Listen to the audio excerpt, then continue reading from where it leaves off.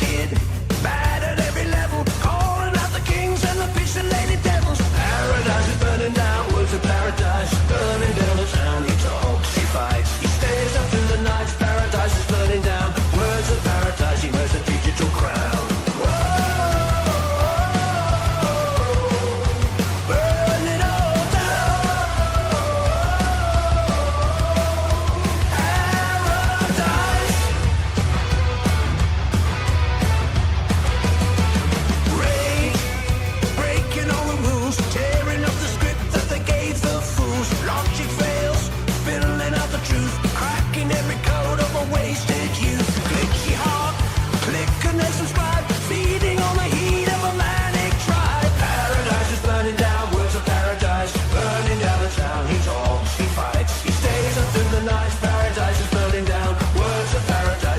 Digital crown.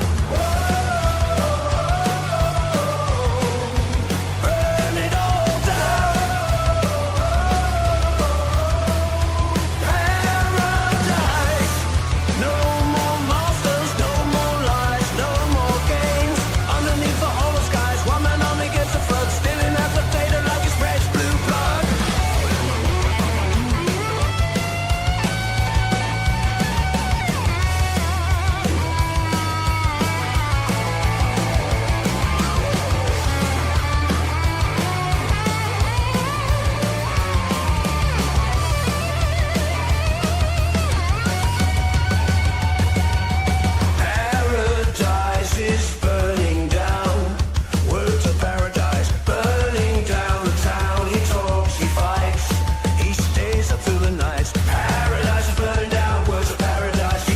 Digital crown.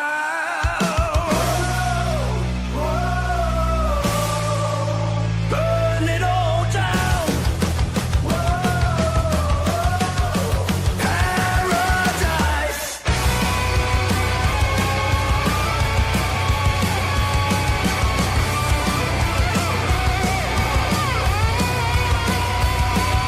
Shut it down.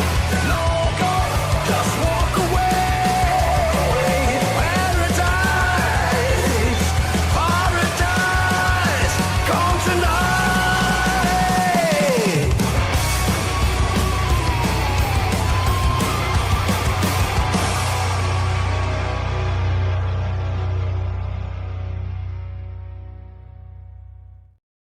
Welcome back to the Sunday special stream. How are all you vital idols doing? Shout out. Thank you for getting us to tier 3 and technically the bonus tiers 4 and 5. Neither of those two I'm happy about. Either way, on Friday, what a great show. You once again put us in the top most 100 super chatted channels in the country. You guys are fucking legends. What can I say? Thank you oh so much. And because of that, we get a Sunday special stream. For those of you that don't know, Sunday special stream, a little bit different. No culture war stuff. Today, there might be a little bit of a culture war thing, but it's something I'm quite interested in. I think it'll make for a good video tomorrow. But mostly, no culture war stuff. It is all just fun. Here's what's on the internet. Here's what's going down. Some reactions. Getting Sevy to, crack a little, see if we can get her to laugh. It's going to be a good time. Shout out. Speaking of Sevy, tell the people who you are, what you do, the whole nine. Yeah, hello everybody. I'm Sevy. I'm a gamer and I'm a lawyer, and I'm here to chill and then see exactly what we're gonna do today. Can't wait. Well, as you can see by the title, anime, GameCube, and an Atomic Wedgie, we're going to end the stream with something relating to an Atomic Wedgie. Shout out. Let's see who we got up in this bitch. Clip 420 is here. Appreciate you. Book of Grudges. I appreciate you. Donno Taku is here. St. Hewitt IRL. Albert Wesker. Sonia was here. She couldn't stick around, but I appreciate her dropping by, showing support. Jack SG2 is up in this bitch. Edmund Wubber is here. Dylan B. Of course, Savvy will be talking to you guys in the comments. Matt Stammers is blah. I don't know if he's feeling too good, but maybe this will help you feel better, buddy. Carlos Batista, appreciate you. Gravity Hurts, which is a dope ass name, holding it down over on Kick. Shout out to the Kick viewers. Book of Grudges, Jeremy Hughes reviews. Fell Steph, kind of like how I got felted last night. By the way, shout out. Thank you to everybody who watched on the second channel, me and Mama Akko with our Magic the Gathering stream. The biggest stream I've done on the gaming channel. Also, my God, did I get felted. I feel like Akko lied to me. Akko's like, hey, my 60 card decks are old, they're low power. I was like, okay, I'll break out some of my old low power decks too. Lies. He had quite good decks, and I feel cheated, but we'll be doing another one of those. I can't wait. Free Flow is here. Shout out to you, Free Flow. The Chud King. I guess I fired Court Bounders producers because there's no cut chair this time. No, my boy, Paul and I will be going to see Spider-Man. Yay. Dart Pegasus. So who gets the Atomic Wedgie? Well, that'll be how we end the stream. You'll see. The True Aztec Warrior is here. God of the Sea 85. Draconic. How you doing? Ladies and gentlemen, boys and gals. Let's just get right into it. As has become tradition on this show when we do the Sunday special stream, we start off with the Fat Electrician. And in this particular instance, we get to make fun of some Europores, the greatest invention of the 20th century, air conditioning. That's right. This is a fuck you British people start to the show because we're going to flex the creation, the invention of air conditioning. Babe, anything to say before we get started? Well, this is really fitting because there's a heat warning right now, a heat wave warning in Minnesota. So Yeah, it is very 8 fitting. p.m. Oh, go on. I'm sorry. No, I said it's very fitting because it's supposed to be like 100 degrees outside or something, and I think it's a warning until like 9 p.m. or 10 p.m. So I am so glad I don't live in Europe. I can have my AC and then wear my wild hockey hoodie. Yeah, it's 8 p.m. where I live, and it is still 90 degrees out right now. Just cleaned the AC filters in the house today, working good. Shout out Sure Toogle. You love to see it. Fuck the Europores. Let's go. I'm just going to come out and say it. The Europeans are apparently making window cheese, and you're going to have to stick around if you want to know what that means. Today, we're talking about the most important invention of the 20th century, air conditioning. Yeah, you have to figure out. I know what that means. I have no idea what window cheese is. I imagine something gross, like it gets so hot your milk spoils. But I have no idea. I'm assuming that they're gonna. I'm assuming that they're gonna make some type of like window AC that just fails miserably. No, right? because the Europores don't even have window AC because they're fucking. What do you mean losers. they don't have Windows AC? I know they don't have central like conditioning, like a lot air of them, conditioning, a but lot of them don't even have window units. But how could they not have a window unit? You just plug it in. They don't. Many places in the UK just straight up don't have AC. Period. Are they just lazy? They're retarded. Wow. Today, we're talking about the most Wow. important invention of the 20th century, air conditioning. What up, Blue Watch? What's new? Can't know what you're thinking. That's a pretty big claim. We came up with a lot of important stuff in the 20th century. That is true. However, air conditioning is the most important one. I'm going to prove it, and then I'm going to relentlessly talk smack about Europeans the entire time. Right? Oh, that makes me feel good. That's we're about to witness, guys, a 19-minute video of just shit talking the Europeans while by boasting our AC supremacy. Afterward from our sponsor. This video is brought to you by Supremacy World War III. It is a free-to-play online PvP military-based strategy game. The entire thing's based on a World War III type scenario where you get to pick your country and go to war with the rest of the world. You can forge alliances, or you can just go solo and try to take over the whole thing yourself. They've just introduced a new shadow market, which is basically the black market where you can do a bunch of sketchy, illegal stuff under the table that's going to Speaking of the black market, I appreciate you guys sitting here watching us instead of watching New Black Street stream. upset people if they find out. And I'm not exaggerating when I say it's going to upset people. That's literally a function of the game. If you get caught, it can actually cause insurgencies, civil unrest, or damage the morale of your country. Unpopular opinion, they should probably update it so it increases the morale of the American military if they get caught, because their unofficial motto is, if you're not cheating, you're not trying. I mean, it's never a war crime the first time. So if you want to give it a try, you can play with up to 99 other people, and it's available on both PC and mobile, and it's free. So if you want to check it out, I'm going to have a link and a discount code down below. Let's get back to the video. If it is free, All right, why well, do you have a discount code? What? If it is free, why do you have a discount code? Because obviously, if it's free, there's going to be microtransactions. We probably got a discount on the microtransactions. Like, oh, you could probably get 99 gems for 50 cents instead of 75 cents. Like, yeah. Now, okay, if you're not chronically on the internet like myself, A, good for you, but B, let me fill you in real quick. Every June or July, there's a magical time of year where the British experience a heat wave. There's newspaper articles, there's British and European people getting on the internet talking shit about how the Americans just don't understand a British heat wave. We couldn't possibly survive, yada, yada, yada. Yeah, the British heat wave. I'm curious. Hold on, I have to know, because like I said, at 8 p.m. right now, it is 90 degrees. What is the average temperature of the UK during July. The average temperature, daily highs of 68 degrees to 73 degrees Fahrenheit. All right, let's do June. On average of 64 degrees Fahrenheit. Like fuck you, filthy Brits. Okay? Fuck you. Your heat wave is bullshit. That's is stupid. 90 degrees at 8 p.m. where I am right now. Chevy is in Minnesota, known as one of the coldest, most frigid hellscapes in this godforsaken land. I love all of America except the cold parts of America. Fuck you, Detroit. And even she has a heat warning right now until, what did you say, 9 or 10 p.m.? Yeah. Exactly. So then I get on there, I'm competitive, they're talking smack. It's like, okay, I mean, how hot is it over there? Never been there. Maybe it is super hot. I have no idea. So then you look into it and all the headlines are like, the British heat wave has reached over 30 degrees Celsius for the 5th day. 30 degrees Celsius is about 80 degrees, by the way. What? Okay, thank you. No, it just annoys me that they have to put everything in Celsius. Like, just add Fahrenheit. I don't care. Right, yeah, I don't care about. Do the Eagle units like the rest of us goddamn God-loving, God-fearing Americans. Eagle units, FT dubs. 30C is about 80 degrees. Bitch, we are 10 degrees above that right now. In a row. Yeah, all you have to do to convert is ×2, add 32, and join the rest of the human race. Okay, my country's flag is on the moon. I have no idea what 30 degrees Celsius is. So then you got to get on Google again. You got to ask it what 30 degrees Celsius is converted into Fahrenheit, the superior way of measuring temperature. It's like 86 degrees, and these people are acting like they're melting.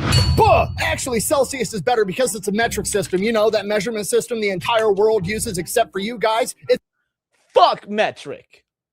Did you know that back in the, I believe the 80s or 90s, there was a dude who ran for president and his entire platform wasn't illegal immigration, wasn't the economy, it wasn't getting rid of all the fucking brown people, it wasn't ending wars or world hunger. His entire platform was getting America on the metric system. He thought that would magically solve all of our problems. Oh, wow. He did not, by the way, obviously win the election. I'm gonna look at Carrot. Carrot is one of my favorite apps because it insults you and it gives you the weather. The fuck is a kilometer? All I know is it's not a mile. Yeah, no wonder Reagan won. 8:12 p.m. It's 94 degrees. There you go. Extreme heat warning. It's 104 right now. It says, I hope you're in Minnesota. Yeah.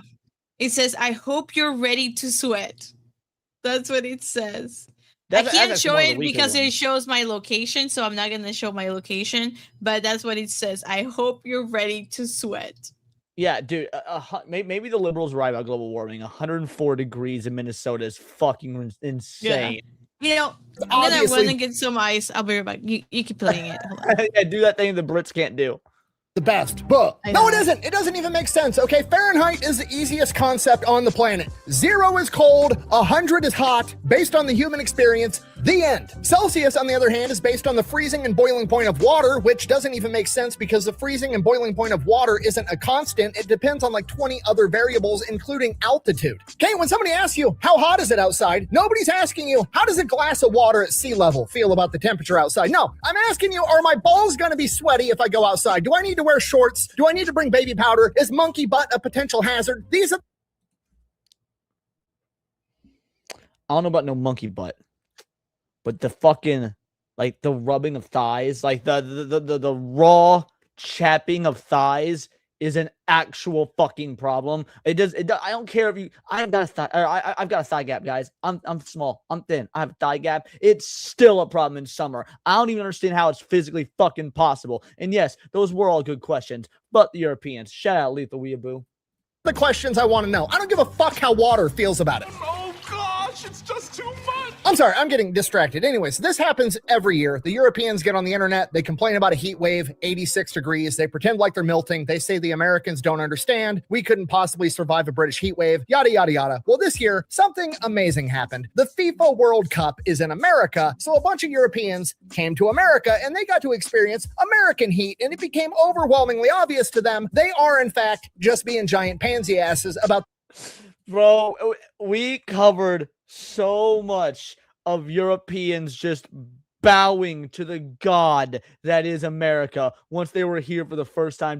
The World Cup single-handedly destroyed the brains of Europeans the world over because they realized how fucking based America is. And you just go on fucking YouTube Shorts and type in Europeans discover Buc-ee's for the first time. It will change your life. You will bust a gut laughing at those filthy Euro pores. The entire situation. At which point the Europeans realized that they were wrong. They admitted defeat and we all moved on. I'm just kidding. The Europeans pivoted. They moved the goalposts and then the entire conversation became about air conditioning. Okay, I had no idea because I'm an American and to be honest with you, I don't give a fuck about European politics. But apparently the British and the French are like morally and mentally just adamantly opposed to air conditioning to the point that it is literally a humongous political debate over there right now. And the right wing and the left wing over in France is literally divided on air conditioning. Air conditioning, scourge of the French left. Air conditioning creates political divide after France records hottest day. Is it right wing to have air conditioning in France? It is. Whole of France divided over right wing air conditioning amid sweltering heat wave. Europe is boiling and the far right is turning air conditioning into a culture war. Too hot to handle. How has air conditioning got caught up in the culture war? Guys, I don't like giving Kevin Smith credit, right? I don't like giving Kevin Smith credit. But to anybody that's ever seen Dogma, his greatest movie, that and Clerks, like Dogma and Clerks are without doubt the best Kevin Smith movies. To anyone that's ever seen Dogma, when the demon Azazel, or Azrael, or whatever his fucking name is, I think it's Azazel, enters like just some suburban house after they murder fuck all the people that live inside, the little family lives inside. First thing he does, because obviously he's from hell, right? He turns on the AC, stands under the vent, and he's like, there is no greater sin than central air. And it's the dopest line in the movie, or at least one of the dopest lines in the movie. Welcome back, baby girl. Wing and the left. We found out since you're gone, apparently in France, air conditioning has become part of the culture war. If you are pro air conditioning, you're far right. If you're anti air conditioning, you're far left. I don't know if your headphones were in. I don't think you heard any of that. Okay. No, I just put them on. Okay, we have found out that the air conditioning is part of the culture war in the UK or in France. Far right people are pro air conditioning and far left people are anti air conditioning. What? Yes, that's read these headlines. What? Okay, air conditioning scourge of the French left. Air conditioning creates political divide after France records hottest day. Okay. Europe is boiling and the far right is turning air conditioning into a culture war. It said right wing to have air conditioning. In France it is. What? Whole France divided over right wing air conditioning. And why? Why?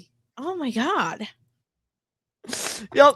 So just so you know, we're over here talking about like video game bitches with man jaws. That's our culture war. And they're over here like, I know. People are dying because they don't have air conditioning. Can we please get some central air in our office buildings and homes? That is so crazy. Like that reminds me, and I don't know, it's one of the case studies Bartleby, that I thank remember you. reading about. Sorry, go on. You know, one of the case studies I remember reading about is like in Chicago because of the heat wave that happened. I don't know, in the 80s or 90s. I have no idea. Sometime way back when, a bunch of people ended up dying, and so many people died because of the heat wave. They had to bring in. Real quick, no, Bartleby, Skull Monkey Media was Ben Affleck's character. Sorry, continue, hon. No, and so many people died. They had to bring in like a bunch of semis to put the dead bodies because they couldn't figure out what to do with all the dead bodies. So it's like, why would you be against AC when it saves lives? Business opportunities. Sell AC in France and watch the left die of the heat while the right endure base. Well, you know what? That's a good point. I mean, at that point, good riddance. Yeah. Okay. Yeah. So Azrael was the demon. See, I couldn't remember if it was Azrael or Azazel. Thank you. And yes, George Carlin as Cardinal Glick was brilliant. Absolutely was. Look up deaths from heat that happened in Europe. I'll have Sevi do that while I commentate over the video. Left wing over in France is literally divided on air conditioning. Air conditioning in France is right-wing technology. I'm not exaggerating. And me, with how my brain works, now I have to know the history of air conditioning. So, from the top. The first modern air conditioner was invented in 1902 by an engineer by the name of... I need to know what you do believe in, Ty. Just out of curiosity, I need to know what you do believe in besides putting commies in gulags. I know that one. Having lived in Asia, I don't believe in heat waves. Like... Willis Carrier, and Willis Carrier was hired by a publishing company to come in and solve a problem. The problem this publishing company had was that when they were trying to print things in summer, the heat and humidity was causing fluctuations in the paper and the printing process, giving them an inconsistent product that they weren't happy with. So he gets hired to come in and figure out a way to make their product more consistent while they're printing in summer. And his first option is, obviously, I'm just going to change the environment. I'm going to make it a constant. I'm going to get rid of the heat and the humidity so it's no longer a factor. Then we can tune the machines once and we can print away because it's always going to be the same temp and the same humidity in the factory. Okay, pause. I need you to understand, as a person in 2026 that's grown up with like modern technology, this sounds obvious. Like, so this is what Sevi found. Feel free to read it off for us, baby girl. Yep. So this is from 2024 about the heat wave in 2023. So the more than 47,000 people died in Europe last year due to heat. The study estimates. And here are the countries that are most affected. Can I make this bigger? Hold on. Oh, there you go. Okay. So Greece, and this is let me make this. So in Greece led Europe in heat-related deaths at 393 per million, most women being affected. So this is Greece, Bulgaria, Italy, and this is in 2023. Yeah, 47,000 died by European policies. Yeah. Trump blamed. Based. Yeah. Figures. 1902. Homeboy literally came out of left field and is like, clearly, I just have to change the rules of physics. I have to change the entire world around me so this works. I'm literally going to attempt to domesticate the fucking wind so I can print books. Okay, do you understand how insane that is? That would be if like the Wright brothers when they were trying to So you can print books in, by the way, America, the country known for not really reading books because we're awesome and books are gay. design an airplane. We're like, fucking, we'll just turn off gravity. Duh. It's science. But somehow this guy manages to do it, fixes the printing problem, sees the potential, patents the idea, patents the phrase air conditioning, and then he goes and creates the Carrier Air Conditioning Company, which is still around today, has like over 50,000 employees, and is worth over $20 billion. Smart. So air conditioning is like primarily used in these factory type settings. In 1914, there are some people starting to get air conditioners in their homes, but it's extremely rare. By the early 1930s, they are starting to have like commercial air conditioning units that you can put in a home, but they cost like $10,000, which in 1932, convert that to today's money, it's almost like $250,000 for a window air conditioning unit. But God damn. Wow. And you know what? Worth it. What? Hashtag worth it. If we were living in the 1930s times where live streaming was a thing, I would grift so hard just to afford an air conditioner. I'd be like, guys, I'll be able to stream more. I'll be able to put out more videos because it'll be nice and cool. Like if you guys love the content, if you guys love it and you want to see daily content, we're gonna have to get enough super chats to get some AC in this bitch. Like, no, I mean I can see it. Yeah. I mean, like, remember when Atreus had no AC and he was sitting butt naked and he couldn't even stream, he couldn't do anything because it was too hot? Do you like? I streamed a few times that AC, and obviously computers, that shit gets warm, bro. That shit fucking sucks. How many messages did I send you just bitching and moaning when I was out without AC for like 3 days in a row? Oh my god, a lot. Yeah, and justifiably. Mm-hmm. because if you got the money, not having ball sweat is priceless. Hell yeah. Oddly enough, you can make the argument that air conditioning is actually responsible for movies, TV, and Hollywood as a whole. Because outside of manufacturing, one of the first industries to adopt air conditioning is movie theaters, which makes so much sense because Imagine going to see fucking like King Kong or something in theaters, and you're not even doing it because you give a fuck about the movie. You just don't want to be sweating your ass off.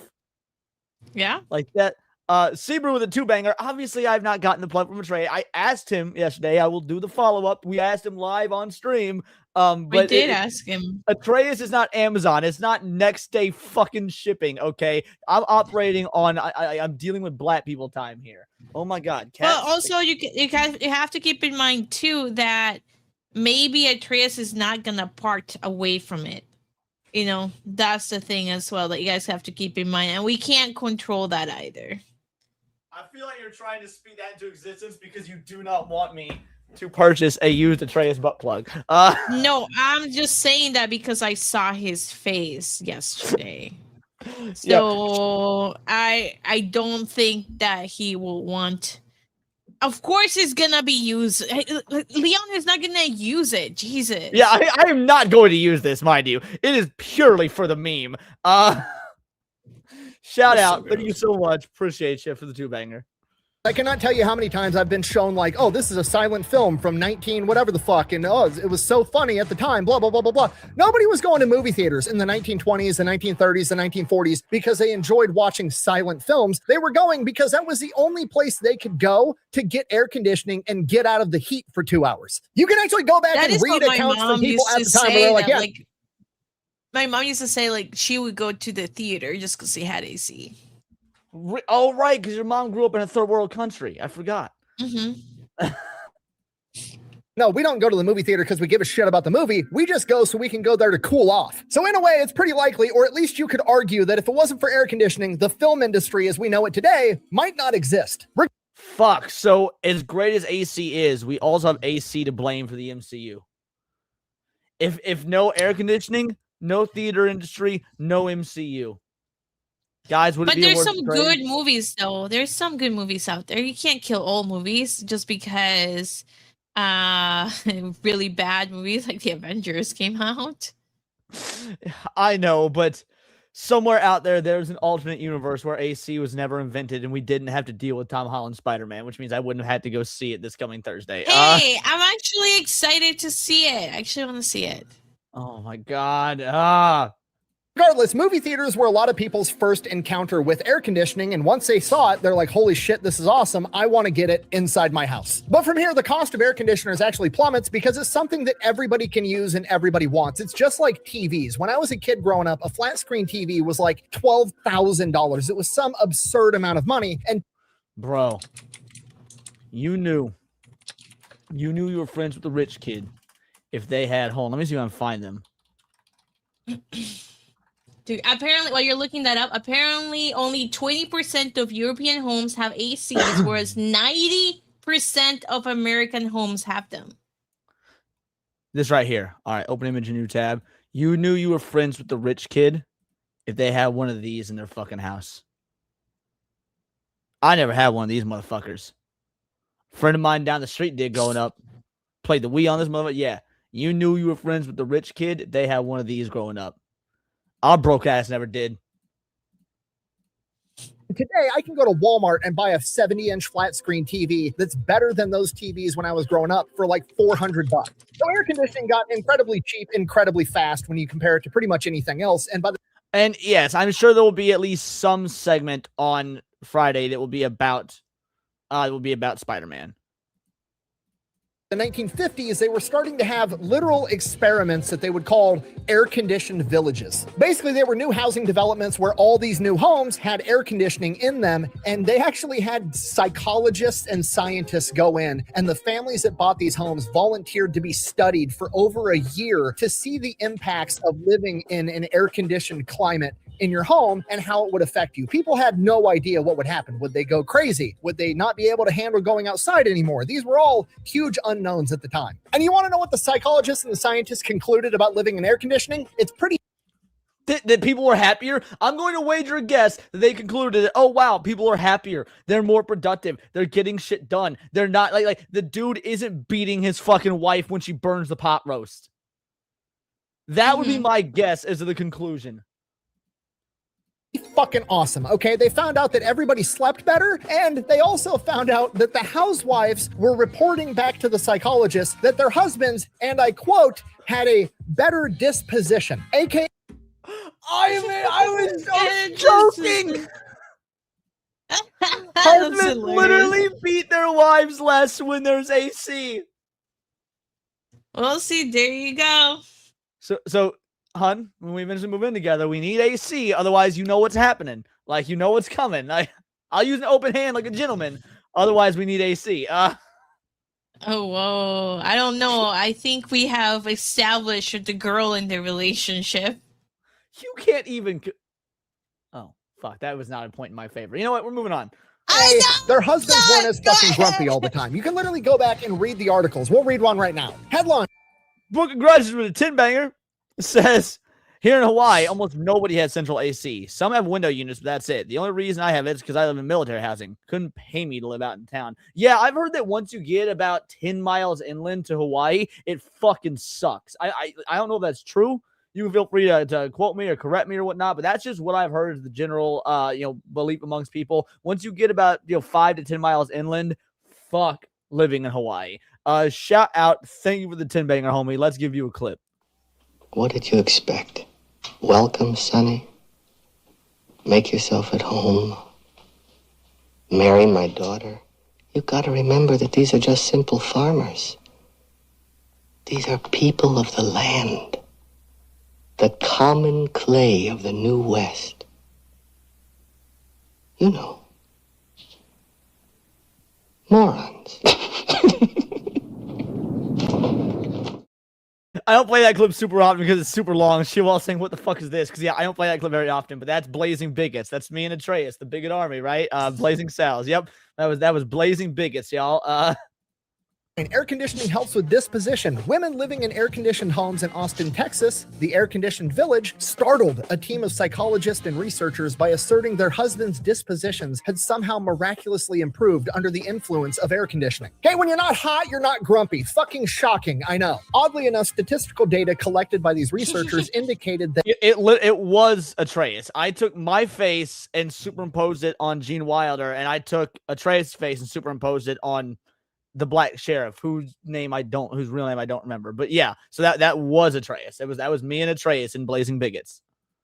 Indoor conditions within these homes could be conducive to support this opinion of these air-conditioned housewives. Reading newspapers from the 50s is crazy because it's just like, well, the housewives are saying their husbands are in the better mood, but them bitches are crazy. We can't trust them. We need empirical data to prove their opinion might be correct. And to be fair, that was from the 50s. It's been 70 to 80 years since then, and nothing's fucking changed. Beautiful, I know. But even more strongly indicated is the likely possibility that the women themselves, as a result of enjoying the comforts of air conditioning, were able to look upon their spouses with a little more than usual benevolence. Okay, translation, mom and dad are both in a better mood because nobody's sweating their ass off all day. Obviously. Okay, just so we're on the same page, if you're not picking up on a put down so far, air conditioning might be responsible for the entire film industry, TV as we know it today. It helps keep families together, and that's just scratching the surface on why. All right, so I was told to check this real quick, and I'm nothing if not a benevolent god. Human refrigerator. I'm looking. KFC, Japan season. Oh yeah, I did see that. No, that's not it. The human. No, I know. Yeah. I was just that caught me off guard. Pictures. Where? It's a picture of. I'll pull it up. How about you keep playing? I'll pull it up. I've seen it. I don't know if I. Oh, it's right here. Oh, there. That. A company has released a human refrigerator to combat extreme heat. It blasts the user with cold air to cool down their entire body within 10 minutes. Where is this company? Hold on. In Japan? Does Japan not have... Hold on. Does the average Japanese home have air conditioning? Yes, the average Japanese home does have air conditioning, with over 90% of households owning at least one unit instead of central air conditioning systems that cool the entire house at once. Japanese homes typically use individual room-specific wall units or why? Japan, you guys have AC. Why do you need this? What are we doing? They make Japan? a lot of things that. Again, they make a lot of things all the time that make no sense. Yeah, and then the door gets stuck and you become a corpsicle. Yeah, they do wall units. I was like, Japan is like 10 years ahead of us technologically in most ways, like their fucking train systems and their internet. And why do we need human refrigerators if not set up for a horror film? That was ridiculous. Okay, back to this. Fucking Japs. It's the most important invention of the 20th century. Just to prove my point, let's have a thought exercise. I asked Google, completely blind. I had some guesses because I know a little bit about history, but I just went in blind and asked Google, what are the most important inventions of the 20th century? Let's see what they came up with. So coming in at number 1, we have the transistor. Okay, you obviously asked why? extremely important, but You asked why? The booth is targeting workplaces where heat stroke is likely, such as construction sites and warehouses. Okay, So they're alright, mostly being sold in the workplace for those situations. that's fair. I used to work in a warehouse and it had no central heating or cooling. So in the summer, it was hot as balls. And in the winter, it was freezing as fuck. Like working in a warehouse in conditions like that was fucking awful. So you know what? I will say that is fine. But the mass manufacturing of transistors isn't possible without air conditioning, because in order to manufacture a transistor, you need purified air, humidity control, and temperature control, all of which are provided by air conditioning. So no air conditioning, no mass manufacturing of transistors. One more point. Coming in at number 2, the internet, okay? Internet also can't exist without AC because the internet is run off of a bunch of server farms, which also need to be in a climate-controlled environment. You ever been inside of a server room? Pretty cold, pretty purified air. Can't have it without air conditioning. Coming in at number 3, penicillin. Obviously, incredibly important. The world's first antibiotic, saved tens, if not hundreds of millions of lives since it was invented. And you know what? Would it exist without air conditioning? Almost certainly. However, would you be able to mass manufacture it to the degree that we do today as safely as we do without air conditioning? Absolutely not. Number 4, mass production of automobiles. Could that exist without air conditioning? Yes, it could. However, if you look at where most cars are manufactured, Texas, Tennessee, Alabama, Mexico, none of those places would be able to crank out cars to the degree that they do without air conditioning, because you would have workers dropping out from heat stroke. In fact, most of the major cities in America that are in a hotter climate, like, I don't know, Las Vegas, Phoenix, Dallas, Houston, Orlando, Atlanta, all of which would probably exist to some degree if it wasn't for air conditioning, but air conditioning allowed them to grow into major metropolitan areas. It's literally all I'm hearing is like a textbook worth of fuck you, Europores. That is what I'm getting out of this. a saying air conditioning made Phoenix possible. And last but not least, the airplane. Now, would the Wright brothers have strapped some wings to a bicycle, drove it off a cliff, and figured out how to fly? Absolutely. Is commercial flight without air conditioning as we know it today possible? Absolutely not. The inside of that cabin on that plane. As somebody who just took 4 flights over the course of 4 days about a week ago, needless to say, yeah, being able to sit on the airplane, thank God, next to not, I didn't have to sit next to any like gross fat people or anything, because I had to do that before. That sus. But being able to sit under the, like, you have your own little personal air conditioners. Yeah. Each seat of the plane. Each seat of the aeroplane. Yep. What was that? Immediately, as soon as I sit down, that's the first thing I turn on. A little fan. First thing I usually do is like either open or close the window, depending on what time of day it is. But yeah, no, the AC, it is definitely one of the first, I'd say 3 things I do when I sit down on an aeroplane. It would be 400 degrees if it wasn't for air conditioning. So yes, air conditioning is the most important invention of the 20th century. Which raises a question, why the fuck don't the Europeans just use it? Because they are so prideful, to the point where their pride transitions into actual retardation. They don't do it because we do it. That's what it is. Like the Europores just hate that Americans are happy and comfortable and have good shit, so they don't do it out of fucking spite. If you have an open window on an airplane, you have bigger problems. I mean, he means the little... Yes, the shade thing, yes. Yeah, the shade thing. Right. What did he say? Said how's his head, huh? He only chopped him down because he couldn't see the view no more. What's he on about?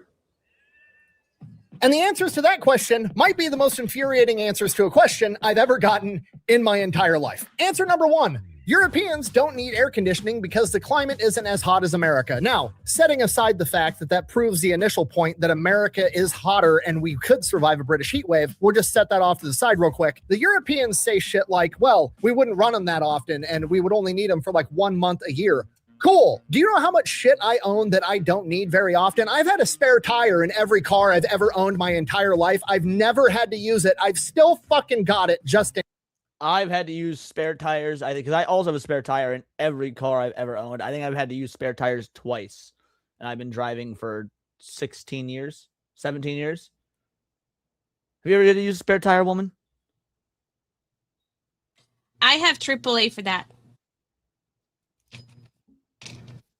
So you've never experienced breaking down the side of the road, and you know, homie, get out and you break out the jack and you jack up the car and you grab the tire iron and you change the tire yourself and you just get trucking? I pull to the side of the road. I take my phone. I call AAA.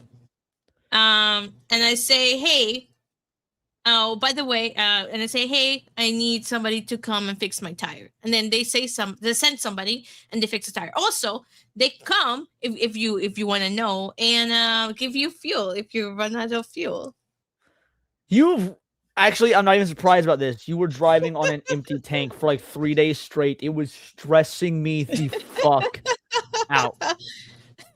I know. That's why I said it. I was sending, guys, you'll understand. She would send me pictures of her fuel gauge.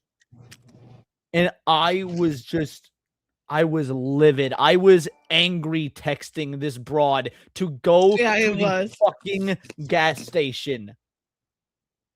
Yeah. JW the 2-banger. Free content, Leon. Have Sevi fix a tire on stream. That would be fucking hilarious. I wouldn't say no. We can do something like that. I take my car to the mechanic when it is something that me and my dad or me and my neighbor can't fix ourselves. Like when the clutch went out, because I drive a stick shift, because I don't like women being able to drive my car, so I always buy stick shift. When the clutch went out, okay, I can't fucking fix that. Took it, got to the mechanic. But like changing a fuel pump, spark plugs, simple shit. Even like when my window got off track, I just popped off the fucking like covering on the door and got in there and put the window back on track. Like, oh my God.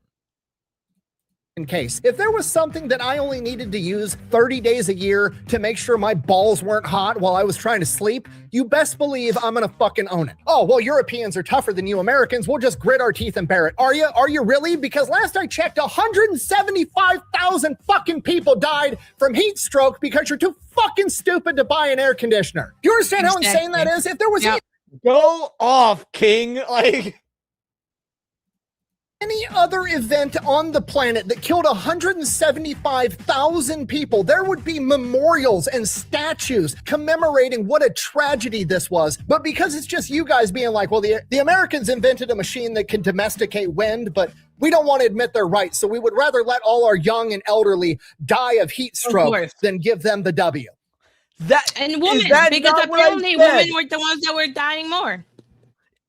First of all, yes, you're correct. That was what the statistics showed. It was actually the women that were dying the most. But also, is that not what I said not 5 fucking minutes ago? The only reason they don't do it is because we do it. Yeah. Fuck the Europors. You deserve nothing. You deserve all the Islamic terrorists that are infiltrating your country right now because you don't use AC. What are you doing? Okay, which leads right into the next argument, the most infuriating one, because I used to build shit for a living. Americans don't understand because our homes are actually built to retain heat, so an air conditioner wouldn't work as well for us. Motherfucker, that's just insulation. That's how insulation works, okay? Do you have a thermos? If you put hot tea or whatever stupid shit you guys drink in a thermos, you know how it stays hot? Now, I don't know how it stays hot, but I know how it melts.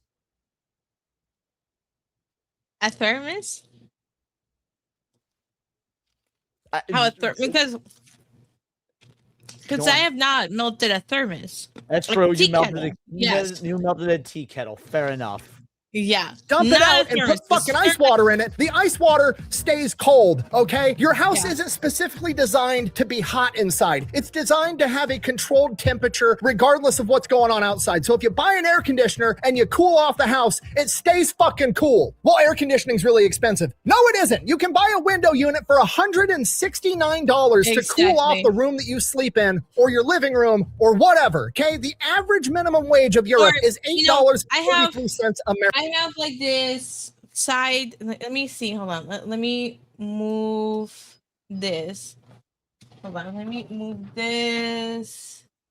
Okay, I don't think I can get it moved enough. But I do have like a you don't have to make me full screen anymore because I couldn't get it moved enough. I do have like this a portable like fan that I just put ice on and it just spews like cold air. So in case and I have two vents coming in with cold air. I have a fan here, and just in case that's not enough, I have another thing where I just put ice in it, and then it acts like a portable AC too. So there's so many more options than just a window AC. But even his number right here, the continental average minimum wage across Europe is approximately $8.53 per hour. So even at minimum wage in the UK, 2 days of work and you can afford a window unit. Yeah. Fuck you, Euro poors. American. That's 20 hours of the most unskilled labor that you have available in exchange for a magic box that domesticates the fucking wind so you don't have to sweat your balls off. Okay, that is a modern miracle, and you're saying that that's too expensive? I would pay an outrageous amount of money to see a British person go back in time and talk to one of their ancestors, some medieval peasant picking turnips outside of a castle, and explain to them that in the future, there's a magical box that can make the house cold when it's hot outside, and in exchange for that, all they had to do was work 20 hours and they could cool off their house for years upon years to come, and then explain to them with deadpan stare, but I don't do it because it's expensive. Are you? Oh my God. Not even because it's expensive. I don't do it because another country does it. Because America does it. Do they hate us that much? How can they hate us so much? Hold on. How can they hate us so much that they refuse to buy AC units, but they want to join in with Powerball lottery tickets into the pool? True. The UK, yeah, you're all right playing our fucking Powerball and getting all our fucking money, UK, but you won't use air conditioning units. Dude, there's a reason that we Americans hate you people in Europe. And it's not because you hate us. It's because you're fucking stupid in the way that you hate us. So stupid. You want to hate us? Build better air conditioners and flex on us with those. Yeah, exactly. Imagine if some fucking loincloth wearing black boy in Uganda was all like, and that translates to, we build mud huts and they're better than condos. We're better than you. Fuck! Okay. Are you pulling my leg? Motherfucker, it's literally magic to these people. You have the opportunity to buy climate-changing magic for 20 hours of your time, and you're just like, nah, I'd rather let grandma and grandpa die from heat stroke. I'm gonna be honest with you, I'm slowly coming around to the idea that this is actually a conspiracy by the European governments to slowly kill off old people so they don't break their universal healthcare system. There's no other logical explanation for why you would be anti-air conditioning. And apparently one of the big talking points is, air conditioning is actually bad for climate. Yeah, to be fair, like, when retirement came in, it's like, oh, retirement's at 65 years old. That's because people died at 70. Now people live to be 100 and they keep drawing Social Security. You're right. That actually does check out. But COVID was about protecting grandma. That's true. Change, so it's only making the problem worse. Also, and say then what up, the Zach? climate activists get on CNN or the BBC or whatever, and they're giving interviews offering alternatives to air conditioning that you could do. I'm going to show you, because if I didn't show you the interview, you wouldn't believe me. Their solutions get progressively worse, but we're going to go ahead and start off with their best solution. Solution number one. If it gets really hot, I sleep under a wet sheet. That's my other technique. Under a wet sheet? With a big bucket of water under the desk with What? my feet in the bucket. No, what? No. They are living like primitive. Like, babe, we've been playing a whole lot of Power World lately. What's the first thing you craft in Power World? When you start a new game? The first thing. the machine to make equipment. And right, what's it called? I don't know, the workbench. It's the primitive workbench. People in the UK in 2026 still out here working with the primitive workbench. That's so stupid, dude. Of water. Option number 2, soak your feet in a bucket of water while you're sitting at home all day long. Also, the water is gonna be so hot. I know your house fucking. The water is gonna be so hot. Like it serves no purpose. You might as well just put a bucket there and just sweat. It's all gonna be it's gonna just evaporate into humidity and shit. It's going to make your house stupid. Worse. Yeah. Stinks. It smells like wet feet and BO because you're not wearing deodorant and you don't have air conditioning. And I know you're sitting in the house sweating your ass off 24/7. No, I'm not doing it. And option number 3, I can't believe this is real. Including, would you believe it, painting windows with yogurt. With yogurt?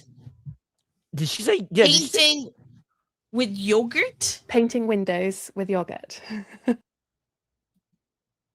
That's what he meant by window cheese? They put yogurt on their way. What the fuck? How am I? What? Are they using I would it like to take a moment to apologize to Swahili for every joke I've ever made about you primitive fucks. Those should have all been jokes about the UK. Sorry, go on, babe. Is it because they can't put the yogurt in their fridge and they have to use it before it expires, so they put it on the window pane? Bro, like, this is some third world shit. Like, I thought the UK only became a third world country after they imported all the filthy Muslims. Oh my god. Yep. That's kind of how I feel. How are you this? Your solution, rather than just admitting the Americans are onto something with this air conditioning shit, is to smear yogurt on your fucking windows. You want to make window cheese rather than just turn on an air conditioner. How do you not see how fucking insane that sounds? Like, one of your biggest talking points is air conditioning is expensive. How expensive is it to smear a new layer of yogurt on all the windows on your house and then have your house smell like curdled milk and still be hot as shit? I can't even begin to fathom the amount of desperation and misery. Edmund's out here asking the real questions. Sweetened or plain yogurt? Obviously the more expensive one, because they want to throw their money in the trash. Yeah, they want to throw their money at everything but air conditioning, MSM material, water posts, and the like. Nope, not painting the correct picture. Hugo, please tell me you have AC, because I know you're in Germany. Please tell me you have AC. Also, this is about the UK. Why not just black out blinds instead of yogurt? That sounds gross. Because you want to see the sunlight. Without the sunlight, you don't get vitamin D and you get sad. No.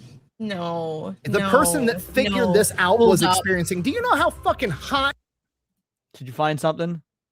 Yeah.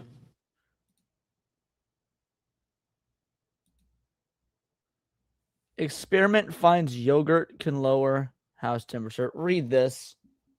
Yep, so this is from July 12th of 2025 from the BBC UK. So it's let's see, I don't want to. Okay, BBC, people across the UK. But go on. Yep, people across the UK would have had their windows open and fans on to try and keep cool in the midst of their third heat wave of the summer, but they would be likely having a few trying out one university lecturer's alternative method to lower the temperature in a building. Dr. Ben Roberts, a senior lecturer in healthy buildings at whatever university, said applying yogurt to the outside of windows could lower the temperature by 3.5 Celsius. I don't know what that means. It's probably nothing. He has pointed out 3.5 Celsius. Yeah. Is that what you said? It's like 15 degrees. Yeah, 3.5. Yeah, it's like 15 degrees. Also, real quick, Zach says more people die in Europe from heat than guns in the rest of the world. I'm not even going to fact check this. I'm just going to choose to believe it. Go on, hun. Yeah. He has pointed out the results of a month-long experiment to show the method has brought results. He said, we can't get houses to cool down during the day. That's the real problem for a lot of people. So we Then started buy to AC! Yeah, we started to look at shading solutions, stopping the sun getting to your house. Why don't they just buy like those blackout, like shading solutions and your idea. This sounds like something a 5-year-old would think is an experiment. Well, what I did, mommy. So first I went to, and then I went to the refrigerator, and and then you know your yogurt. I took that, and because I really like science, and so because I'm in school and like we're learning about science, and I put the yogurt on the window. This is so stupid. That is my fucking impersonation of a 5-year-old who thinks it's an experiment, but really that's just the average day in the UK. This is just retarded. So this is apparently the retard that came up with, let's put yogurt outside of the window, in case you were wondering. Why does he look like Simon Pegg? Do all British gingers just look like Simon Pegg? Oh my god. Oh no. And he told the BBC that yogurt smells for 30 seconds when drying, but that smell soon disappears after it dries. Here's the deal. Paint your windows with yogurt so we know where the retards live. Yeah. Yeah. So anyway, so that's the, I'm not gonna read. This is too long. But that's about it. Wow. So stupid. I was like, and delirious. You have to be sitting at home in your living room on the couch for you to finally go, I got to do something. I'm going to try smearing yogurt on my windows. Are you okay? I'm fine. I just threw up in my mouth a little bit. Like, what are you doing? Just get an air conditioner, for the love of God. Oh my God. At this point, I'm convinced that air conditioning could prevent World War III if you guys would just do it. No wonder you guys are always starting world wars and dragging us into it. You're all fucking grumpy and hot 24/7. Get some AC and come up with a peace treaty. I don't ever want to hear a European talk shit about America being dumb ever again. They always love to bring up like, oh, America has a bunch of gun violence, blah, blah, blah, blah, blah. Cool. More people are dying because you refuse to use air conditioning than Americans are dying from gun violence. All right. That is literally what Zach's just said. And again, I'm not fact checking it. I'm choosing to believe it. Right. And by a lot, it's not even close. Europe is losing 175,000 people a year. To put that into perspective, America had roughly 60,000 people die in the Vietnam War. How do you know? Wow. They almost tripled the Vietnam War numbers per year. Yeah. Guys, moments like these reaffirm my Christianity, because even God hates those motherfuckers in the UK. Like, see how insane that is. Air conditioning at this point is like the cheapest, most cost-effective, life-saving technology on the planet, and you're just like, nah, I don't want it. And the most beautiful part about all this is I know for a fact there's going to be a ton of keyboard warriors with a bunch of stupid talking points and smug comments in the comment sections, and this is going to get clipped and put on Twitter and Instagram. And all. By the way, yes, Shewall is correct. The Vietnam War numbers, that's over the course of 10 years. Correct. This reaffirms my patriotism in America. Oh my God, that's based. All these other places, and it's going to be all these comments. And you know what? None of those comments would be possible without air conditioning, because without air conditioning, the internet that you're using wouldn't function, and the phone you're holding in your hand wouldn't have been able to get manufactured. You are proving my point that air conditioning is the most important invention of the 21st century. And if you don't have some, you 20th century, but go on. You should get some, and that's all I got to say about that. Thank you for watching. Best way to support the channel is go buy some merch, maybe drink some Echelon. Links to both of those available over at thefatelectrician.com. Quack bang out. Guys, this is what the Sunday special stream is all about. We've been live for 59 minutes. What would you say? Intros took about 5 minutes, right? Mm-hmm. We spent the first damn near hour of this stream praising air conditioning and shitting on the Europors. That's what it's all about, baby. That's what it's. I'm proud to be an American, where at least I have AC. God damn it, what a good way to start the show. Fuck you, Europe. Yeah. America, fuck yeah. We just watched that movie. Me and Sebby watched that on the 4th of July. That was our 4th of July treat, was watching Team America. Such a great movie. Mm-hmm. It's the best. Alrighty. let's you know what? I said we were gonna save it for last. But while we're on the train of ridiculousness, why don't we do the Atomic Wedgie now? Why don't we do the Atomic Wedgie video now before we move on to some gaming and anime stuff? Let's keep the ridiculous train going. Oh boy. Let's go. Killed by an atomic wedgie. Let's do it. I also hope it's a fucking European. In April of 2005, a woman was walking her dog near Cloconog Forest in You Wales. say UK? Yes! That is too I'm funny. so happy!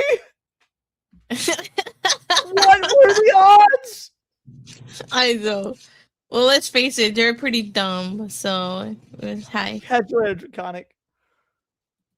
I feel like we hit the lottery.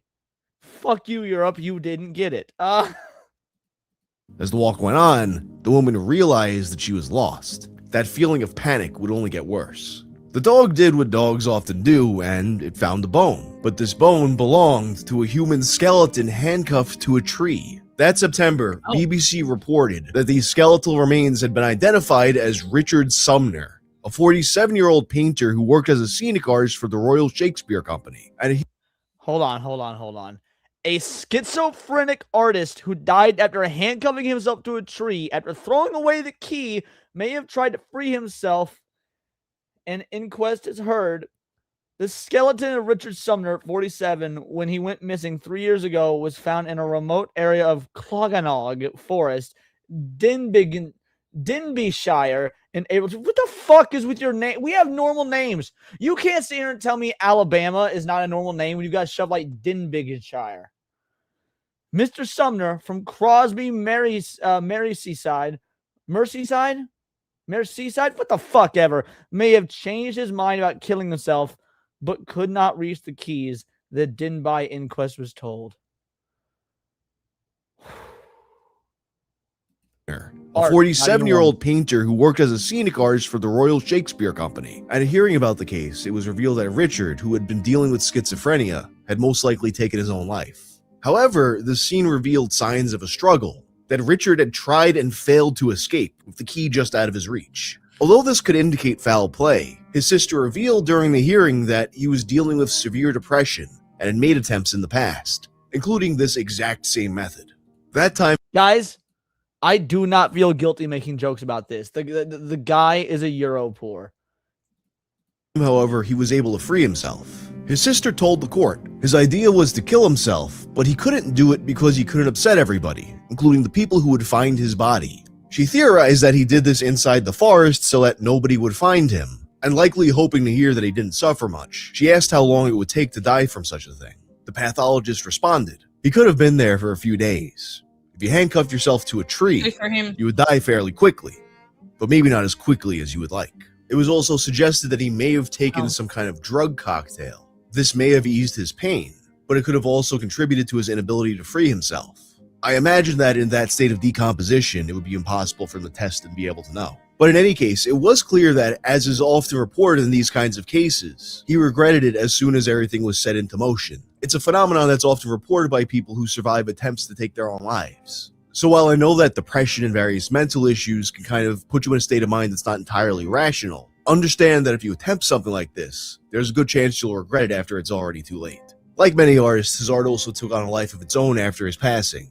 Although he worked as a scenic artist for a living, he also made several of his own paintings. When looking for examples of his work, for some reason I found a lot of stuff that was misattributed to him, or pieces belonging to another artist with the same name. But I did come across an article in the Liverpool Echo about a 2014 exhibition and charity auction held by his family, with proceeds going to a local charity named Jospice. Although unfortunately there appears to be literally nothing of his work online, these are some of the comments from guests. Helen Nelson, a historian who's particularly moved by his story. He was a fabulous scenic designer and fantastic painter in some aspects. But I agree with Matt Stanford. I'd be chewing through my fucking wrist before I let myself waste away for 3 fucking days on a tree. Yes, correct.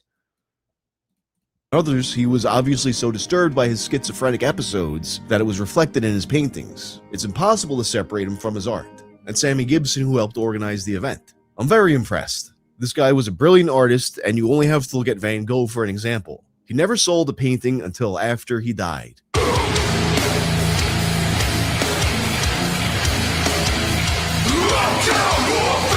Anyway, I feel like it's been a while since I made one of these, but welcome to a new episode of 1001 Ways to Die. Correct.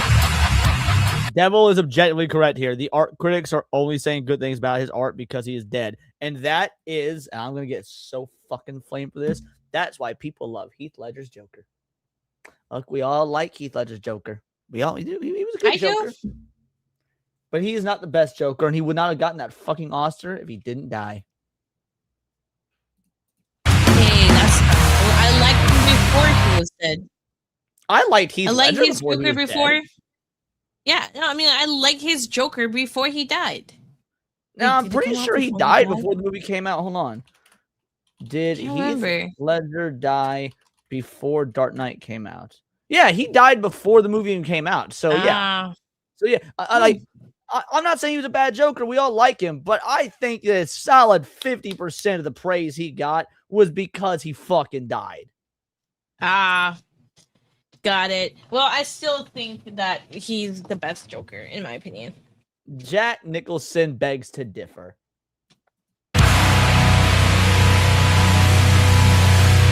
All right, so this isn't a sponsored ad. This is just something I'm pretty excited about that I want to draw you guys' attention to. So a few months ago, I got a message from my dude Evan Husney, one of the producers of Dark Side of the Ring, and he told me that my video on Necro Butcher versus Samoa... That's pretty cool. He did get to smash head the Graham. I saw them at his parents' house. They lived across the road from me. That's pretty cool, Az. 100 Jack Nicholson was the best Joker. Absolutely. See, Straight Seth Mail gets it. Joe, which is one of my favorite videos they ever made, inspired them to do an episode of the show. And I was hyped because Dark Side of the Ring is one of the only shows they actually watch anymore. So that episode premieres tonight, that being July 21st, at 9 p.m. on Vice TV, and you can also watch it on the Vice TV website, and a bunch of other streaming services. I usually watch the show on YouTube, but it winds up here a little bit later. I got to see the episode already, and if you like my videos, this will probably be your favorite episode of the series. But anyway, watch Dark Side of the Ring tonight. Although we typically think of an overdose in the context of drugs, it's also true that a lot of otherwise innocuous substances can... You can, in fact, overdose on water. Did you know this, honey? I know you could get drunk. I know that you could get drunk on water. I didn't know you could OD on water. Yeah, you can drink so much water that you fill and drown. You fill your own lungs. You effectively drown yourself. Oh my God! There was a radio station in Texas that was sued for it because they held a water drinking contest, and the gal that won died like 3 days later. Oh my God! I'm gonna look this up right now. Yep. Be harmful or even fatal when taken in excess. A situation that you might have thought of when I said that was when in 2007, a radio station held a contest called... Oh, he's bringing it up. Hold your weave. Huh? It causes brain swelling. I didn't know about the brain swelling, but I'm not surprised by that. But yeah, he's about to bring up the story.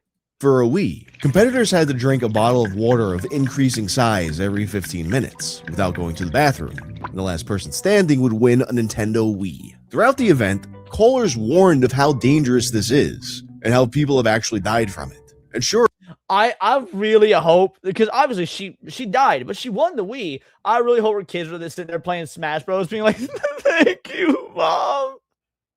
Sure enough, following the event, the second place finalist, Jennifer Strange, complained of a bad headache. She was the second place, so she didn't even win.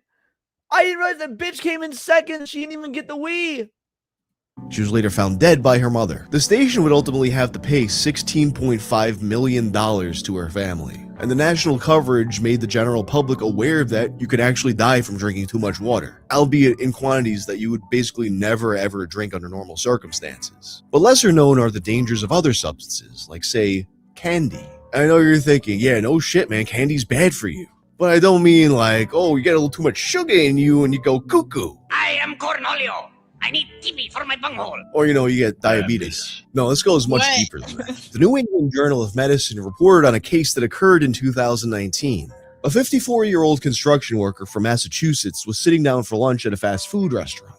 Suddenly, his body began to shake and he passed out. and they found that his heart had stopped. They were able to restore his heartbeat and bring him to the hospital within 30 minutes. There, the doctors found that he had a severe potassium deficiency. And not just in a he needs to eat a banana or drink a Gatorade kind of way. He had multiple failing organs tied to this. But they didn't really have any information to work off of as the man was unresponsive. So they were left to figure out what had happened to him by consulting his medical records and interviewing friends and family. He had no prior history of heart issues, and he also was not sick in any way leading up to the incident. He was 3 years clean from heroin, and since then he had few vices except for... I know he's trying to make the claim that he OD'd on candy, but maybe years of heroin abuse kind of exacerbated the problem. Yeah. Some cigarettes. Although cigarettes will give you heart problems, it's unlikely that they just suddenly do this out of the blue, especially because, as we said, he had no previous heart issues. You know, it's more of a gradual thing. And if he had any issues from his prior drug use, that also would have shown up at some point. However, he did have another vice. Candy.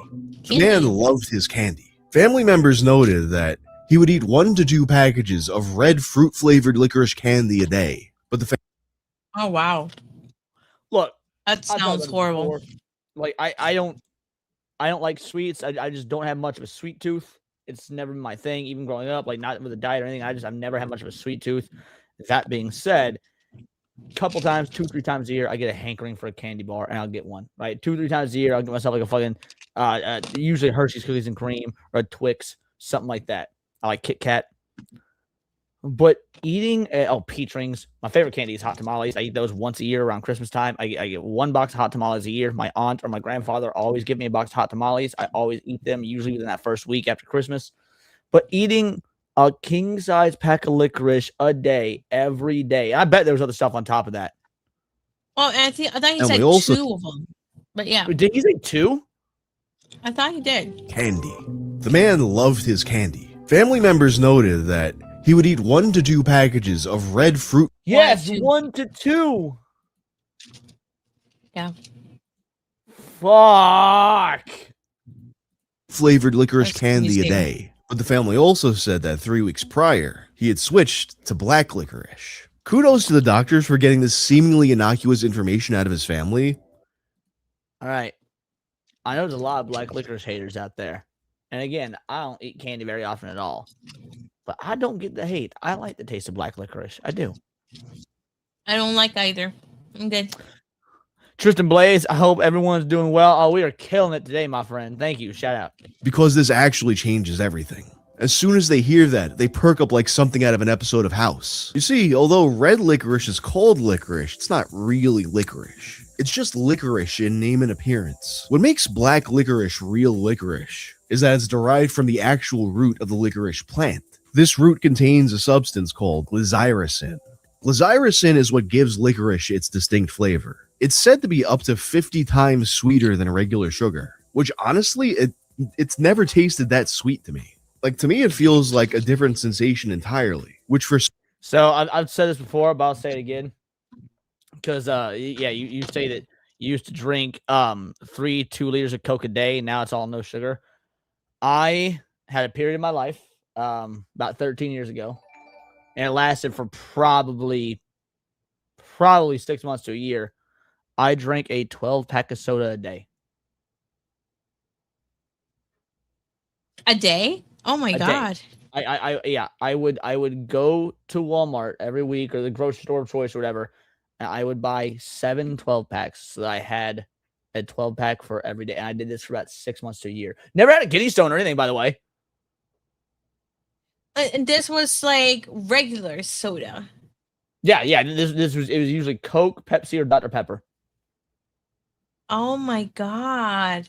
Yep. Jesus. I lived like that for 6 months to a year for fucking 13 or so years ago. Oh my God. That is I wasn't insane. I wasn't even fat, straight to the mail. Like, I loved soda. To be fair, I still love soda. Now I drink 1 a day now, if that, and it's always 0 sugar. But yeah, no, I had a problem. Wow. Some is what makes licorice disgusting, but then it's the whole appeal for others. However, in addition to its distinct flavor, glazyrosine can also be dangerous. The FDA has written about the dangers of licorice in the past, sometimes issuing a statement leading up to Halloween. Based on findings from previous medical reports, they say that excessive it was literally consumption the fry meme. Daxnar, it was literally the fry meme. Oh, this is nothing. I used to drink 100 cans of cola a week, right up until my third heart attack. Yep, I lived the fry meme.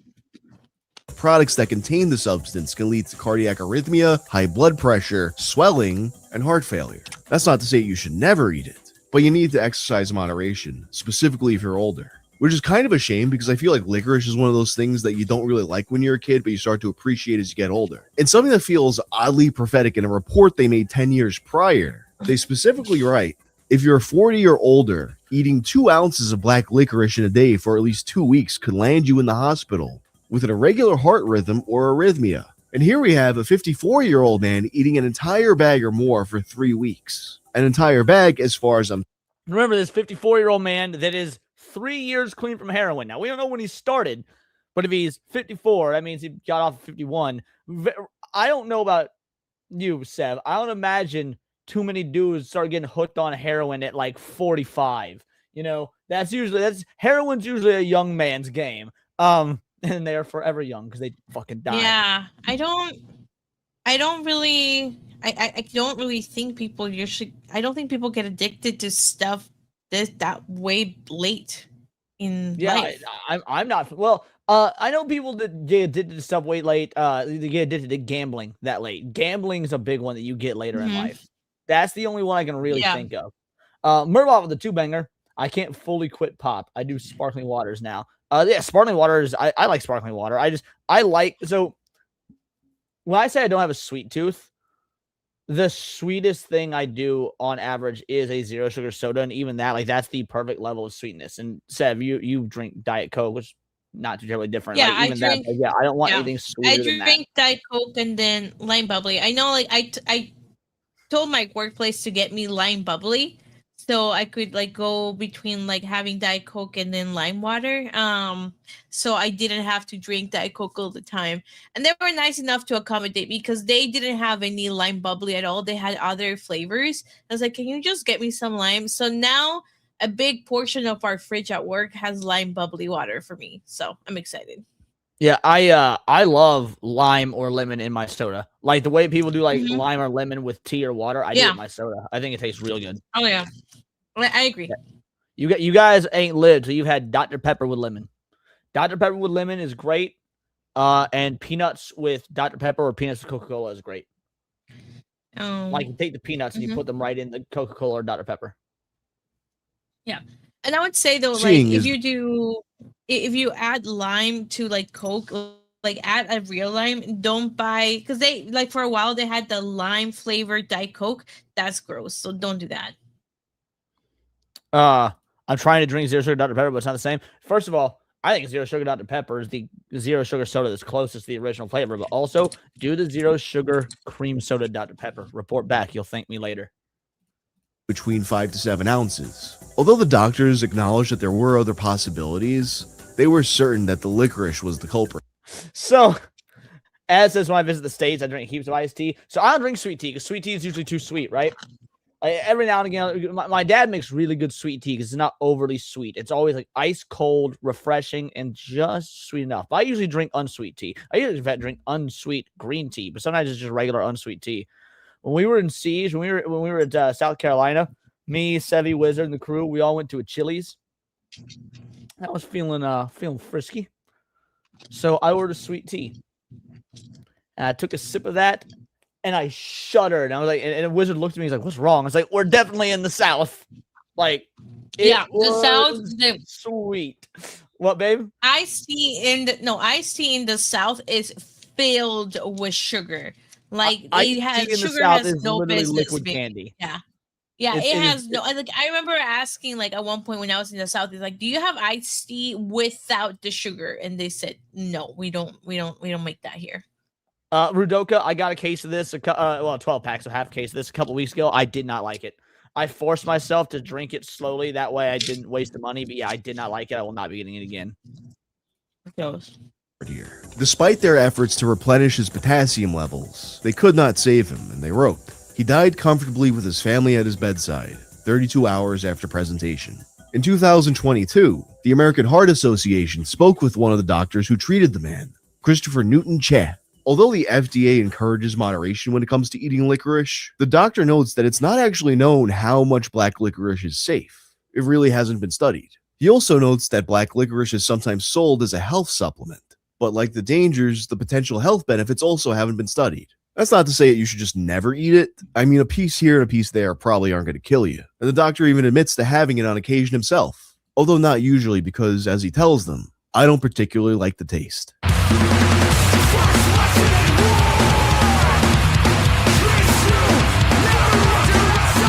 One time when I was in school, I saw a kid give another kid a wedgie, but not just your everyday wedgie. Here it is, boys. Death by wedgie. Let's go.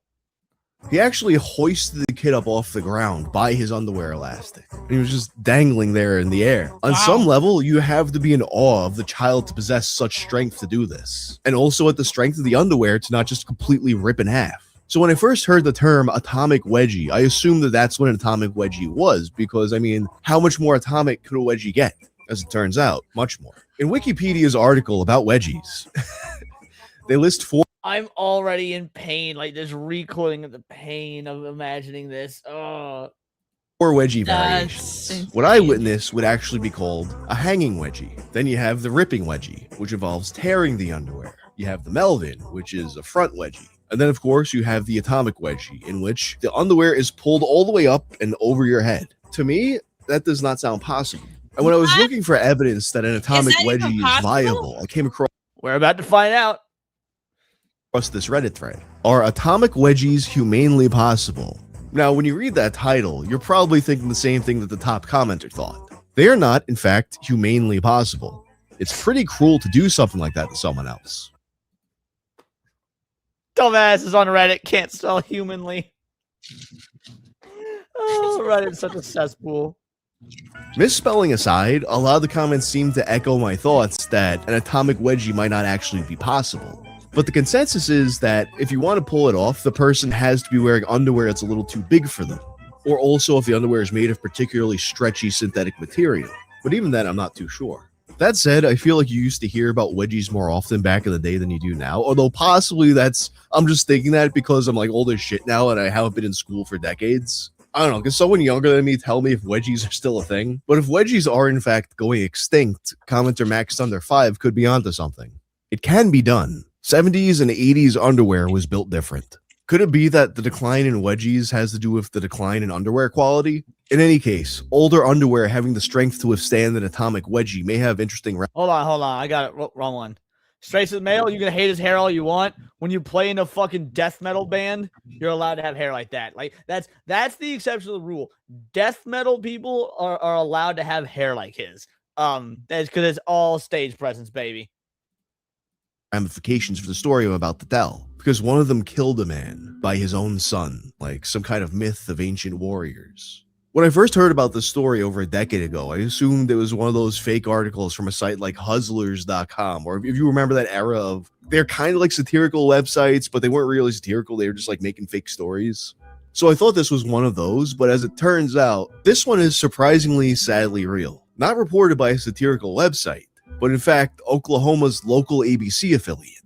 How do you know I'm not death metal people? I used to have hair past my ass. Now I shave my head. Yes, I'm very much a death metal fan. No, I'm not saying to be a fan. I'm saying being up on stage. If you used to have hair past your ass, bass. Again, my hair is decently long as is as well. You know I'm a fan of the long hair. But yeah, you can have hair like that if you play in a death metal band. It's all about that stage presence. It's his ungroomed mustache. I don't like comb or trim it, bro. Wayne catching strays, bro. It's December 21st of 2013. Around the holiday season, sometimes things can get a bit tense in some families. And that's what was going on with a 31-year-old former Marine named Brad Davis and his stepfather, 58-year-old Denver St. Clair. Bro, did a fucking Marine wedgie his dad to death? My God. This is amazing. Let's go. This guy looks like he deserves it. Look at that. He looks like he wants to be Chuck Norris if Chuck Norris spent all of his time playing Donkey Kong. Then this is the most a stepfather named Denver St. Clair has ever looked like a stepfather named Denver St. Clair. According to the report, the men were having a couple beers at home. But then all of a sudden, Denver St. Clair starts talking shit about his wife, aka Brad's mother. So at this point, you gotta think, it's the stepfather talking shit to the son about his actual mother. I imagine that he'd been with them a long enough time that he felt comfortable doing that. You get a few beers in you and people just start saying shit. But there's still that boundary there, no matter how comfortable you are in that situation.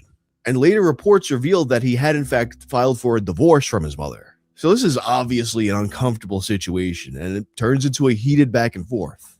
According to Brad, his stepfather throws the first punch, so he defends himself, culminating in an atomic wedgie. An atomic wedgie is kind of an odd thing to do in the middle of a fight. I mean, you got fists coming. Nah, dude, that's a great way to deneutralize the situation, or to neutralize the situation.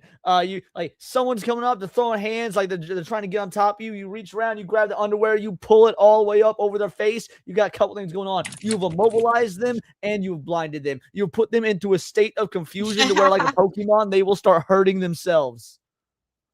Denver St. Clair hurt itself in its confusion. Atomic wedgie was super effective. Coming at you, you're not thinking, hey, let me turn you around and just like whoop. Hey, you're probably thinking, oh, maybe he like did something like that so he could subdue him without actually hurting him. That is not the case. No, you see, before all this, they had a full-on fist fight. And as you might expect, the 31-year-old former Marine did manage to win the fight against his 50-something-year-old stepdad. Denver was knocked unconscious. And it's while he's unconscious. Oh. Dude is knocked unconscious and he defiles the W by adding insult to injury, gives the unconscious man a wedgie to the death. Know. Yeah. Like, bro, there's teabagging and then there's whatever the fuck this is. That Brad delivers the atomic wedgie. I've never heard of anybody in any context giving a wedgie to an unconscious man before, but I could picture a drunk guy being like, yeah, that'll show him. Davis then calls 911, but his stepfather is dead by the time they arrive. When the police get there, they discover that the trailer, and of course it's a trailer. I was about to say yes, of course it's a trailer. I do not miss living in a trailer park, boys. Is covered in blood. The kitchen and the living room just splattered. What? So make no mistake, this wasn't just a goofy little drunk tussle. They were fighting. They also discovered that this was in fact a proper atomic wedgie. According to the police report, the elastic waistband had been pulled over the man's head such that it left ligature marks around his neck. And ultimately, it would be determined that his cause of death was a combination of blunt force trauma and asphyxiation. The wedgie suffocated him to death. Brad Davis would be held without bond for first-degree murder, and he would go on to state that he didn't mean to kill Denver. He just wanted to embarrass him, which seems like a logical explanation. I mean, I don't think anyone sets out to kill a man with a wedgie. But the prosecution alleged that he had actually altered the crime scene, that he took what was actually a straight-up murder and made it look like it was a fight that had a wedgie involved. He had also apparently taken an I will be real. I don't know about the situation, not about the case. It's the first I'm hearing of it, but I doubt it. To me, this sounds like two drunk dudes, one time showing the mom, things get heated, chaos ensues. Yeah. number of photos of Denver while he was dying, and according to the prosecution, making gurgling sounds, which, would be unmistakable as a man suffocating. Wow. And the pictures are the detail that really give me pause here, because you have to wonder then. I mean, yeah, that could be like a drunk guy thing to do, but also could mean he's completely fucking demented. Unsurprisingly, this was a point that the judge was also very concerned about. Brad would not accept the charge of first-degree murder, but that following May he would plead guilty to manslaughter, which would have given him a lighter sentence of just 4 years. And he also issued a written statement, as reported by the Oklahoman. After the fight, out of anger from the fight, with no excuse, I pulled Mr. St. Clair's underwear up. I'm so I get it's like a really serious thing, but it's like to say that in like a serious heartfelt statement. I pulled the underwear up over his. Oh God, I have no good reason to explain this. All I can say is I am so sorry and ashamed of my actions. I truly loved and respected Mr. St. Clair. He was always my friend. I wish I could take back that night. 2 lives were forever changed because 2 grown men lost control. To avoid future trouble, I will walk away from heated situations. I'm now willing to swallow my pride to avoid a physical altercation, he wrote. I will continue to look Damn, Tyler King out here complimenting Wang's hair. to the Bible for guidance. because if I had followed the Bible in the first place, I would have left the situation that got me here. It's hard to say whether or not he's being completely honest here, but the statement does at a glance feel genuine to me. I mean, imagine being in that situation if it really is the way he says it is. You got one heated drunk moment that you do something that you, in your mind, was going to be a silly little rib, and then you accidentally kill a family member that you care about. Like, what do you do? Yeah, but you're also killing the dude who was divorcing your mom and drinking and shit-talking her. Like, was he really that good of a guy? Maybe he was a good stepdad to you, but he's really that good of a guy? Like, At that point, even if you don't go to jail, like, how do you come back from that? But ultimately, we don't have access to all the evidence that the judge saw, and he would agree with the prosecution's claim that Brad had altered the crime scene to make it look more favorable to himself. Brad would be sentenced to 30 years in prison for killing a man with an atomic wedgie.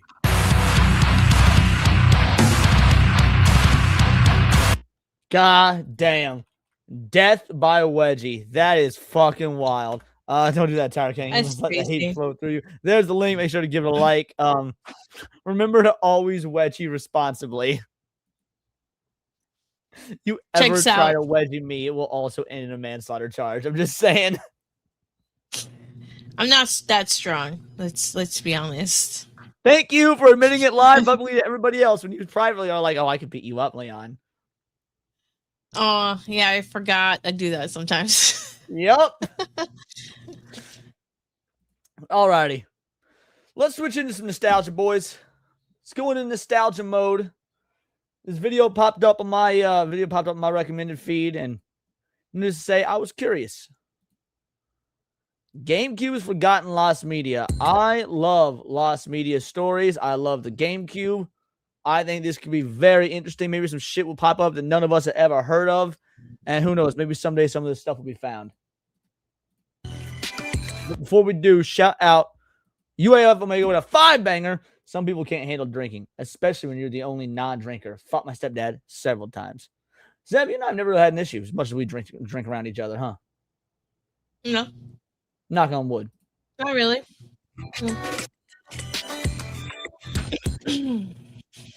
By the way, thank you for the 5-banger, UAF Omega. I appreciate you. Stage Debut was a cancelled GameCube game developed and published by Nintendo. The game was in development from 2002 to 2004 and was designed around a never officially released Game Boy Advance accessory known as the Game Eye, which was a spiritual successor to the Game Boy camera. The idea behind Stage Debut was that players would use the Game Eye to take a photo of their face, then transfer that image to the GameCube using the Game Boy Advance link cable. Remember when we could have technology that was just like, hey, take a picture of yourself, and the government doesn't steal all your information? Yep, that was way back in the day. Good fucking times. Yep. Book of Grudge with a 5-banger. GameCube was my first console. It's probably still my favorite. My first was the Genesis. But I loved my GameCube. It's one of my all-time favorite consoles. My favorite consoles are the Dreamcast and the GameCube, those, without a doubt. Yeah, great consoles. You start off with a good one, Book of Grudges. Shout out. Thank you for the 5-banger, homie. That photo would then be mapped onto their in-game character, allowing players to essentially insert themselves directly into the game. The game was also Bro, you had self-insert the game? That's Awesome! planned to feature characters from series such as That Super Mario looks Bros., fun. Animal Crossing, and Pikmin. Using the Game Boy Advance's e-reader accessory, players would have been able to scan cards and interact with characters related to those franchises within the game. Stage Debut's only known public appearance was at E3 2003, where Nintendo demonstrated the Game Eye's ability to transfer player photos from the GameCube for in-game use. After that showing, no further updates on the project were ever released, and the game gradually became regarded as vaporware. Although Nintendo never officially confirmed the reason for its cancellation, Stage Debut is widely believed to have been abandoned due to the cancellation of the Game Eye itself. Interestingly, at E3 2008, Shigeru Miyamoto stated that the game was, in my mind, still alive, noting that many of its ideas essentially resurfaced through the introduction of Mii's and the Wii's Mii channel. I was about to say, this stuff sounded like a precursor to a lot of what we would get on the Wii. So I like the idea that, yeah, maybe this game never came out, but it was repurposed in a way for, because I mean, the Wii is also a great console. Someone in the chat earlier was saying that the Wii was a bit of a gimmick console, but I actually did you ever have a Wii? Yeah, I did. I didn't like it. You didn't like it? No. That's crazy. To this day, I think the best way to play Resident Evil 4 is the Wii. Like the Wii version of Resident Evil 4, I think it had the tightest, most precise aiming. Like you could play it. You got the Wiimote, you got the nunchuck, and you put it in the little fucking gun thing. And just pop headshot, fucking run, twist around, pop headshot. Like, dude, the speed run that I pulled on Resident Evil 4 remake for the Wii, Resident Evil 4 for the Wii was just absolutely amazing. No playable builds of stage debut have ever surfaced publicly, and today, the only surviving material from the game consists of screenshots and footage captured during its E3 presentation. That just depends on the game, Chud King. People say the motion controls are wonky. It depends on the game. Like, because you had developers that weren't really sure what to do with it, that didn't know what they were doing.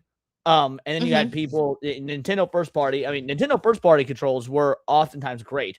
Wii Sports was great. The Zelda games were mostly great. Skyward Sword was a problem, but like Twilight Princess was good.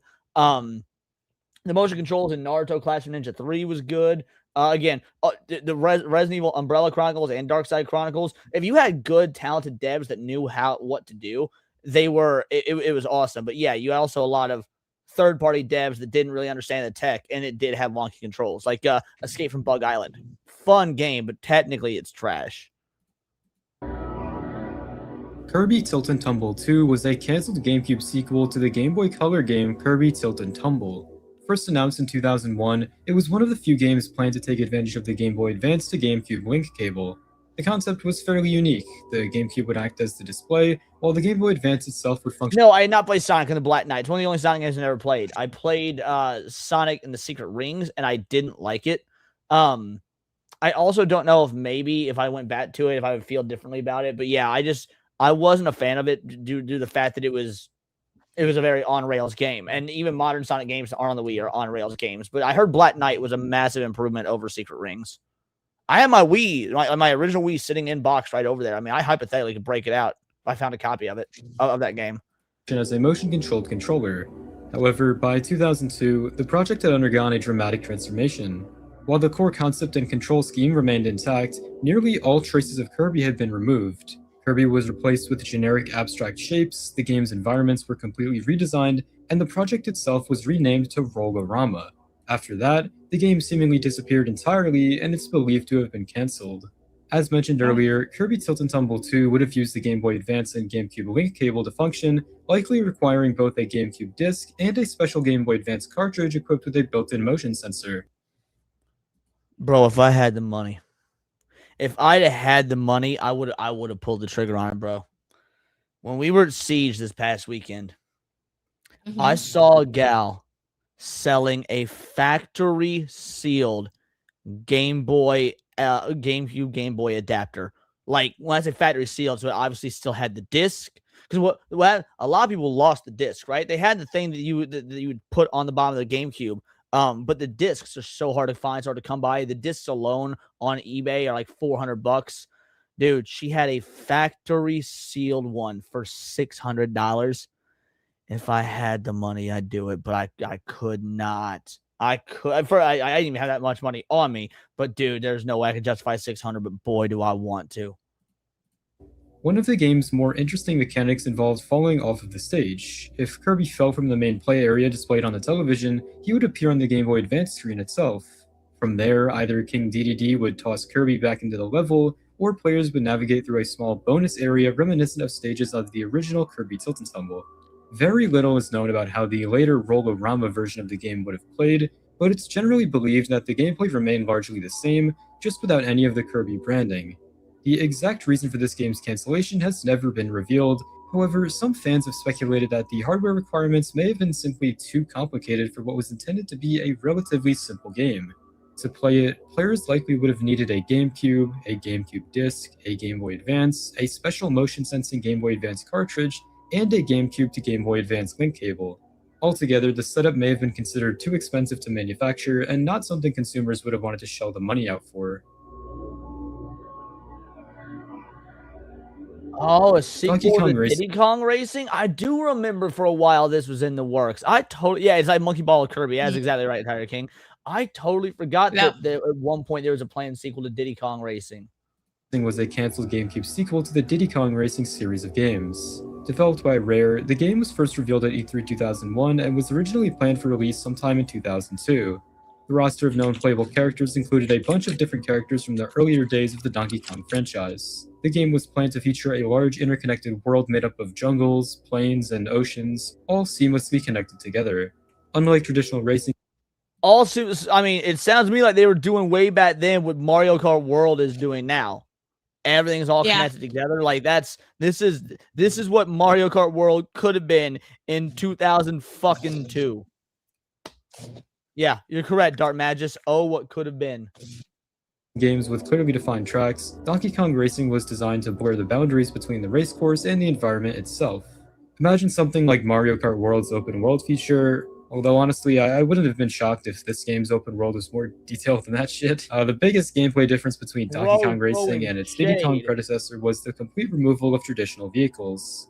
Instead of driving carts, players would race while riding animals from the Donkey Kong series.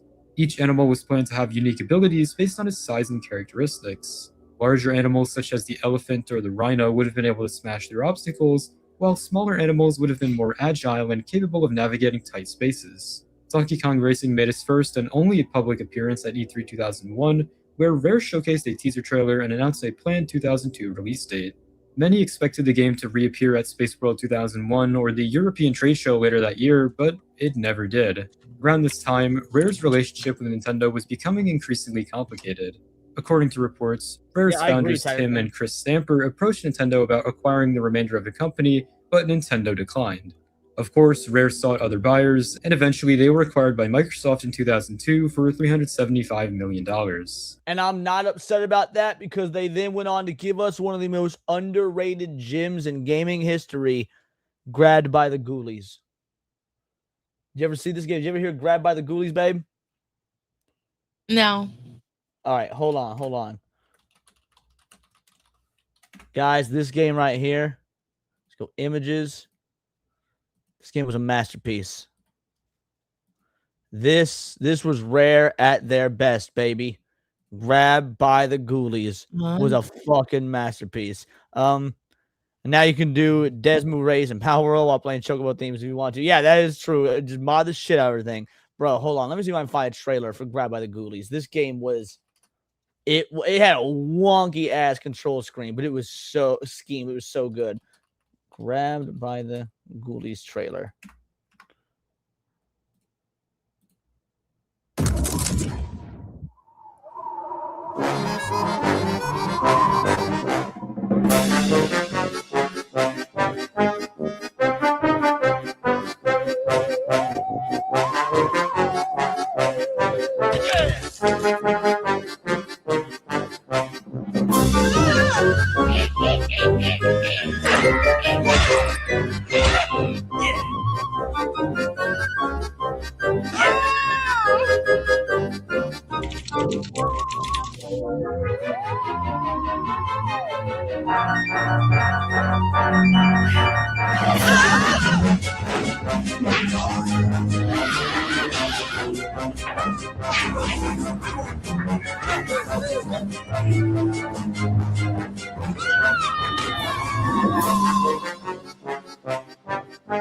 And that was it. That was just what a classic game. Grabbed by the Ghoulies remake coming soon. You do not look impressed by that whatsoever, woman. It looked interesting. That is, you're trying to be nice. You not have to be fucking nice. All right, back to this. Following Microsoft's purchase of Rare, many assumed that Donkey Kong Racing had been cancelled outright due to Rare losing access to Nintendo's Donkey Kong IP. However, in 2004, Rare clarified that the project had actually not been abandoned. According to the studio, the game had simply evolved into something entirely different. Well, yes and no. It's not called Donkey Kong Racing anymore, it's not on the original GameCube anymore, and by this point, I'd imagine so little of the original art and code remains that it's barely the same game anymore. But yes, it's still coming out in some form. That new project eventually became a game called Saberman Stampede, which itself was later cancelled in 2005. Today, so Donkey Kong Racing became a different game that is also lost media. Yeah, Dexter, she also did in fact, she did in fact not find it interesting. Yes, correct. Why you have to rat me out like that? I'm gonna make Here you I play am that game trying to now. be Minnesota Screenshots, nice. Here I internal am trying to renders, be and the Minnesota teaser trailer, nice. which It's has not been playing working. throughout this segment of the video. No playable build of the game has ever surfaced, and it's highly unlikely that one ever will. Meowth's Party? Interesting. It's gonna be like a sequel like to that. Meowth? Yeah, Meowth, like Pokemon. Is Like this gonna be like a Pokemon sequel- Meowth? Yeah, to the Hey You Pikachu game, I wonder? Meowth's Party is a real-time tech God. demo that was shown off at Nintendo Space World 2000. It was created by the same team that worked on Pokemon Stadium, and it was made to show off the GameCube's graphical capabilities. It features Meowth singing and dancing on the stage, where he soon gains a crowd of many Pokemon to watch his concert. According to Nintendo, the team took the end sequence used in episodes Squirtle, 117 so to cute, he 141 has of the the Pokemon anime sunglasses. and made an interactive tech demo out of it. The demo ran off of the GameCube's hardware to demo Hold on. I'm gonna. Pokemon anime and made an interactive tech demo out of it. The demo All right, so we got Oddish. ran off. Fuck, the graphics are so bad. Venonat. So we got Oddish, Venonat. I can't even tell what that is. Meryl, Off of the GameCube's Miss Drevis, Electabuzz, hardware to Magikarp, Butterfree, the Squirtles, demonstrate its capabilities. Mr. Mime, Drowsy, Lickitung, Running in high resolution Nidoran. and at 60 frames Oh, per fuck it, second. hold on. While it wasn't as graphically impressive as some other demos and even had frame rate issues at certain points, the models present in the game were very smoothly rendered. Meowth's model was custom made for the demo, while the other Pokemon models were used from the Japanese version of the first Pokemon Stadium game. While there was speculation at the time that the concept would have been made into its own game, this never happened, possibly because Game Freak felt that the concept didn't have enough weight for an entire game. Yeah, Game So was Freak this said like that there's Guitar not- Hero type of thing, or like what was the entire point of the game? Well, so it was a tech demo just to show off the graphical capabilities, so that it never actually became a real game. It was basically just a glorified trailer Oh, for like what the some- GameCube could do. Like some games nowadays, when they do the trailer, it's just not the actual game at all.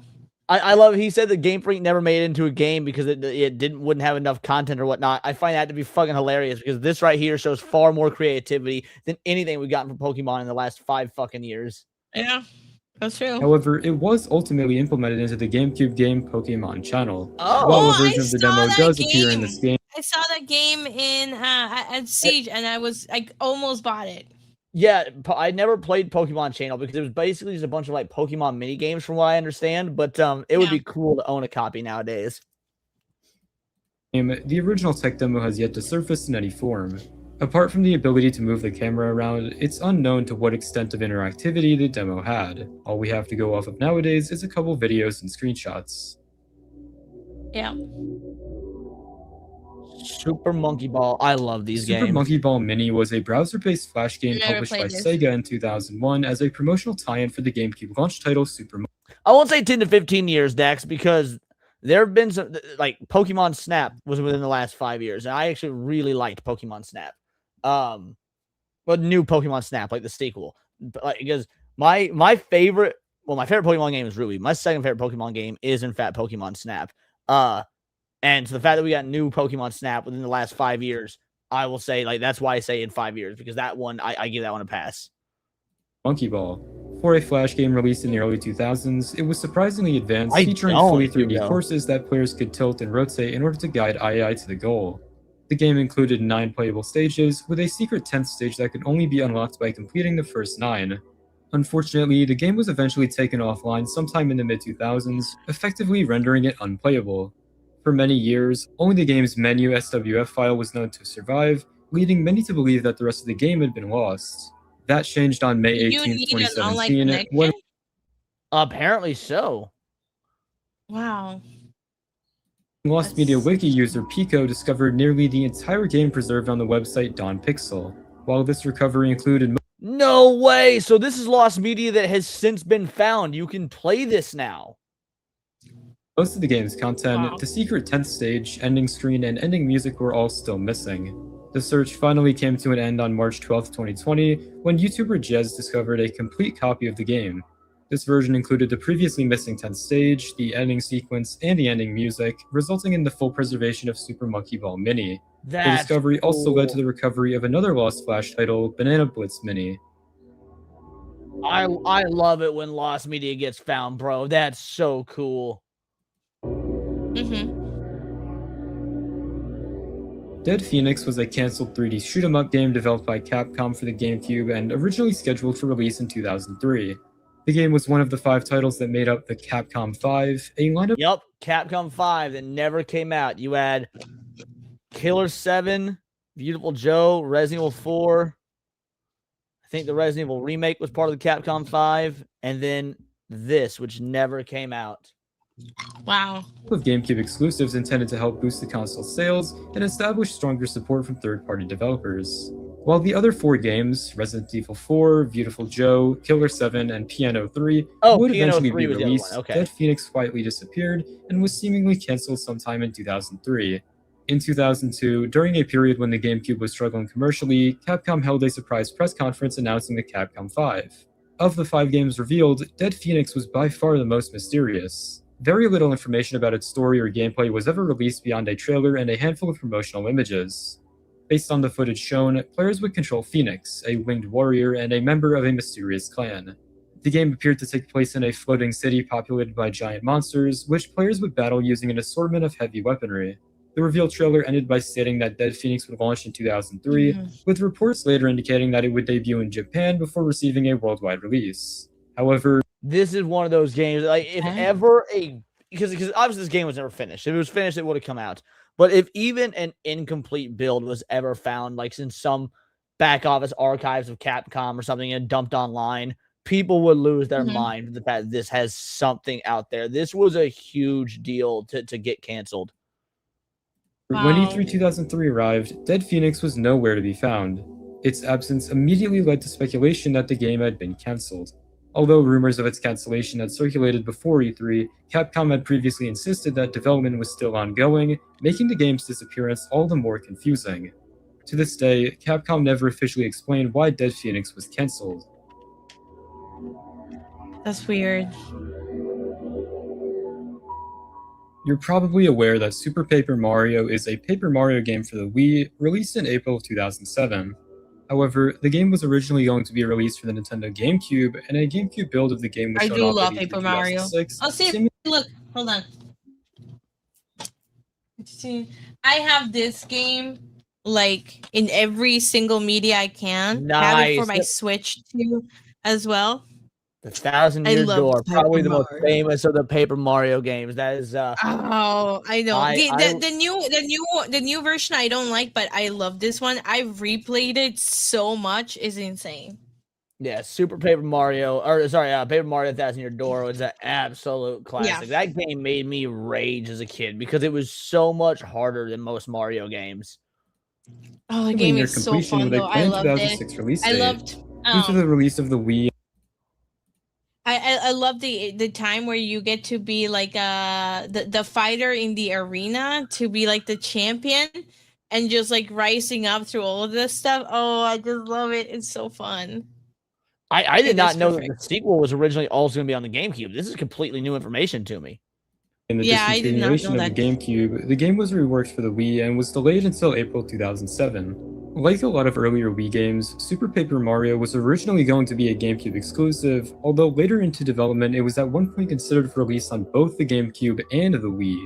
Ultimately though, it was made a Wii exclusive, leaving the GameCube version mostly lost. Some articles from around E3 2006 mentioned various differences that the GameCube beta had, such as character names and how various features of the game would have been activated differently.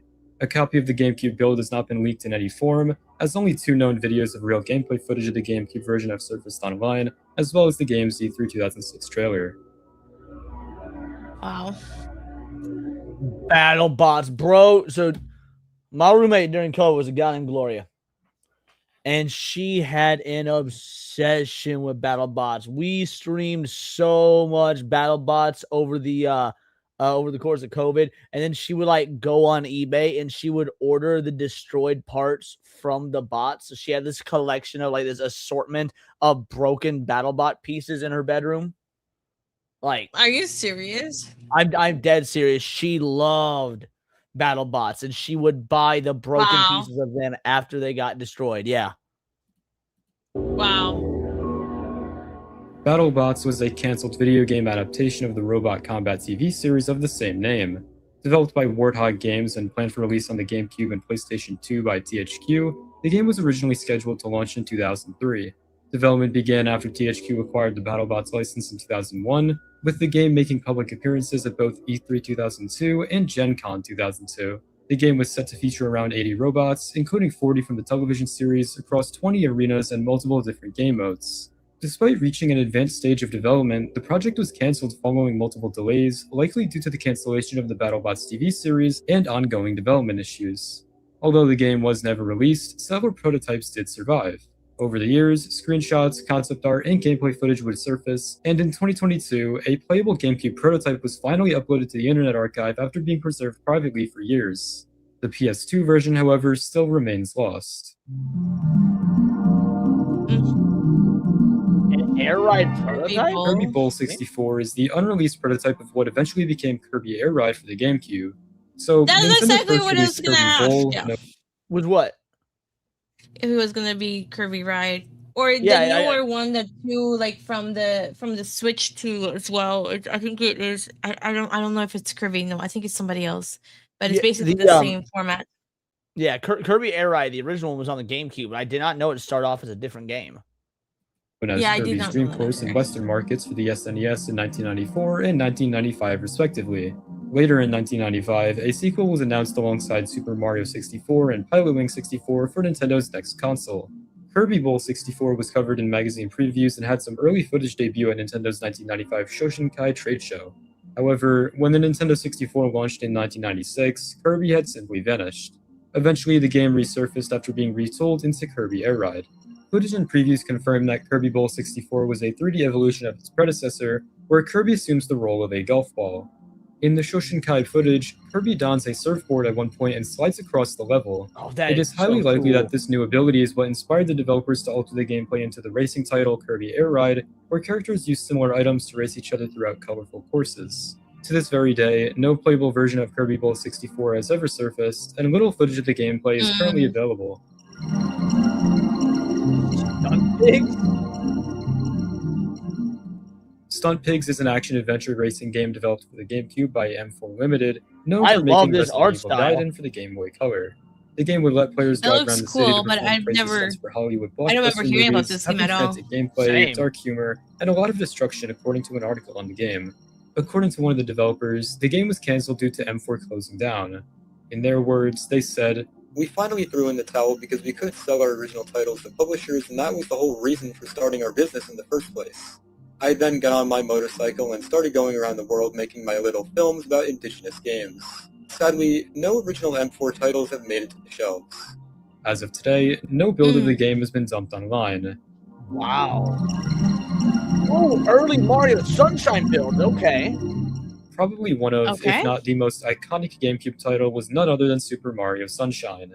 However, during this game's years of development, a handful of builds were shown off to the public at one point or another, but have yet to surface again today. Starting in 2001, a build of the game was shown off at Space World 2001. In this demo, there are hundreds of different changes from this build in the released one, while only being from a year apart. I won't go through every single difference because we'd be here all day, and quite honestly that just wouldn't be very interesting, so I'll only cover the cool stuff. First, this build shows an unused enemy named Hinikuri 2, which would walk around and spawn Stupid Stew enemies. This enemy is not in the game, but can be found in a test level and in the files. Another cool difference in this build is the early version of the Piantas, which were instead humans. Imagine how weird it would be for Delfino Plaza to be inhabited by humans and not Piantas. I suppose at some point this was going to be a reality. Alright, some other differences include a bunch of little visual things, such as Flood taking on a skinnier design and the HUD looking a bit different.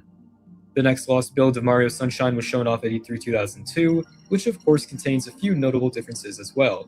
If you look in the top right, you'll notice that the life meter was originally going to use 8 instead of, I think it's 4 in Mario Sunshine? numbers, while the final release version uses Oh, no, that's what it is. Yeah, it's just a life counter and you get hit. That's what it is. Okay.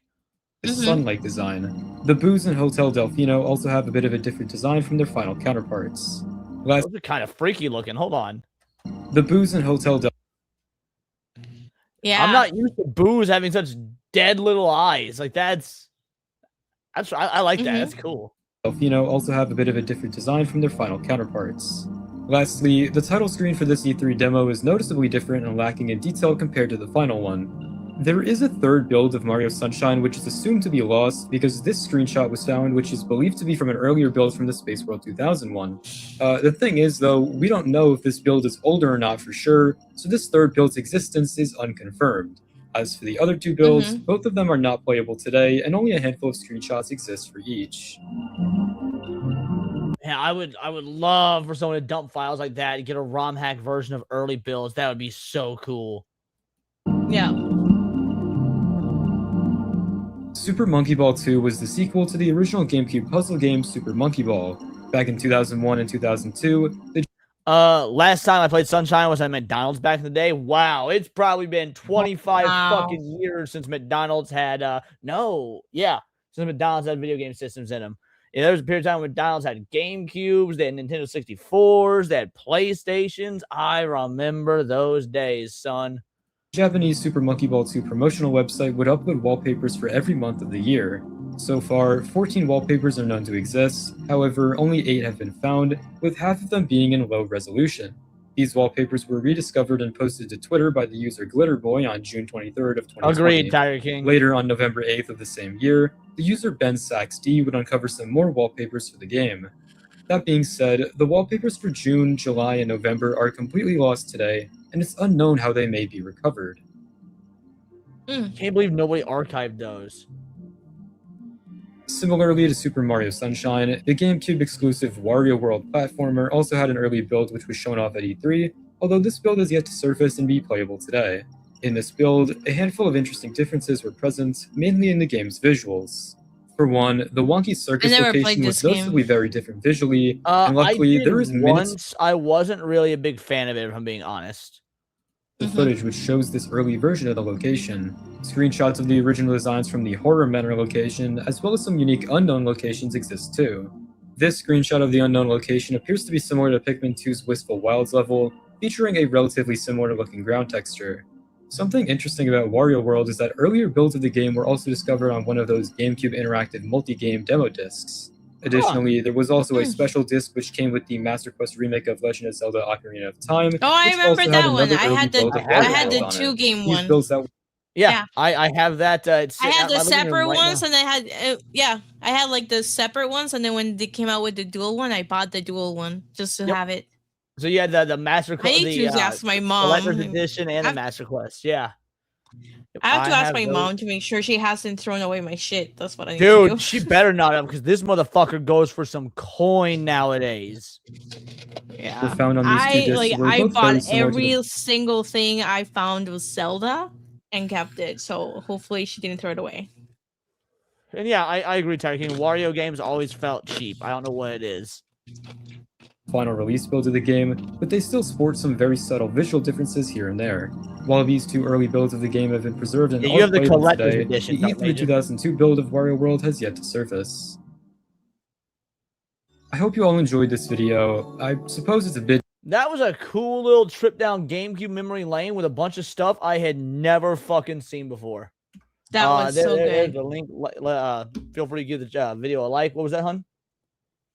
Oh, that was really fun. Yeah, I don't know. Lost Media stuff. There'll be times where I'm up late editing or playing video games. I put on Lost Media things in the background because a lot of times they use like calming music. It's always got super interesting visuals and stuff that I can just like listen to and sort of veg out while I'm playing games or whatever it is I'm doing. Yeah. Never played a GameCube. You missed the fuck out. I have a GameCube right here and it's connected to my capture card. Yep, I've got one right off screen. If I ever get a capture card, I can stream GameCube games. Yeah, you should get the HD60X, I think. That's the one that I have. I'd probably go with the Elgato just because I use everything I use is Elgato. That's the Elgato. Is it Elgato? Okay. Just the 60DX version. Yeah, I need to invest in a capture card at some point this year so I can stream the physical content that I have. It is so fun. I mean, like, and that's how I generally like stream. Like, if I'm gonna stream from my Switch, that's what I do it. Or if I'm gonna stream from my like Xbox or PlayStation or anything, that's how I do it. Yeah, and you don't have to go through and like change all the settings for you just plug it into exactly. It's very. That's how we streamed Smash Bros. The first time I did a Smash Bros. Stream. Second time we just streamed it sharing Aaron's screen. And yeah, multi-hour long retrospectives are a vibe. Cool to put on the background. That's usually what I do with them. My watch later or a recommended feed is filled with them. So this popped up my feed. The problem with being an old anime fan, and I can tell you there's a lot of things that are better about being an old anime fan. A, we didn't have to rely on fucking Crunchyroll. B, we didn't have all this weird ass like anime not being weird anymore. So yeah, this is a quick little 30-minute video. I want to see what he has to complain about.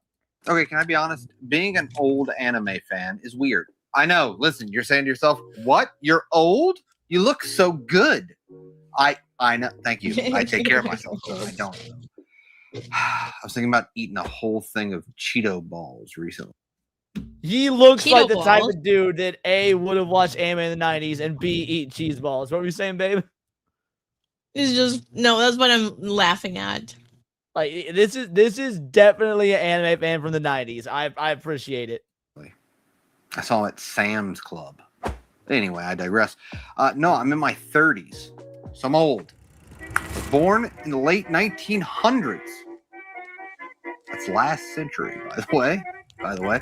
Someone in the comments right now is, okay, well, that was aggressive. It's true. It was late 1900s, and anime was hardly a thing, right? Like, Correct. We didn't know it was called anime. We called it Japanimation. You had tsunamis. I've We talked did. about this before, and like that brought stuff over here.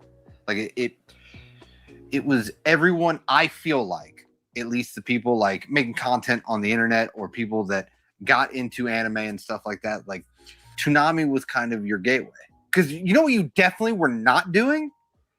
Going to a Best Buy, or in my case, a media play. What's a media play? Here's an old photo. Whoa. In my case, a media play. What's a media play? Here's an old photo. That is the most 90s looking building I've ever fucking seen. When people be like, the 90s It didn't look like that, does. Leon. Yes, they did. I was there. Discovery Zone looked like this. Okay, I don't remember Discovery Zone looking like I remember the bowling alley looking like this. Fuck you. The Yeah, 90s a lot did of look places this. look like this. Yes, that is Yeah. accurate. Photo. They are no longer exist. And buying a anime DVD that had 3 episodes and it was like $20. That was like in early 2000s money, right? Yeah. You know what I mean? $20 for 3 episodes. And so it's so wild to me to see anime and manga and all this stuff become so popular. Like, it is a popular thing to do. And I just kind of wanted to vent about that, so strap in, right? There was a lot of times in school and growing up when you liked this stuff, when you said it's time to duel and threw down your Yu-Gi-Oh cards. Okay, I never did that. Not because I wasn't that level of nerd. I absolutely was. I just never learned how to play Yu-Gi-Oh. I went straight from Pokemon to Magic the Gathering. It was not looked on fondly. People were not like, yeah, all right, dude, yes. Woo! Blue Eyes White Dragon. You were made fun of. Like in a big bad way. I cannot reiterate, maybe it's just my experience. My school banned Yu-Gi-Oh cards because they were satanic. Really? Yeah, Oh yeah. my 'Cause I God. grew up in the Bible Belt. Yeah, Yeah. Yu-Gi-Oh cards were satanic. We were not allowed to have them. We got in trouble for them, and so yeah, they were satanic. We also weren't allowed to Wow. wear Halloween costumes on Halloween. They're like, you can wear orange and black, but you can't wear actual costumes because we were a fucking church town. Right? Like, I was made fun of so much that I was just like, anime? No thanks. Oh. And you hide all your anime stuff in the closet. It's a truth. That's factual. I've said that multiple times. It is factual. And so, like, to see whether I love the company or not, to see Crunchyroll like be one of the biggest streaming services currently. And Crunchyroll sucks. Fuck Crunchyroll. You know, Like the hours watched on Crunchyroll, I haven't looked into this. I'm going to put this is post me in editing, but it probably rivals Netflix. Bare minimum. It does not. Netflix 260 million subs, Crunchyroll 21 million subs. Even so, 21 million subs for an anime exclusive site is insane considering what anime was in the 80s to early 2000s. Like it's not even comparable. It definitely rivals Paramount Plus. You know, like bare minimum, Peacock, Crunchyroll is more than the Peacock app, right? Probably Apple TV as well. But to be one of the biggest, he was wrong and he owned that L, and I appreciate it. Yeah, streamers to be specifically about anime is wild. And I think it's so cool, right? Like I can't reiterate. I know this video can come off. Oh, fuck him. He thinks that's cool. No, that is what's ruining anime. Crunchyroll is what's wrong with anime. This dude is retarded. It's like, back in my day, it was better. I'm not saying that. I think it's actually the accessibility. It was then. I don't know if it is now. Really cool stories, whether it be anime or manga. Like, you can see this in manga right now. We are getting so much reprints we never thought was over here. Regardless of, maybe if they should have done deluxe edition, you can buy Kingdom now over here. Really bad. Yes, they did. They absolutely got made fun of for it. 100%. It is very fucking documented. Just got a release. Like, those kind of things would not even be close to happening if manga and anime weren't some of the most popular forms of media out right now. Like to buy anime merch, you probably still can. If you go to a mall, if you don't know, put it right here. A mall, bunch of shops in one location. You hang out with your friends, you go to the food court, right? You get a pretzel, probably, with cheese. My mall had a merry-go-round thing inside of it. I never rode it. Mine did too in the 90s. It doesn't now, but it did back in the day. Had a merry-go-round in it. Because I just didn't trust it. To be honest with you, it looked shifty, right? And you had to go to PacSun. PacSun had a lot of anime stuff. Hot Topic actually had a Spencer's Gifts. Don't go. Yeah, man. I remember when Hot Topic was cool. I remember when Hot Topic stopped being cool when it stopped scaring parents.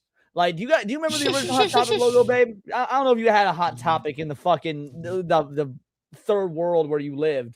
Well, show me. I'll let you know. Hold on. This was the original Hot Topic logo. What does it look now? You know? Oh, dude. You hold on. You don't know. What's different? Modern Hot Topic. This. Are you serious? Okay, then I remember the other one. What? That looks stupid. That looks so retarded. This sucks. This is not gonna scare parents. I remember Hot Topic sending Slipknot and just selling a bunch of just everything under the sun. It was very goth, and they were actually playing like screaming music when you walked in. Dude, now they play like acoustic stuff. It's weird. Hot Topic sucks now, bro. Yeah, and now they just sell Marvel stuff. Exactly. They sell like movies. Because I remember at some point Steph said, this is not even like she was commenting on how they were trying to some company, I can't remember for what movie, they were trying to push sales and nobody would buy it. And she took a picture from Hot Topic, and it's like, that is how low Hot Topic has devolved. That they're only there to sell merch from movies. Donald says about all my ICP shit from Hot Topic. Same here. What was that double pack album? They did like a double pack album where they did a song with Tech 9. I bought that album at Hot Topic. This must have been like 2008 or something. I don't know. Yeah, I bought ICP shit from Hot Topic. Absolutely. Man, I wish I remember the name of that fucking album. Bought a Rad from the Alchemist hoodie at Hot Topic. Yeah. Just a bunch of they had really cool stuff. I mean, I was I was never a goth, but they had some really, really cool stuff. I remember buying a bunch of like Slipknot like shirts from them and stuff, and some like chains. I never went goth enough to like do the makeup and stuff, but like Yeah. in terms of just the clothing, yeah, I definitely rocked like the Yeah. Jinko jeans with the chains, the big oversized Yeah, hoodies, chains. and I would Mhm. style my hair crazy and shit. I just would never put on like the eye makeup and shit like that. So I was like, Yeah. I guess semi I goth. bought- I'm not sure. Yeah, I bought a bunch of their shirts, and I do remember the chains. So that's what I remember. But that's just that the new logo seems retarded. Yeah, Hot Topic has fallen so fucking far. Go in the back of Spencer's gift. That's just hey. If you're watching the video right now and being like, "What's Spencer's gift?" Let me look it up. Let me go to the back of the store. Don't do that. So my kid went out to the mall with her friends a few weeks ago, a couple weekends ago, and she comes back. She's like, "Dad, I forgot the rule." I was like, "What rule?" She's like, "Not to go to the back of Spencer's gifts." And I just started shit. fucking laughing. She's like, "I saw candy G-strings, Dad." Like, Oh my god. yeah, it's just Topic now. It's not hot anymore. Exactly. Yeah. Same, no eyeliner. But I did the full black cowboy duster. Though the cowboy duster, that's some OG shit right there. It's not for you. But just having the option that, people are so into this that they're making cool clothing brands or they're making internet content is really cool to see, And I was just really thinking about growing up in the 90s and early 2000s and it being the thing that you didn't talk about. Like the stuff you had to like signal to a person across the way, and if they locked in and they also were like, yeah, you're like, you hit them with a tri-beam. You know what I mean? You hit them with a tri-beam and they're like, that, just so you know, babe, is a Dragon Ball reference. Oh, okay. Yeah, I did not know that guy knows that Tien is the best character of Dragon Ball Z. I hear you. And fuck this guy.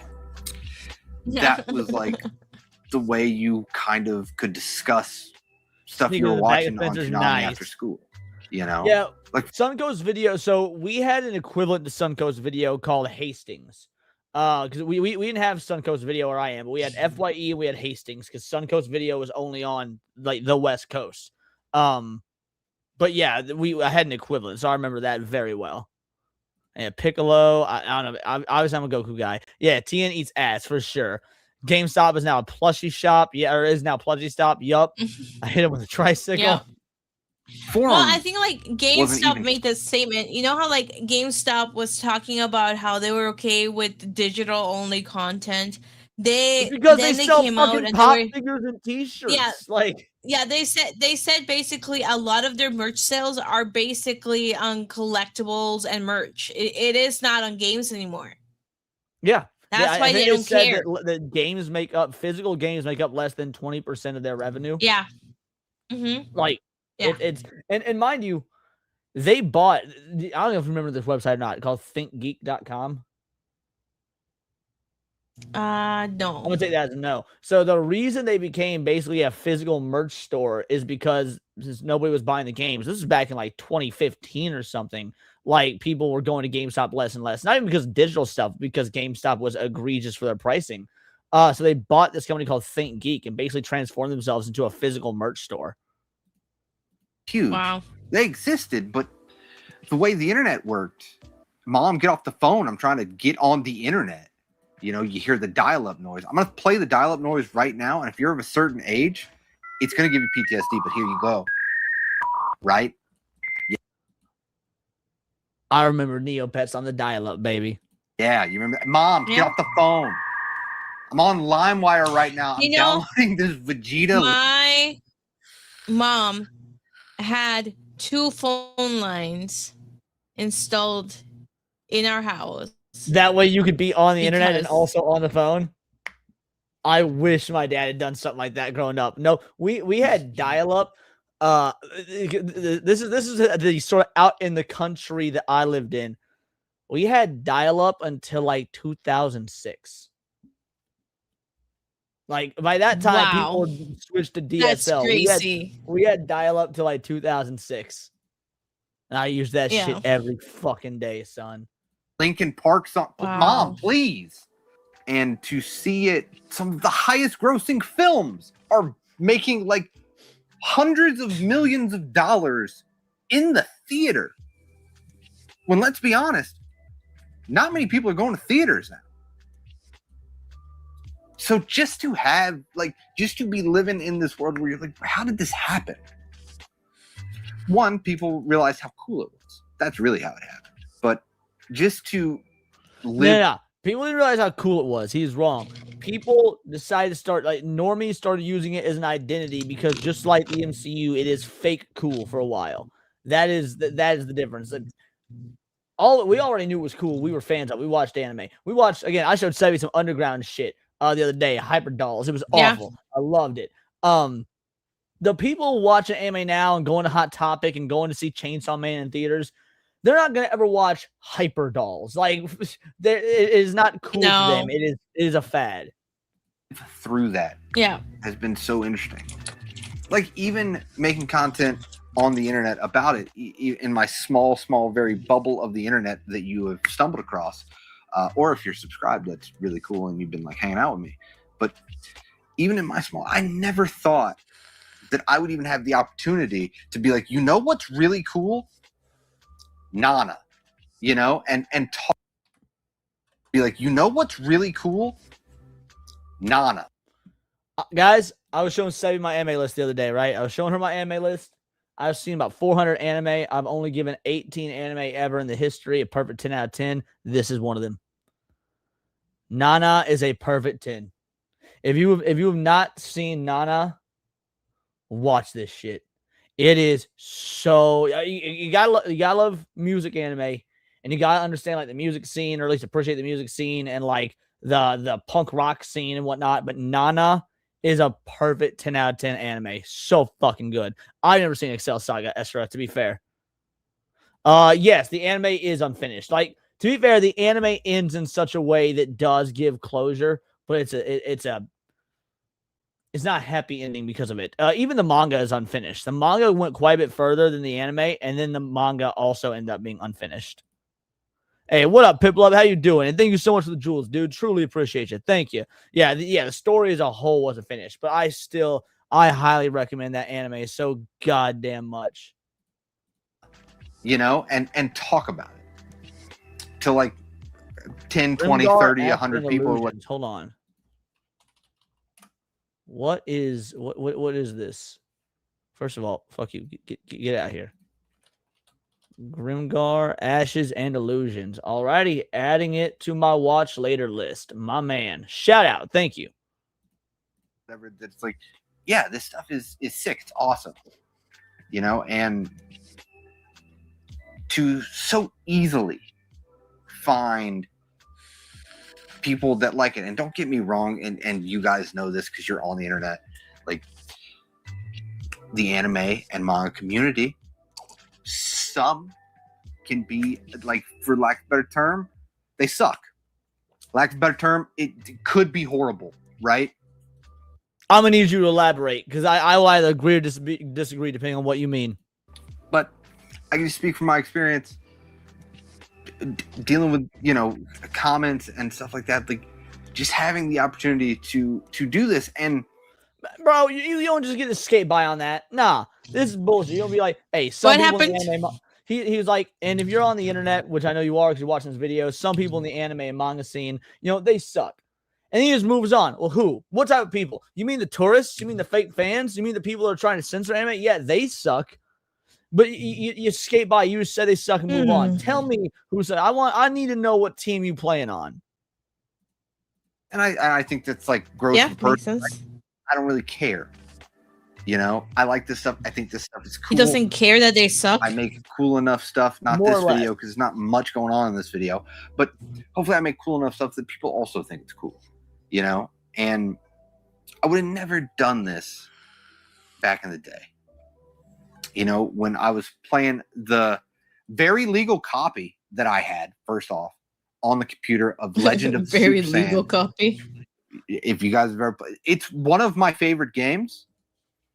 It's like an RPG. Have you played that? Tien. No. Tien. This is beyond even my Dragon Ball knowledge. the GOAT of Dragon Ball. He can You said survive Super the Saiyan attack and Sand? come dynamically. Legend of the Let me Super see if I Saiyan. can find it. This looks like an old Famicom release. It was maybe like Japan only. And you could play with like cards. It is a really such an interesting game. If you can absolutely, hey, listen, you can absolutely get a legal copy, you know what I mean, of it, you should check it out because it's really, really fun. But I think sometimes I take for granted. Yeah, I don't care. that I'm looking I for a can watch legal copy. obscure anime or read obscure manga or have it in my collection for granted, right? Like I kind of forget Well, that. And that's what I was thinking about. That's what made me kind of want to make this video of, you know, stuff can feel like the same. It can definitely I feel played like that Memories Return. My man played a fan translation. You know, yeah, he had to have been playing a fan translation because there's no way there's an a game released for Dragon Ball in America that I haven't heard of. That had to be some Japanese shit. I've read this story before, you know, or I've watched this show before, or sometimes it can even feel like, you know, I'm over it. Like, have I watched all the anime that I'm going to watch? If you I need read obscure shit, Roxas, I'm your guy. Hold on, I will give you 10 obscure anime right now. I will give all y'all right now 10 obscure anime. Hold on, let's see. We can go to my profile, library, completed. We're gonna start at the bottom. We're gonna be scrolling for a minute because we're gonna start at the bottom. I will give you 10 obscure. Can you anime. go back a little bit so I can take a screenshot of the game? Yes. I can try and find it. Just a tiny bit. Perfect, thank you. Did you get it? I got it. Perfect. All right. Let's go. Here, right there we go. Juosei, Planet of the Beast King. Planet of the Beast King. There's one. Let's see. Gunsmith Cats, kind of obscure. I bet we can go deeper though. I bet we can go deeper. Let's see. Appleseed, 1988. By today's standards, that's obscure. Appleseed from 1988. Riding Bean, the precursor to Gunsmith Cats. Riding Bean, that's obscure. Demon Century, maybe. Maybe Demon Century. I'm gonna hold off on choosing that one. Let's see. Yeah, it holds up so well, Hugo. It holds up so well. Mononoke is obscure to normies. It's very well regarded amongst actual real anime fans, but Mononoke is obscure to normies. Area 88. Now, there's this one gets 2 entries because this is the show from 2004, but there was a series of 3 OVAs from the 80s. You can't go wrong with either version. Yeah, Witchblade is great. So Area 88, either the OG OVAs or the show, both obscure, both good. Let's see. 3x3 Eyes, maybe that because X is obscure. This is my very first anime. X was my very first anime. X. Star Blazers, the Quest, or Iskandar. Let's see. Repair, Lily Cat, Area.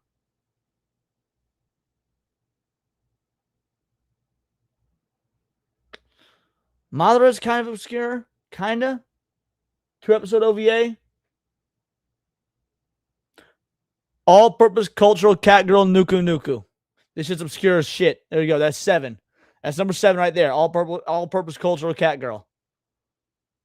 The anime adaptation of Treasure Island from 1978, Studio Madhouse. There's number 8. Watch it. This is my favorite adaptation of Treasure Island. It's better than Treasure Planet. Like, this is Treasure Island from 1978, even better than Treasure Planet. And I love Treasure Planet. Let's see. Cyber City Edo 808. Yeah, Cyber City Edo 808, 1990. That's obscure. That's good. There's 9.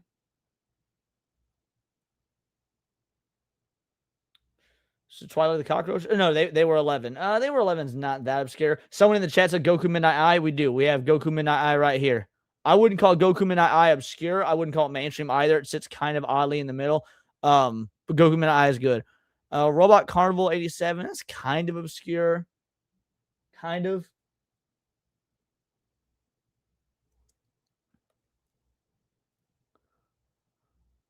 Let's see.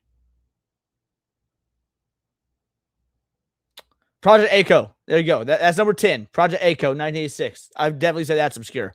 Watch Project A-ko. Angel Cop is not obscure, but I still highly recommend it to everybody anyway. Let's see. Is there anything else on the obscurity list here? I'm getting close to the top.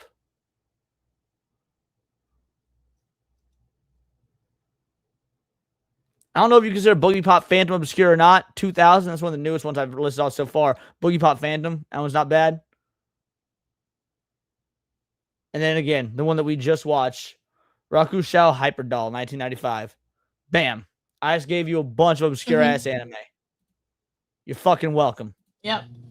What's the chat saying? Would Cobra be obscure? I didn't listen, so I have Cobra on my watch list. I think Cobra is accessible enough that I wouldn't call Cobra obscure. They said good list. They said Thank good you. list. Thank you. Yeah, you had me at Cat Girl. That one sounds concerning. I've seen Go-Go 13. I don't know why it's not on my watch list. I need to add Go-Go 13 to my watch list. It's great. Yeah, Goku Minai Ai is good. What up, Shady Blaze? How you doing? Oh, yeah, dude, you managed the Siege. Nice. Appreciate you, homie. Showed you that Rave Master GameCube game I bought. Dude, my man. Yes, I absolutely remember you. Shit, I remember you got that. yourself a good haul. It wasn't just Rave Master. You got yourself a good haul of games. Nice seeing you, homie. Appleseed or the deluxe book for Dark Horse releasing Alex. Nice. You just named like 3 of my first anime. I know, right? Like for old head anime fans, I just listed some good shit. For old head anime fans, I just listed some good shit. Yeah, Supernatural anime is actually pretty good. I do like the Supernatural anime. Witchblade is very good. We had to be honest, like $50 a pop on VHS from independent record and comic stores. That was what my dad did. That was why I've been watching anime since I was a wee tot. It's because that's what my dad did. Let's see. Yeah, Taint Police. Very cool. If this is justice, then I'm a banana. I'm pretty sure Angel Cop also has the line. I remember it's Angel Cop or Dominion has the line, "Let me show you the power of Japanese engineering, you bitch." Great line. Can't wait. Takapi. Hold on. Let me. Is that on my want to watch list? Let me see. I think it might be. Takapi Original Sin. Is it? Hold on, I got to pull my screen back up.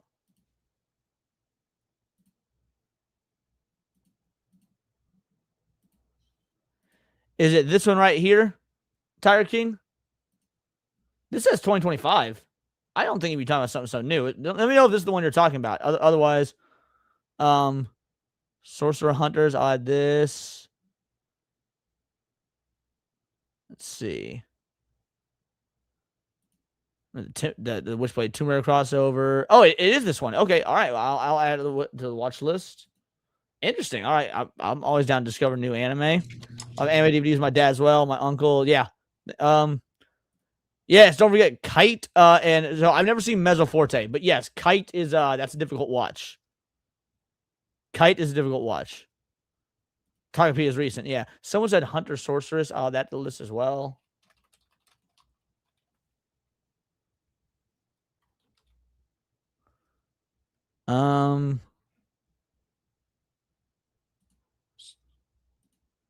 I imagine this is the one you're referring to. Whoever said who said sorcerer hunters?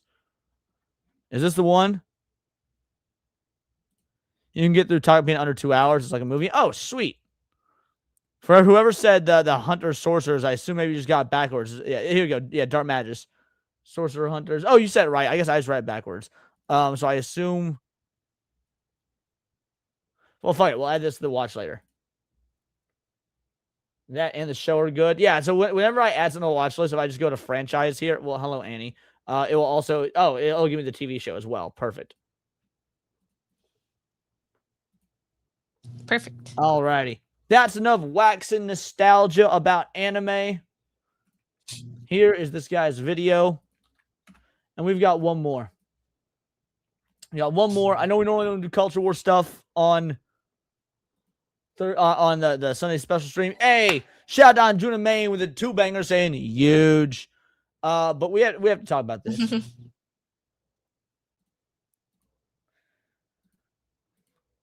Creators are helping PlayStation kill physical games. We've all seen this. We've talked about one of them at least, a couple of them. Oh God. Mad Curious Gamer, for example. It's definitely a problem that we're experiencing. So let's get into this. There are people out there, or certain individuals with YouTube channels to be more specific, who are, in my opinion, helping PlayStation to kill physical games. What I find interesting. Oh God. Anybody that says, well, yeah, I support physical, but I'm still buying GTA, you're helping kill physical games. Anybody that says, I'm going to keep playing regardless because most sales are digital anyway, you're killing physical games. All of y'all don't care about the concept of ownership. If you are a creator in any way, shape, or form, and you are not actively saying, fuck it, I refuse to buy GTA 6, you're part of the problem.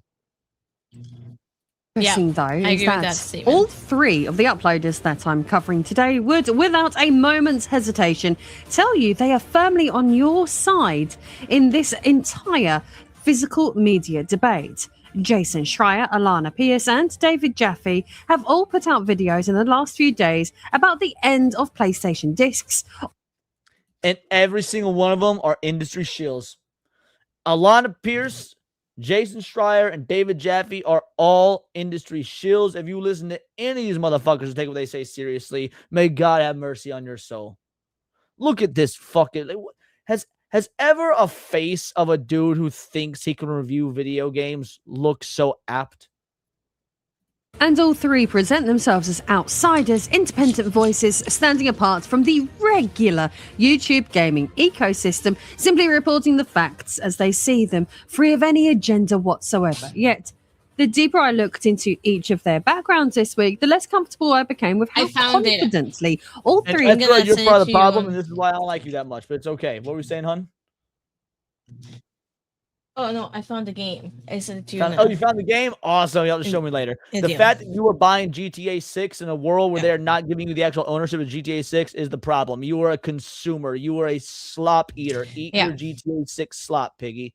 Of them are telling us that the fight against PlayStation and to save I got into physical... so many arguments today over this exact thing. It was just the fact, like, there are people out there being like, oh, let's all boycott Sony for 1 week and that'll show them. No, it's not going to show them. First of all, subscriptions are monthly or annual. A 1 week boycott is not going to do anything. Like, it's no different really than people that were not. like, You need oh, to George just Floyd. walk away completely. Sorry, no, go on. I thought you were done. Continue. Oh, I think you might need to restart your browser. Sorry, you're lagging. Yeah, so change browsers and come back. But no, like the people that are doing. I think I'm okay now, but. All right, perfect. The people that are doing like the 1 week boycott of Sony. Do I look okay now? Yeah. Are the same that are doing stupid. Change their profile picture when George Floyd was murdered for a day because that'll stop police brutality. Yeah, bullshit. I know. Media has already finished. All 3 have genuine, deep, and in some cases current, ongoing ties to the games industry and specifically to Sony itself. One of them worked directly inside a Sony first-party studio for years and, by her own recent admission, is reportedly still bound by Sony's own communications guidelines to this very day. Another one built one of PlayStation's single most important franchises, God of War, from scratch, and is, by his own recent admission, still receiving personal gifts from that same studio decades later. And the third, Schreier, the games journalist, depends entirely... Not just personal gifts, but if my suspicions are correct, he is still receiving royalties, which is why he is being very coy. Yeah, he is still receiving royalties, which is why Jaffe is being very coy. He'll say shit about God of War LaFay, but he won't actually say anything about the debt to physical media because he still gets his cut. professionally on maintaining a stream of insider access to companies exactly like Sony in order to keep his career functioning at all. All three used that access and that history this week not to properly inform their audiences about the PlayStation situation, but, in my opinion, to lecture us, speaking in complete and unwavering absolutes about a decision that isn't actually finished yet, using stats that fall apart the moment you look at them properly. So today we're going to go through exactly who all of these three people are, why each of them is already a controversial figure in gaming discourse in their own right, what specifically they said, and how, whether they intend to or not, all three are functionally helping PlayStation kill physical media by convincing millions of people the fight is already over before it's even close to being decided. And the thing is, regardless, like, let's say the fight is over. Let's say that nothing can be done and Sony's decision will not change. Doesn't matter. It does not matter. It doesn't mean, oh, we lost, we'll buy the digital slop anyway. Fuck you. If you're an American, if you are an American and you care about the concept of ownership, this is not just about video games. This isn't just about whether or not, oh, we lost the fight, they're going to make the decision anyway. It's about the fact that you should own what you pay for. Not own a fucking license to it. You should own what you pay for. And if you don't own what you pay for, why the fuck did you pay for it? Anybody who is willing to do digital only for a license and just say, like, oh, that's okay, fuck you. You are A-okay with an oppressive regime taking away the very concept of you giving your money for the idea of owning something. It is yours. It cannot be taken away. It is your private property. I am Lady Decade, and if you're tired of being lectured by people who talk to you like you're incapable of drawing your own conclusions, then hit that subscribe button and let's get into exactly who Jason Schreier, Alana Pierce, and David Jaffe are and everything they got wrong about PlayStation trying to kill physical media.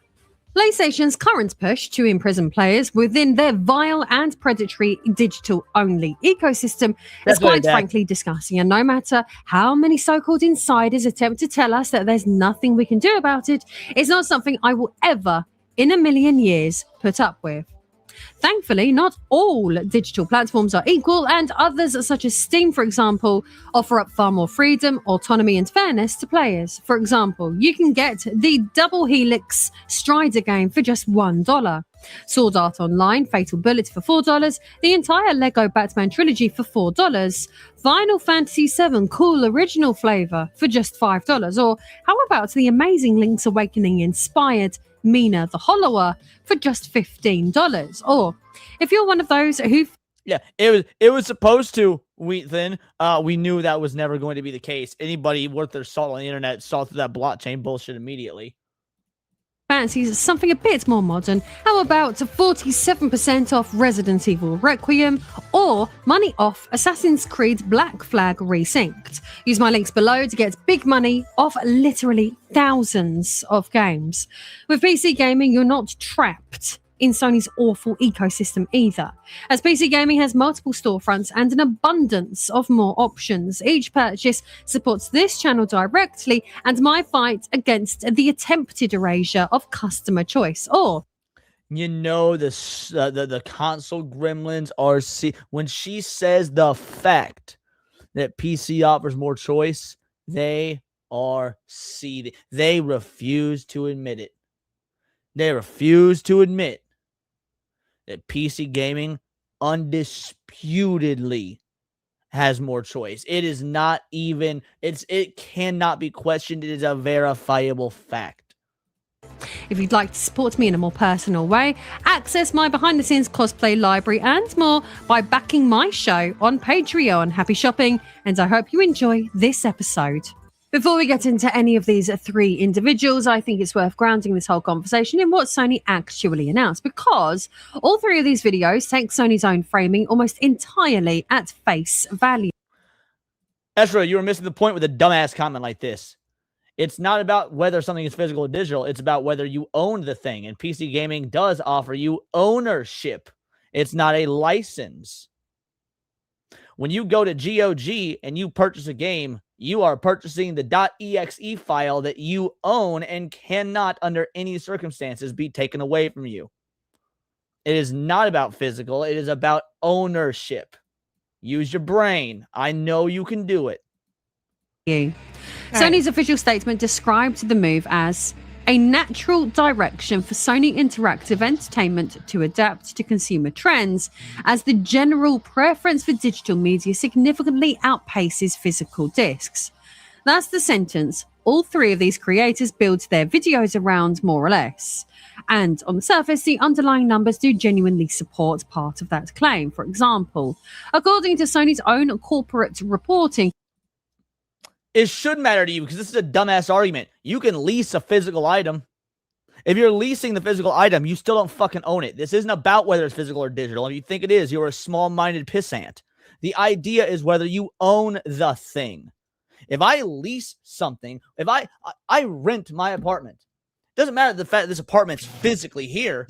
I don't own it. I rent. It is not, I do not own the thing that I'm paying money for. The idea is that you need to own what you pay for, digital or physical. I think like the keep in mind, and maybe Asura has not really thought about this. Okay, like you're trading convenience of just clicking something, and because you're trading for that convenience, you're trading the following. You're trading your privacy.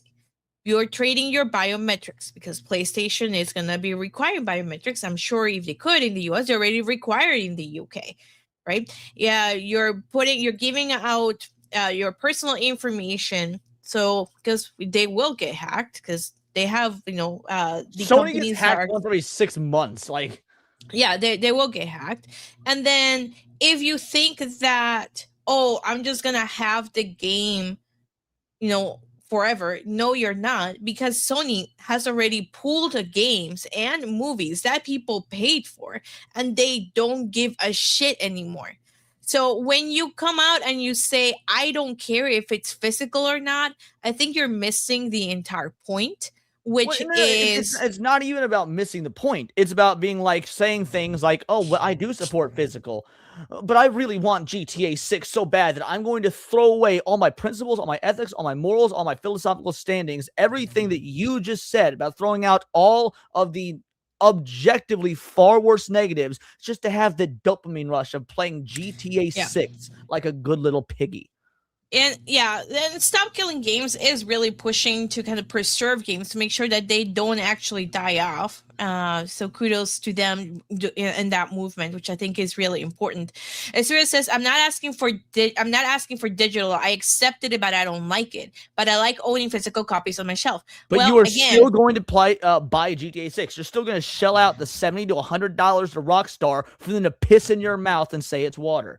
And if you're wondering why we're what's the right term? I don't know why we're disappointed with people buying GTA 6 is because Sony will use that as an excuse to kill all physical media forever, right? They will say that and they'll say like, look, there was an uproar. It was just a couple loud people saying, hey, don't do this to physical games. But look at the amount of people that came out and bought GTA 6. And they're going to use people like you who buy GTA 6 to kill gaming, period. Also, TIE Fighter, this is a terrible attempt at a gotcha. You say, so you're an idiot for renting because you don't own that property. No, when I have the capital to own property, I will happily own property. It's very different not having the capital to own property at the time, so you will eventually move up to that, versus a digital game costing the exact same as a physical game where you have an equal playing field, and then people can make the consumer choice one way or the other. Yeah. You can't equate the concept of renting to owning property when there's a very different cost and barrier to entry via cost. Yeah, it is definitely. But so, like, you can, I mean, like the only way to actually take a stand is don't buy GTA 6. Just walk away from Sony completely. And this is the entire discussion I've been having with people online. I think it was like yesterday and today, where people are like basically giving up. Don't be like them. Don't give up. Just walk away from Sony, tell Sony fuck you, and then buy from folks that actually have physical media, not trying to destroy gaming.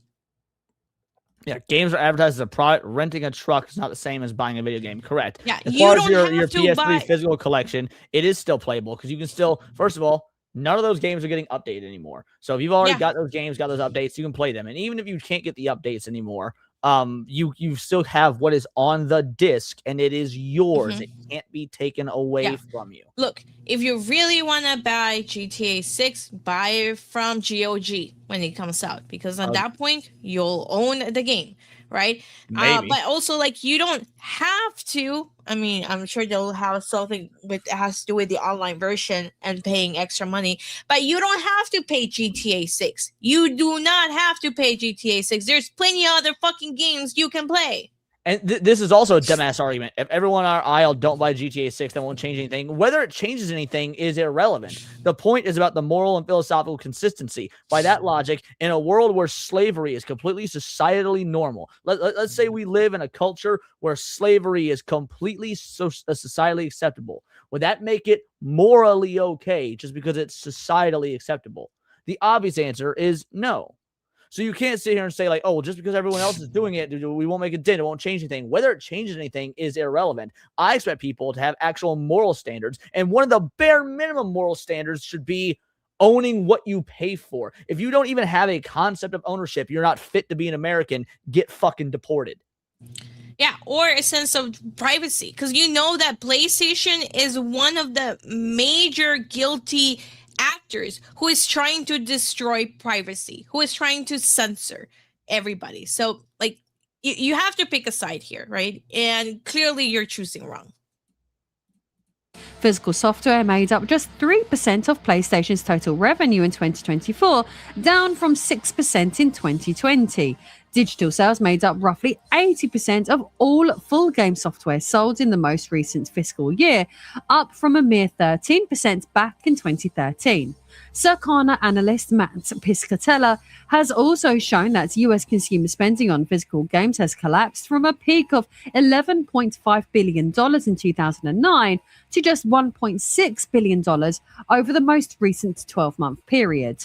And again, you are failing to understand the argument. That's why I said a million times, this is not just about video games. You say you have no moral concerns when it comes to entertainment. It is not about entertainment. This is about the concept of ownership, which applies to everything. You don't get to a la carte what ownership means. Ownership means if you buy the thing to own, then that is your own private property, and it cannot be taken from you legally from any third party, whether it be another individual, whether it be a corporation, whether it be a government. The idea of, oh, it's entertainment, so it's different, is bananas. It doesn't make sense under any sort of logical scrutiny. So you can respectfully disagree all you want. You are objectively wrong.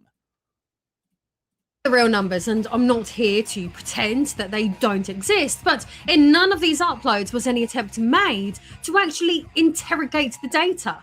That's the real problem, because all three of those headline numbers can be read completely differently once you understand how they're actually calculated. Take that 3% physical revenue figure first. Analyst Daniel Ahmed, who tracks Sony's financials closely for Nico Partners, pointed out on X that this number is fundamentally misleading because Sony's accounting only recognizes full revenue from first-party disc sales, while third-party physical games are counted purely as royalty income, a tiny fraction of the retail price. When you look at actual units sold rather than the revenue booked under that accounting method, physical discs make up 24% of all PlayStation games sales in 2024, roughly 73 million physical copies sold worldwide in a single year. That is an enormous gap between 3% of revenue and 24% of units sold, and it's the difference between a business that's genuinely dying and a business that Sony's own accounting simply chooses not to credit properly.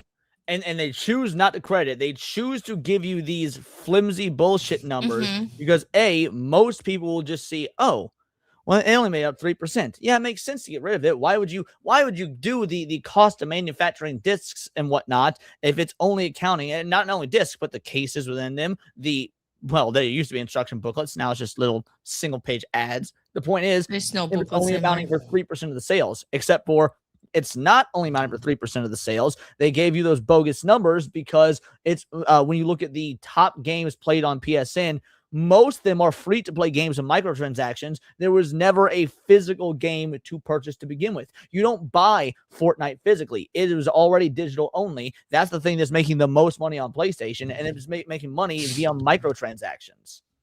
Yeah. To Jaffe's credit, he does acknowledge the 73 million physical copies, but brings up that they are units shipped rather than necessarily sold through to customers. But what he fails to mention, however, is that the comparison is still deeply misleading because a huge proportion of digital sales come from cheaper indie games, discounted back catalogue titles, and low-cost releases. Physical shipments, by contrast, are far more heavily concentrated around major full-price games. So simply comparing the number of digital transactions with the number of discs shipped tells us very little about how many customers are actually choosing digital over physical when buying the same kind of $70 release. By the way, that also does not account when Sony is doing their own internal tracking for like, oh, this game sold, let's say, 10 million physical copies. That doesn't account for the idea that, all right, maybe you buy a game, you play it, or maybe you play it and don't like it, or maybe you play it, you like it. Either way, you finish the game, you sell at the GameStop, someone goes into GameStop, they buy it used. Sony's not tracking the physical sales that are being done used from third-party shops. So physical game sales are obviously actually far higher. Like, even though GameStop said themselves that physical sales account for less than 20% of their total business, that is still 20% of physical sales that is not being tracked by Sony or Microsoft or Nintendo, etc. The 80% digital full game sales figure has the same problem hiding inside it.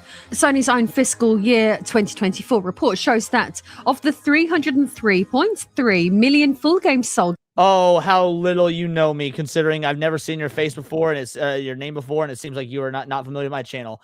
I have not played. I have not bought a GTA game since the PS2. I didn't like GTA 4 or GTA 5. Why, if I didn't like 4 or 5, why would I then buy 6 once it's miraculously available on PC? Yeah. Even when GTA 6 comes to PC, I'm not buying it because I didn't like 4 and 5. I've not liked GTA since the PS2 era. So no, I will not be there day one. I won't be there day ever because I don't like modern GTA.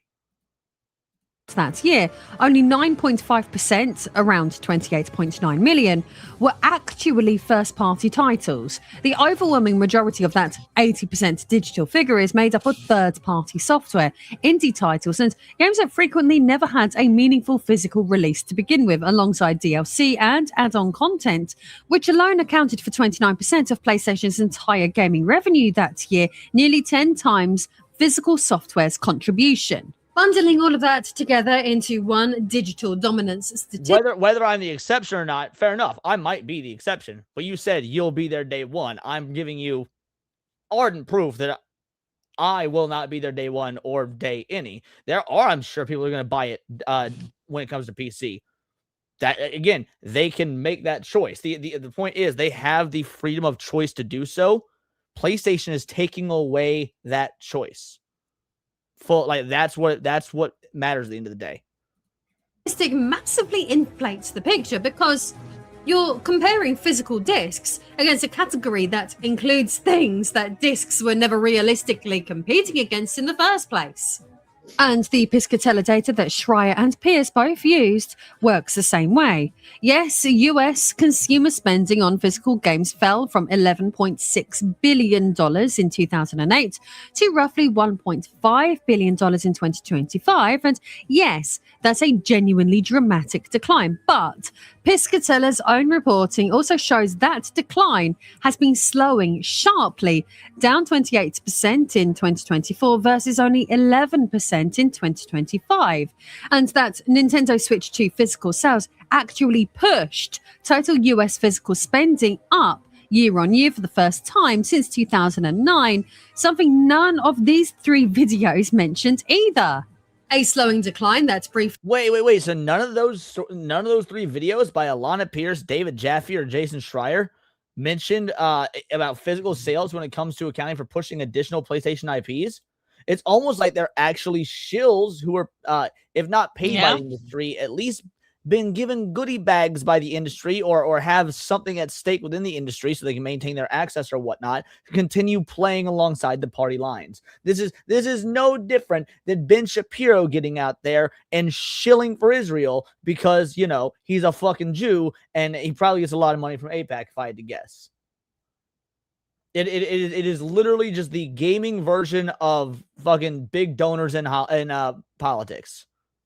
Reversed is a genuinely different story than physical media died of natural causes, which is much closer to how Jason Schreier frames it. Of course, none of this means physical media isn't shrinking. It clearly is, but every single one of these headline numbers has a far more complicated story sitting directly underneath it, one that either massively understates how much physical media Sony is actually still selling, or blends categories together in ways that make the decline look far more total and inevitable than the underlying data actually supports. Sev, we were just recently at the Southeast Game Exchange. That we had a homeboy in our chat in the chat earlier. Hopefully he's still here. That came up to our booth. There were several people that came up to our booths. When I buy physical media in this modern day and age, I almost exclusively buy it through third parties used, whether it be at conventions, whether it be at used game stores, whether it be at fucking flea markets or whatnot. Shady Blaze, thank you. You are still here. Shady Blaze came up to us at the Southeast Game Exchange, and he pulled out a stack of video games that he bought on the show floor. Yes, physical. We agree. I don't think anybody's making the argument that physical sales are not aren't going down. They obviously are. However, there is no metric, no way to count third-party physical sales for video games at, say, conventions or again, vintage stock or your local game store or whatnot.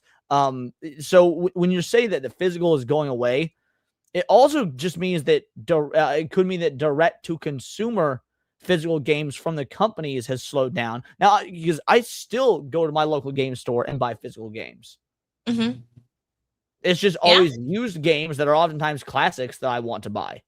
Yeah, I usually go around looking for used games. I mean, I walked the floor a bunch trying to find this ham title game that I could not find, but I was looking, because there's certain games I want to make sure that I can get. That's usually what I look for. Well, and Evan says of convenience is king. It's also not only a matter of convenience. Now, you're not wrong, mind you. You're right. Convenience is king. But it's also a matter of the vast majority of people, if I had to wager a guess, don't know when they buy something digital that they're actually only buying a license to it. They're not buying the thing. How many people were shocked when Sony removed the 500 titles that they had purchased? They didn't know that could even happen. Why? Because they don't realize they're buying a license, not buying the thing itself. Yep. That happened right after GTA went for sale. Schreier, Pierce, and Jaffe all cite versions of the same datasets, and none of them pause once to ask what's actually being counted, what's being left out, or why Sony's own accounting might have an incentive to make physical look smaller than it really is. So now you've all had a taste of how these people are using... What was that, babe? No, I said, of course. Yeah, obviously, if Sony can get rid of the third-party market, which is what I buy many of my games on, I assume you do as well, Sevi. If they can get rid of that, then they just assume customers will buy direct to them. There will be some that do. Absolutely. There will be people that be like, oh, well, I can't get it at GameStop anymore. I'll buy directly from Sony. But that's not going to be everyone. Like not everybody's been trained to do that. And frankly, the era that we live in, when you see news headline after news headline every day about things like digital ID, about things like personal data breaches, I would say that Sony has very much underestimated how much people care about the concept of ownership, about buying physical, about not putting your information into certain amounts of things that can get hacked or get breached. Now, do enough people care to make a dent? I don't know. Admittedly, probably not. But the fact of the matter is that number of people is growing every day. Yep. Within says wheat. Wheat something says I always assumed you work like Steam, that you could still play your downloads offline. Some games you cannot play offline, particularly if they're from Sony. And some games that you launch on Steam then have another launcher that have nothing to do with Steam. How about you tell them about the travesty? How about you tell them about the travesty of the awesome present you bought for me that I now likely don't get to use? Yeah. So Marvel, what's the name? Marvel Token. Tokon Battle. But Token, yeah. Marvel Token Battle now launches through Sony. So if you buy it on Steam, yeah, you buy it on Steam, it'll have a launcher. Go to the Sony account. You have to have a PSP account. So you have to have a Sony account that you have to, you have to have an account that you have to log into and then connect to Sony in order to be able to play.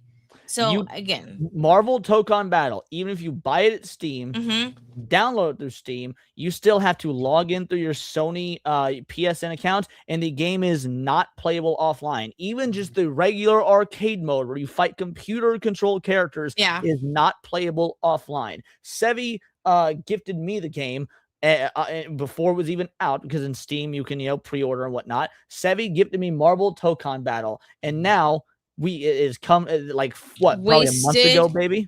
Yeah, wasted fucking $100, dude. And now I likely will not be able to play the game because I don't have a PSN account, for one. Secondly, I have no option to play it offline because it runs through the anti-cheat, which is incompatible with Linux. Steam OS operates on Linux. Anti-cheat's incompatible with Linux. So the game runs like dog shit. Like the Marvel Tokon Battle, PlayStation and Sony literally fucked Steam with that game, and a gift that my lovely, amazing girlfriend bought me because she knew how badly I wanted that game is likely going to be effectively unplayable unless these sort of situations get resolved, reversed, changed, whatever it may be. I'm sure Sony will not reverse it, because I'm they sure did with Sony Helldivers, so it's possible. But at that point with Helldivers was already out before they forced everybody to connect to Sony. So that's the difference. It's like people were already playing Helldivers, and then Sony came out and said, okay, now you need to have a Sony account. And that, maybe my memory is correct. I think that's like shortly after that, which pissed off everybody, because at that point it was like, we have already been playing this, right? Because I know, like, for example, there are a couple of games in Steam that run through another launcher, like Spider-Man. For example, if you're going to play Spider-Man, and I can't remember what other games, it has to run through EA. So it doesn't even run through Steam at all. I'm pretty sure Star Wars Fallen Order, Battlefield does too. Battlefield 6 does the same thing. It has to run through the EA UI. It doesn't run through Steam itself. So, like, again, like if you're a normie and you have the launch come up, it says like install this, you might just click OK, and then you'll just launch it, and then you don't know it's actually connected to something completely different, and it's not running through Steam. And I have no doubt Tokon is fun, Estra. I'm a huge fan of technical fighters. I'm a huge fan of Arc Sys, and I'm a huge fan of Marvel when it's good. But the fact of the matter is that game is effectively unplayable on Steam without giving Sony my data, my information. Still has dog shit compatibility because of the anti-easy cheat. Or the easy anti-cheat. So I don't care how fun it is. I will not, I likely will not have an avenue to play it without giving over my data to Sony, which I refuse to do. Yeah. So that is, again, more anti-consumer bullshit. Like I said, fucking $100 wasted.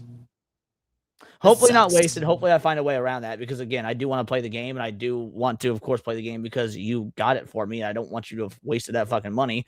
Like I said, if I have to end up creating a sock puppet account through a VPN with a fake email, I'll fucking do that. But, like, the Tokon situation is absolute bullshit. Yeah. It's so retarded. And I'm really mad that they're doing this. And of course, you know that it's going to be lagging. So if you're going to be competing against other people, and if it's going to be like crossplay, you're going to be competing with people that won't have that like 2 or 3 way connection. You're going to be at a disadvantage. And no, you can't, to my knowledge, you can't refund the gift. It's like, not that I ever advocate someone do this, because this is horrible manners, never do it. But back in the day, if someone gifted you something, let's say for Christmas, you could technically be an asshole and go back to the store and return it and get your money back. This is another problem with digital platforms, and Steam's not immune to this. I'm not, I'm not a die on the hill of Steam type of guy, because Steam has its own issues. But no, unlike with real life, where if you get something gifted to you physically, you can technically go return it and get money back. There's not a way to do that on Steam because it's a digital only storefront. Mm-hmm. But again, never do that with physical stuff. If you get a physical gift, like keep it, treasure it. That means somebody cared about you enough to get you a gift. Like never return it for money. That's so fucking douchey. Data to justify why they believe the end of physical media is imminent and why we are powerless to stop it, let's take a closer look at the individuals pushing this narrative. Let's start with Jason Schreier because it's worth properly explaining who he is before we go into more detail about what he actually is. These days, Schreier is a Bloomberg journalist, widely regarded as one of the most well-connected reporters working in games media today. With a long track record of breaking major stories about studio closures, crunch culture, and internal drama at companies like Blizzard, BioWare, and Sony itself. Earlier this year, he was the one who broke the news that Sony no longer intends to bring its single-player games to PC. And back in January 2025, he reported details on what Bluepoint Games, a Sony-owned studio, had actually been working on before their live service project was cancelled.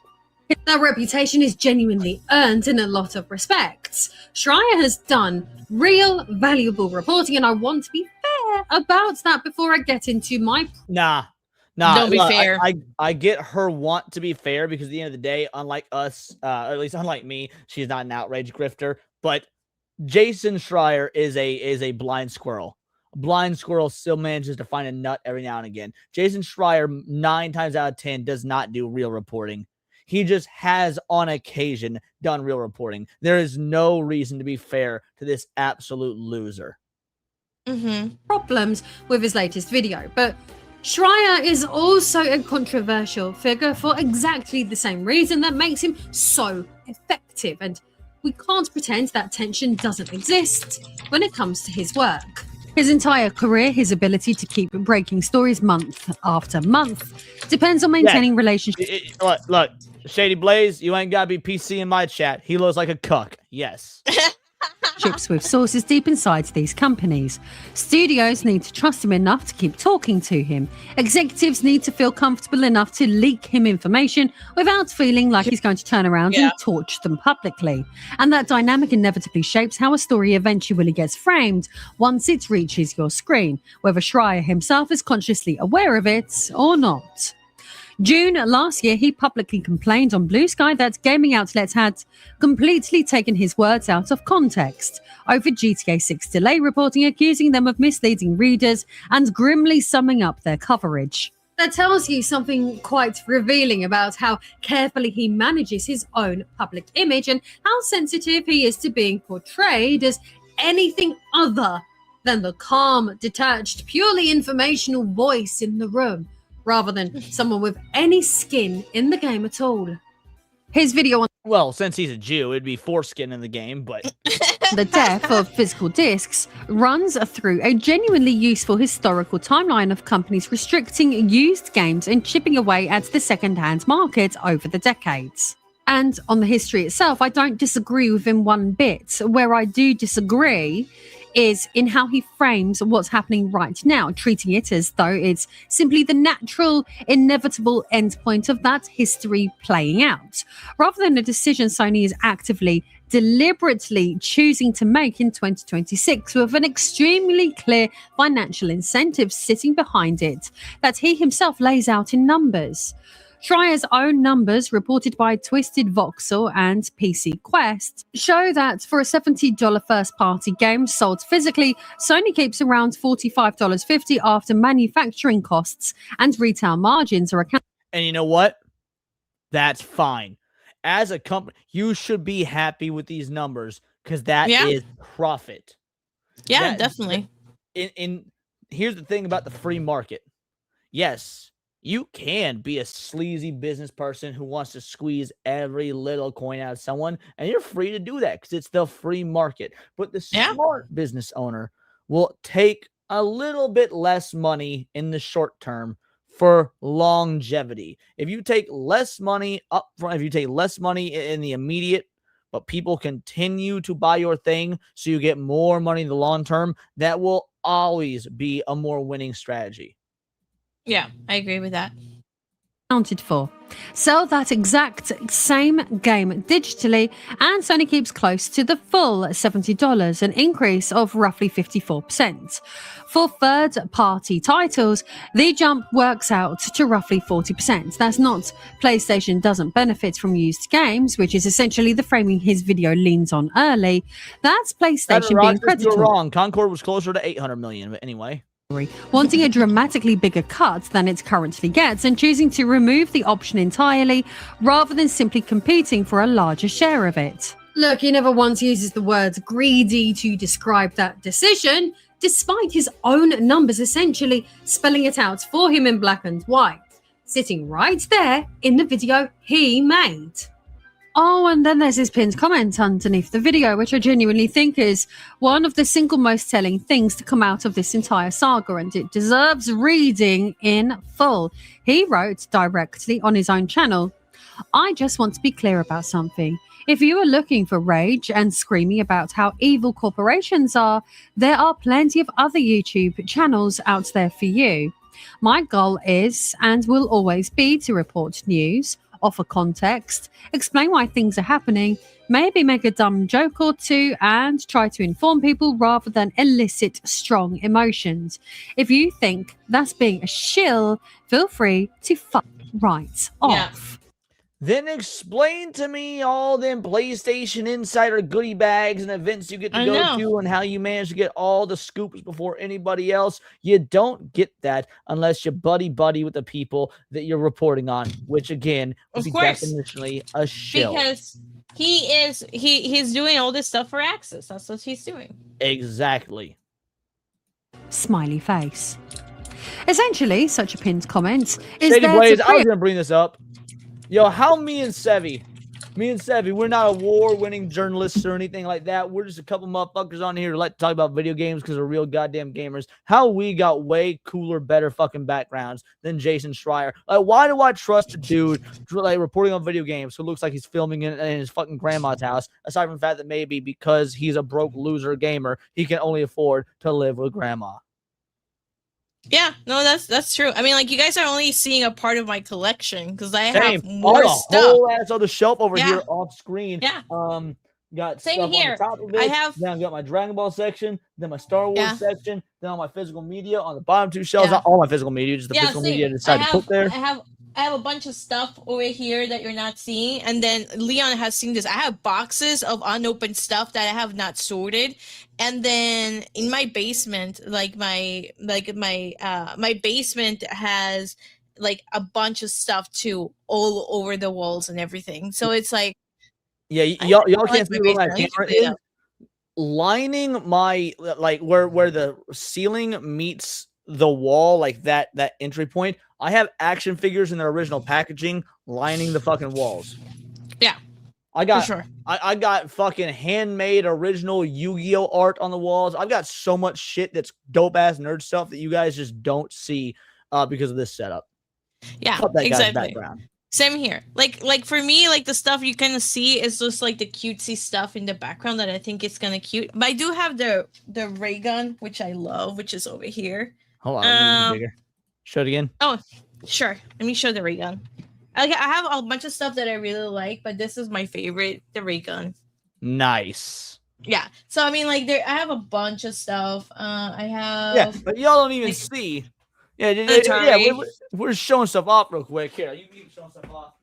All right, I'll keep showing some of the stuff off of here. I mean, I have like so much stuff. And then I have stuff over there, like behind the Sailor Moon anime. I have. Let me hold on. Let me show you guys. Hold on. I'm gonna. Y'all don't even fucking see because it's off camera. I autographed Sam Raimi fucking poster, like a lithograph from the original filming of Sam Raimi's Spider-Man, like signed by Sam Raimi himself.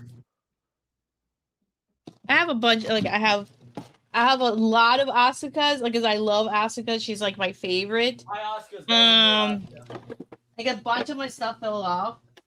Like 20th anniversary. I just have so much stuff, and then there's way more stuff over there in the back you can kind of see kind of fell off. So yeah, like I think like for some reason, I think that we are actually real gamers. We actually know what we're talking about. Back to the video. Preemptively frame anyone who disagrees with his framing as simply an irrational screaming rage baiter, someone incapable of engaging with context, while positioning his own take, which conveniently absolves Sony of any real accountability for the decision, as the calm, rational, properly informed one. By this point, you can't even call it neutral journalism. That's a preloaded insult aimed squarely at anyone who might push back on his framing, dressed up as professional detachment and telling your own audience to essentially fuck off in a pinned comment is a genuinely strange way of demonstrating that you're above eliciting strong emotions. I mean, that's ridiculous, really. What makes this even more frustrating is that Schreier had every opportunity in this video to actually hold Sony to account using his own reporting. It clearly has the numbers, it clearly understands the incentive structure, but instead of landing on Sony is choosing profit over customer choice and here's proof, he lands on something closer to, this was always going to happen, so don't get... Yeah, because overwhelmingly customers choose physical or choose digital over physical means we should get rid of physical. Like, if I had to wager a guess, I don't know if this is true. If I had to wager a guess, when you go into McDonald's, what do you think most people buy, babe? Nuggets. And the other option? McFlurries. No, cheeseburgers, baby. Cheeseburgers. Oh. Point is, you know good goddamn well the people that walk into McDonald's choose nuggets and cheeseburgers way more than salad, right? Way more than salad. Yeah, if I'm going to get a salad, I'm not going to get a salad from McDonald's. But does McDonald's take salad off the menu? No. Exactly. No. Too worked up about it. Go on. Oh no, I was gonna say because I'm assuming they want people who are like out and about, or they're going on a date, you know. Because I mean, I went to a lot of dates at McDonald's when like I was in high school because that was the cheap thing to do. Yes, at that point, I won't lie, I've done that as so well. yeah, so like at that point, it's like, well, like the girl is obviously gonna get a salad, the guy is always gonna get a burger, but the point is, McDonald's keeps salad on the menu because there's a market for it, even if it is a smaller market than cheeseburgers or nuggets. For sure. Those are two very different conclusions to draw from the exact same set of facts, and only one of them lets Sony off the hook. You don't structure, but instead of landing on Sony is choosing profit over customer choice and here's proof, he lands on something closer to, this was always going to happen, so don't get too worked up about it. Base. Those are two very different conclusions to draw from the exact same set of facts, and only one of them lets Sony off the hook. You don't need to be angry about the situation to notice what is happening here. Calmness is not the same thing as neutrality, and sounding detached does not make Schreier's framing objective. Sometimes the facts genuinely justify anger, and refusing to say so does not make you more informed than everybody else. It merely makes you extremely useful to the people responsible, especially when you are actively telling your audience that what PlayStation is doing is inevitable. But of course, Schreier is only one individual peddling this "they cannot be stopped" narrative. So let's move on to the next person promoting this myth. Alana Pierce's background here is, in my opinion, the most directly relevant of all three, because Pierce isn't just a commentator who's occasionally spoken to people at PlayStation. She works there and works there on the very franchise now at the center of this entire disc conversation. Games Radar reported that Pierce joined Sony's Santa Monica Studios in November 2020 as a video game writer, working directly on the God of War franchise. Game Reactor later confirmed she remained at the studio for roughly 4 years before leaving in December 2024 to care for a family member who was terminally ill, which is obviously a genuinely difficult and understandable reason to step away from a job. But here's the detail that I think changes everything, and is not something she volunteers up front in her video either. According to reporting circulating this year, Pierce spent 4 full years writing on God of War Laufey, specifically the very game we discussed at length in a previous video, over its own separate controversy involving the Faye character model. And according to Pierce's own recent comments reported by Game Reactor and VG Times just this week, she has continued working with Santa Monica in a freelance capacity even after her official departure and, in her own words, still has to follow some of Sony's communications guidelines, even though she left the company a year and a half ago. NDAs be a bitch. You're a lawyer. I'm sure you would know. Have you written up any NDAs or anything, or had to do honey, I write them every fucking day. But no, this is not like this is not so much of an NDA, because it's not that's non-disclosure per se. Is like they're telling her what she can say and cannot say. So they're giving her, like, based on her statement there, they're giving her a script, basically. They're giving her a script for things that are approved to say. You know how, like, they have the script of, like, generally, like, we know because this stuff is, you know, usually comes out when there's shills participating in events. They're giving bullet points of these are the keywords we want you to use, right? Because in a way, it makes sense, right? If you use certain keywords on Twitter, it'll hit the algorithm on Twitter, and then, like, it will promote whatever game it is that they're doing. Right. So I understand using certain keywords for those, but it is so organized. So this is really what it sounds like it's doing. It's not about you cannot talk about it. So an NDA is you cannot talk about it at all. A non-disparagement clause means you cannot talk badly about the game. So it could be more non-disparagement, but the way it sounded like is they're giving her bullet points of things that she should be saying. It's an evil world we live in. She said directly, Sony does somewhat regularly tell employees what they can or can't say about certain things. I was under a lot of guidelines when I was working on God of War Laufey. I still am. And they did send me guidelines regarding what I could say on the day the game was announced. What did I say? That's exactly what they're doing. And this is all as a non-employee, mind you. Yeah, non-employee. How is that not a shill? She is out here. Sony is telling her what she can and can't say, and she is openly complying with it. That is shill behavior. Because if I had to wager a guess, there would be no legal ramification for her stepping outside of what they say she can and can't say unless she signed, again, an NDA, which, again, according to your legal expertise, doesn't sound like this is exactly that.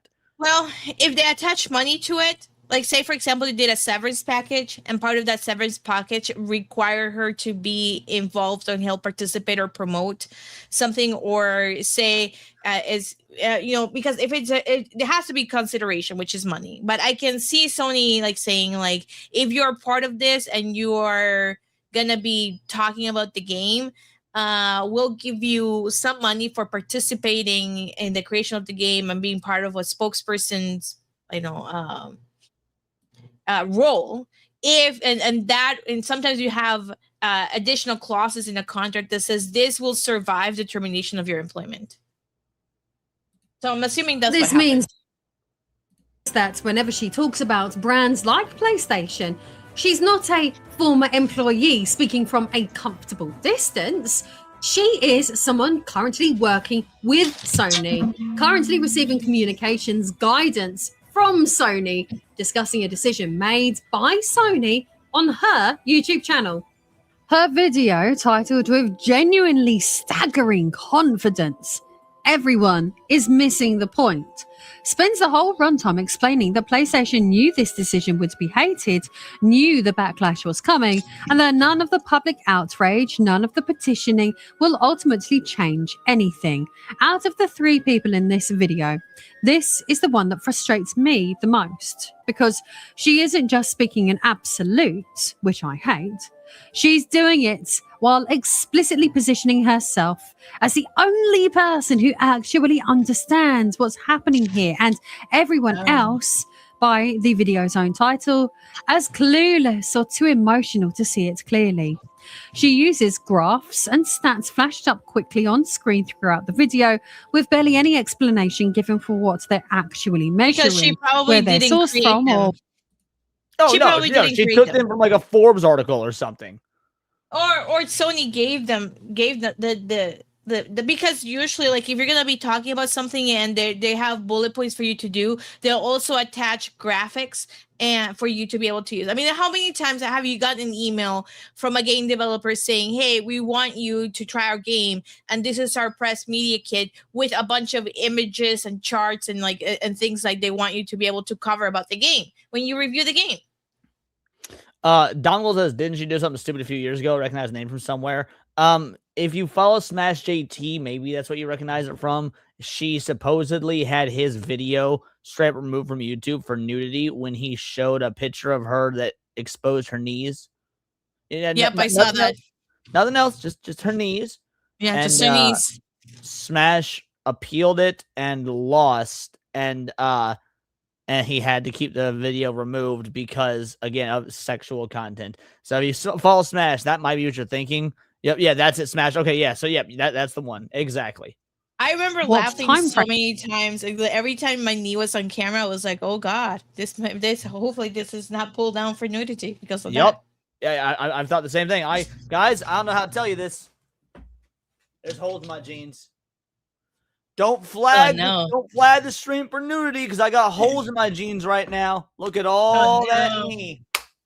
Oh God! Wow, look at that. So much knee.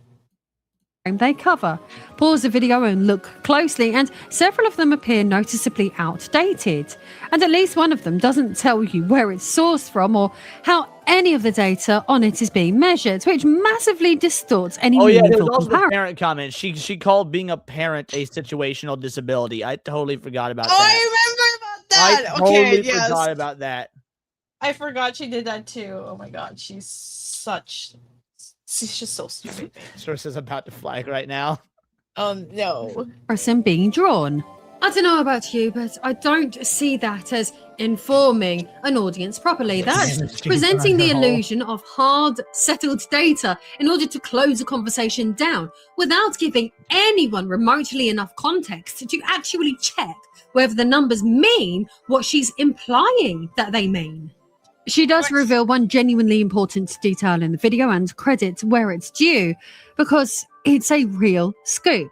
People she spoke to at PlayStation First Party Studios, presumably former colleagues she stayed close with, told her Sony issued the strictest social media guidelines the company has ever put out, specifically around the physical media decision. In her own words, Sony already knew everyone would be pissed off. They knew this. They would only have done this if they knew it was going to be an enormous PR issue.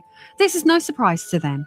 She's also claimed separately that Sony's disc manufacturing facility is reportedly already being repurposed into a micro-lens facility for AI data centers, which, if accurate, tells you a great deal about how permanent Sony considers this decision actually to be. Now, think carefully about what that detail actually proves, because Pierce draws the opposite conclusion from it than I think it warrants. If Sony genuinely believed this was an uncontroversial, inevitable decision that nobody would meaningfully push back on, they wouldn't need to lock down their own staff's communications months in advance to this degree. That's not evidence the fight is already lost. And it's certainly not. I would like to refer you guys to a tweet. June 30th, 2010, from PlayStation themselves. If you're an American and you care about gaming and your rights, sign the gamer petition today.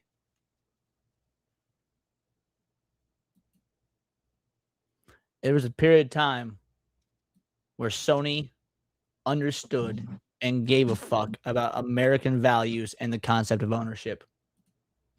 This is an official Sony tweet from 16 years ago. Wow. Oh, how the mighty have fallen. Well, you saw their tweet about how they're asking people to buy their new Sony, what is it called, a record player, because this is the way that music should be listened to and not digital music. No, I didn't hear that. Hold on. Or see that.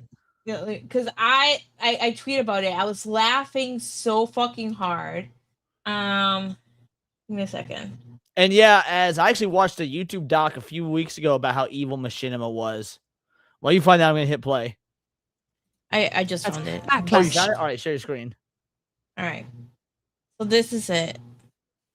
So this is my tweet, right? But this is the Sony part. It says, rediscovered the warmth, detail, and ritual of vinyl with the LX3 turntable.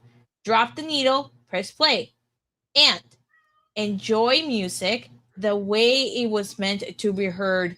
Time to upgrade. Oh, the irony! Yeah, they're getting cooked in the Bro, comments. Flash got him, bro. So the comment section isn't going how you hope. Nope, they did not. Look at this. Take your pick, Sony. No disc, no buy. Someone tell the guys at PlayStation that very physical media is worth supporting, even if it's a small niche. Greed has no limits. Fuck the players. You see how vinyl has made a comeback and is selling like hotcakes, and you go and wipe out physical format of video games for players, for not for players, for the investors. Are you kidding me? I'm actually gonna say this. I'm gonna say this to like for once not be snarky, because you and I get very combative in these posts. I agree with you that the PS6 will not have a disc drive. It was never gonna have a disc drive.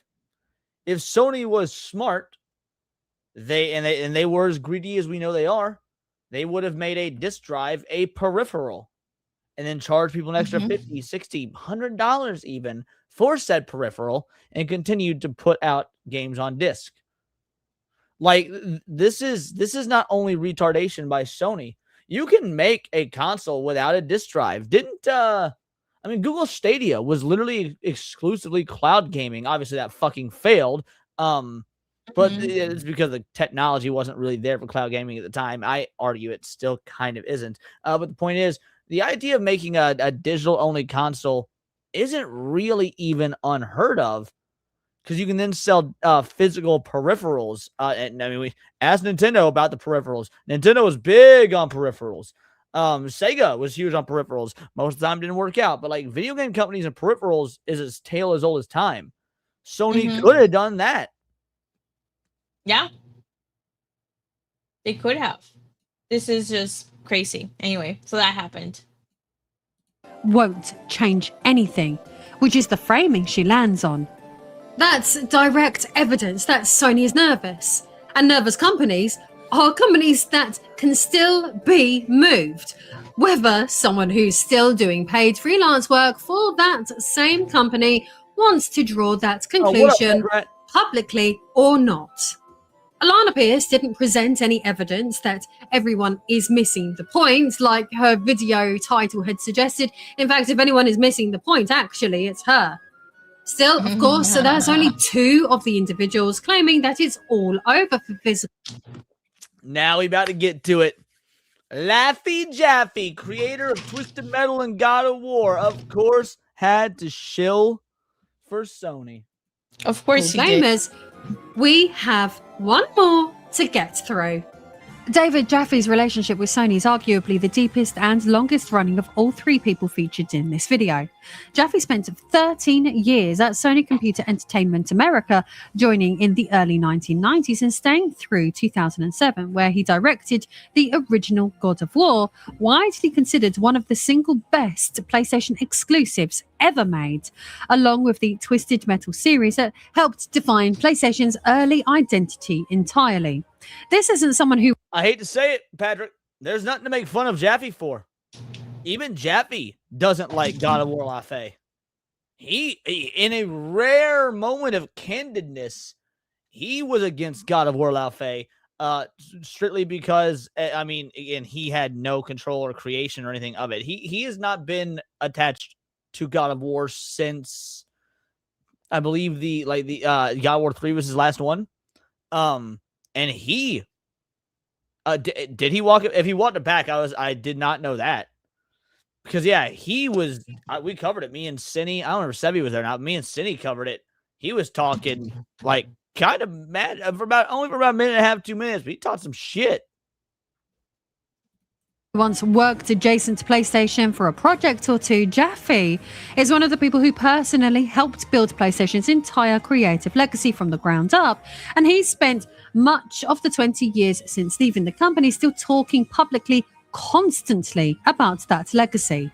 And by his own account, that relationship hasn't ended just because he left the company back in 2007.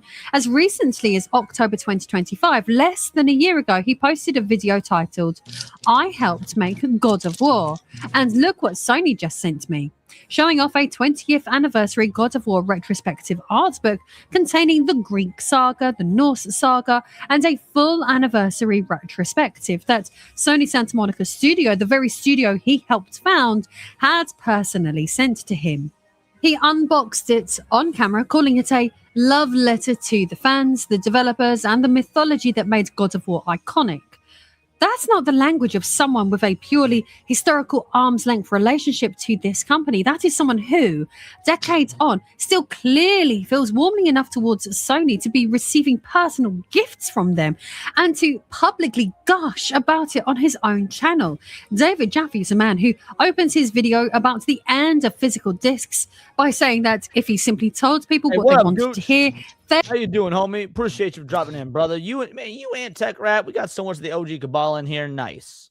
It's the so-called outrage machine. His subscriber count would explode overnight. Well, it's because nobody knew who he was until then. David Jaffe was an absolute nobody to anybody except the most ardent of gaming nerds. Because people who there are people out there that know the names of their favorite developers. Me, I can tell you right now that oh my god, I can't believe I just fucking Guess you don't know them that well. What was that? I guess you don't know them that I well. talk about him all the time, and I just blanked on his name. Why am I blanking on his name? Jesus Christ. Now I'm gonna have to Google it. This is too funny. Yep, I had a bad moment.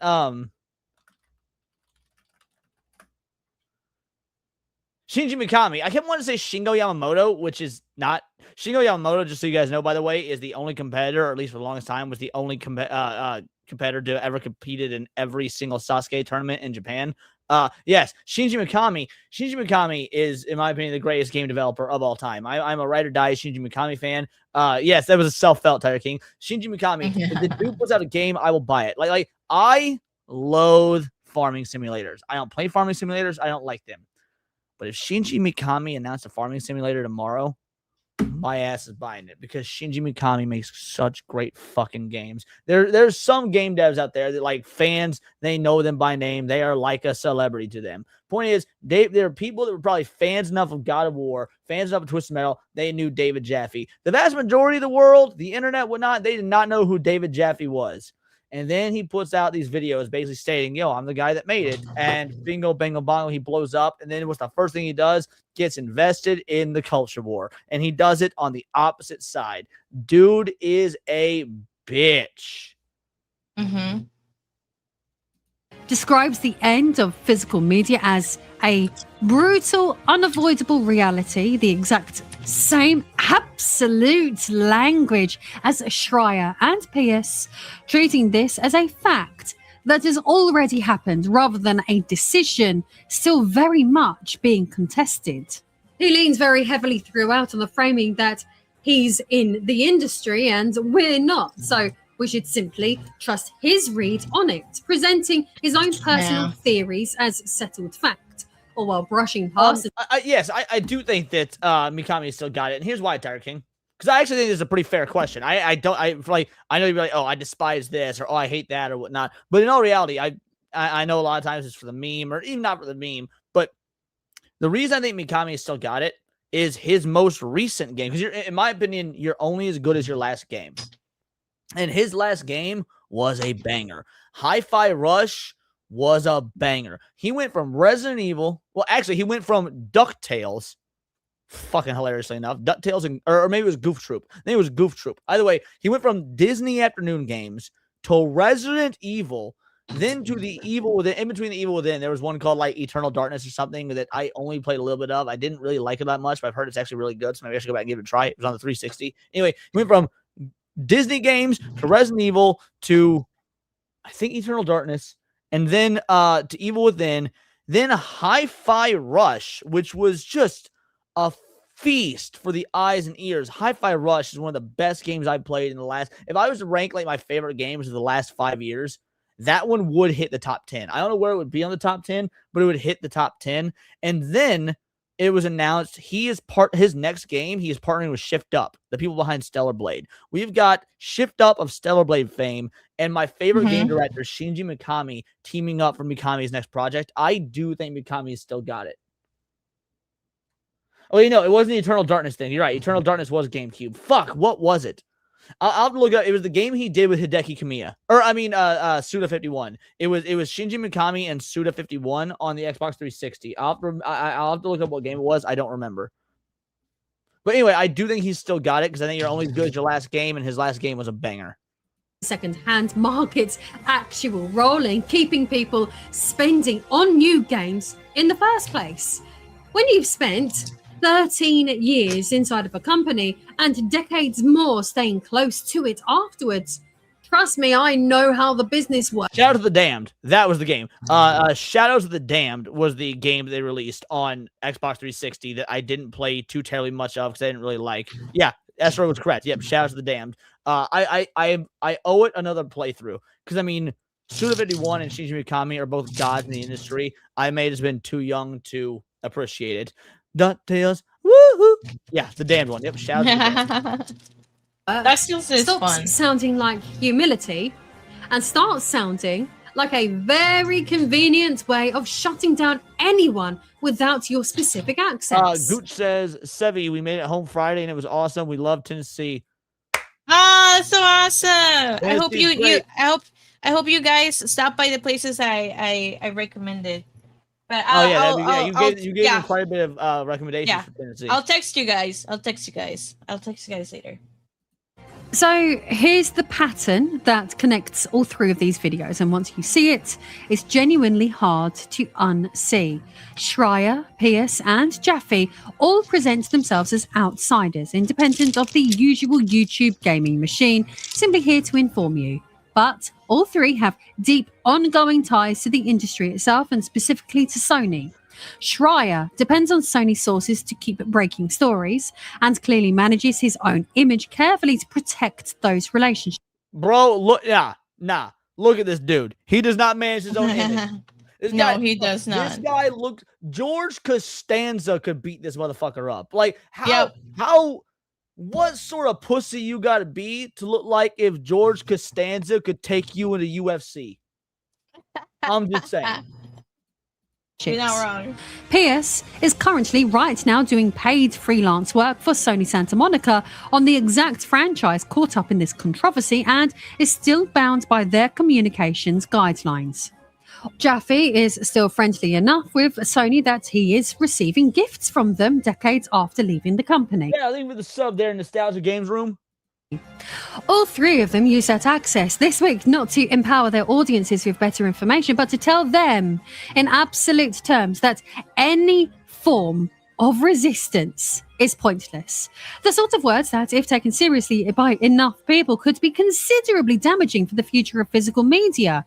Frankly, I think this futility is a completely toxic attitude to have because it's not only is the futility a toxic attitude to have, it is an engineered attitude. Like, they would not be Sony would not be, in my opinion, you can of course give me your thoughts, hon.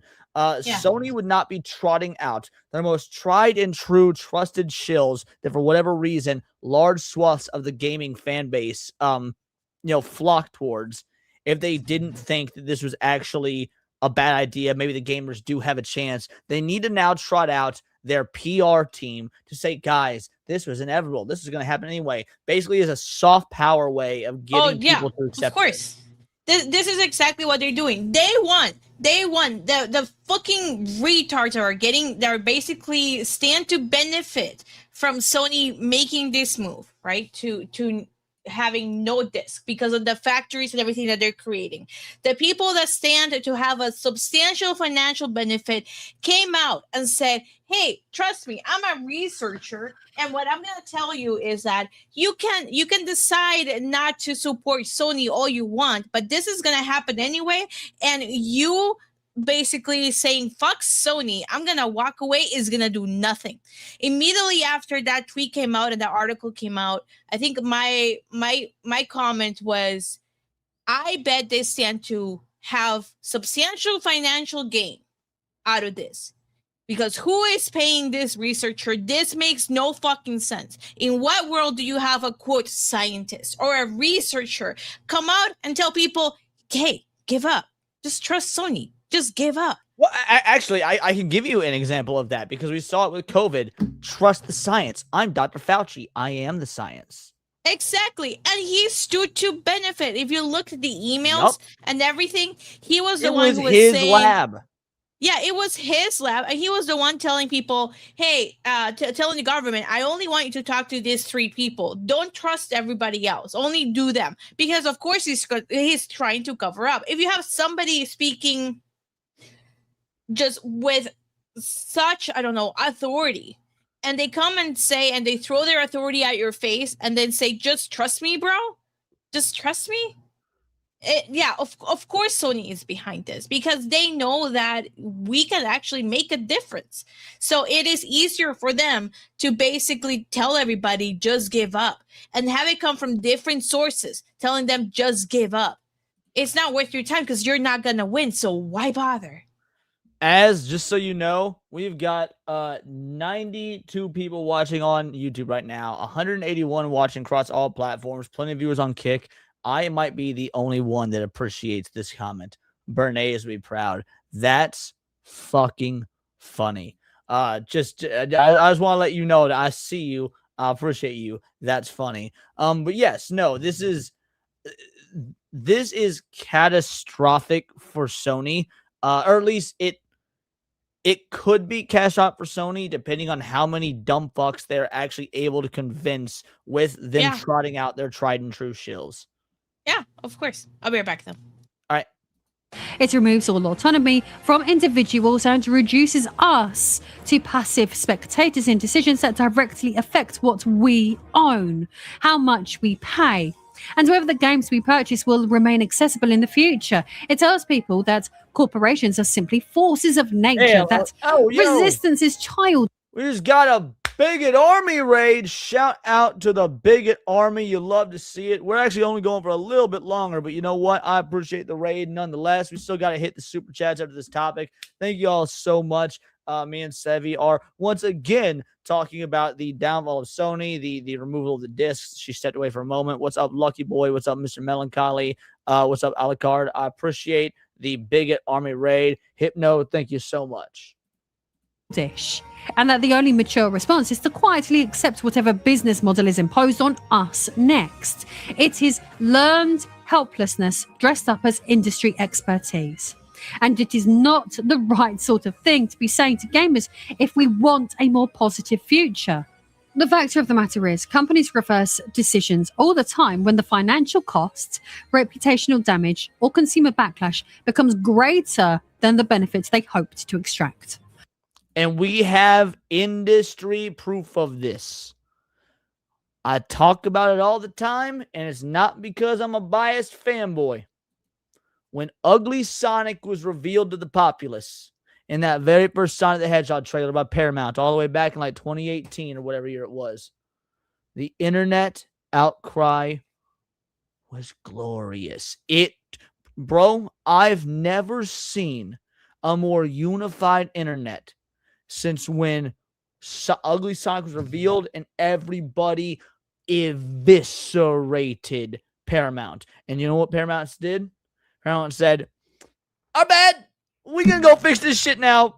Sorry. Like, when our girl here, when Lady Decade says companies walk back decisions all the time, it is not impossible. It is not impossible at all to get Sony to walk this back. I'm not saying it'll be easy. I'm not saying the vast majority that it won't take a lot of work, but to treat it as like an inevitability that physical is going away. We had Sega. I haven't made a video on this yet. I'm going to make a video on this. I know you quote tweeted it, babe.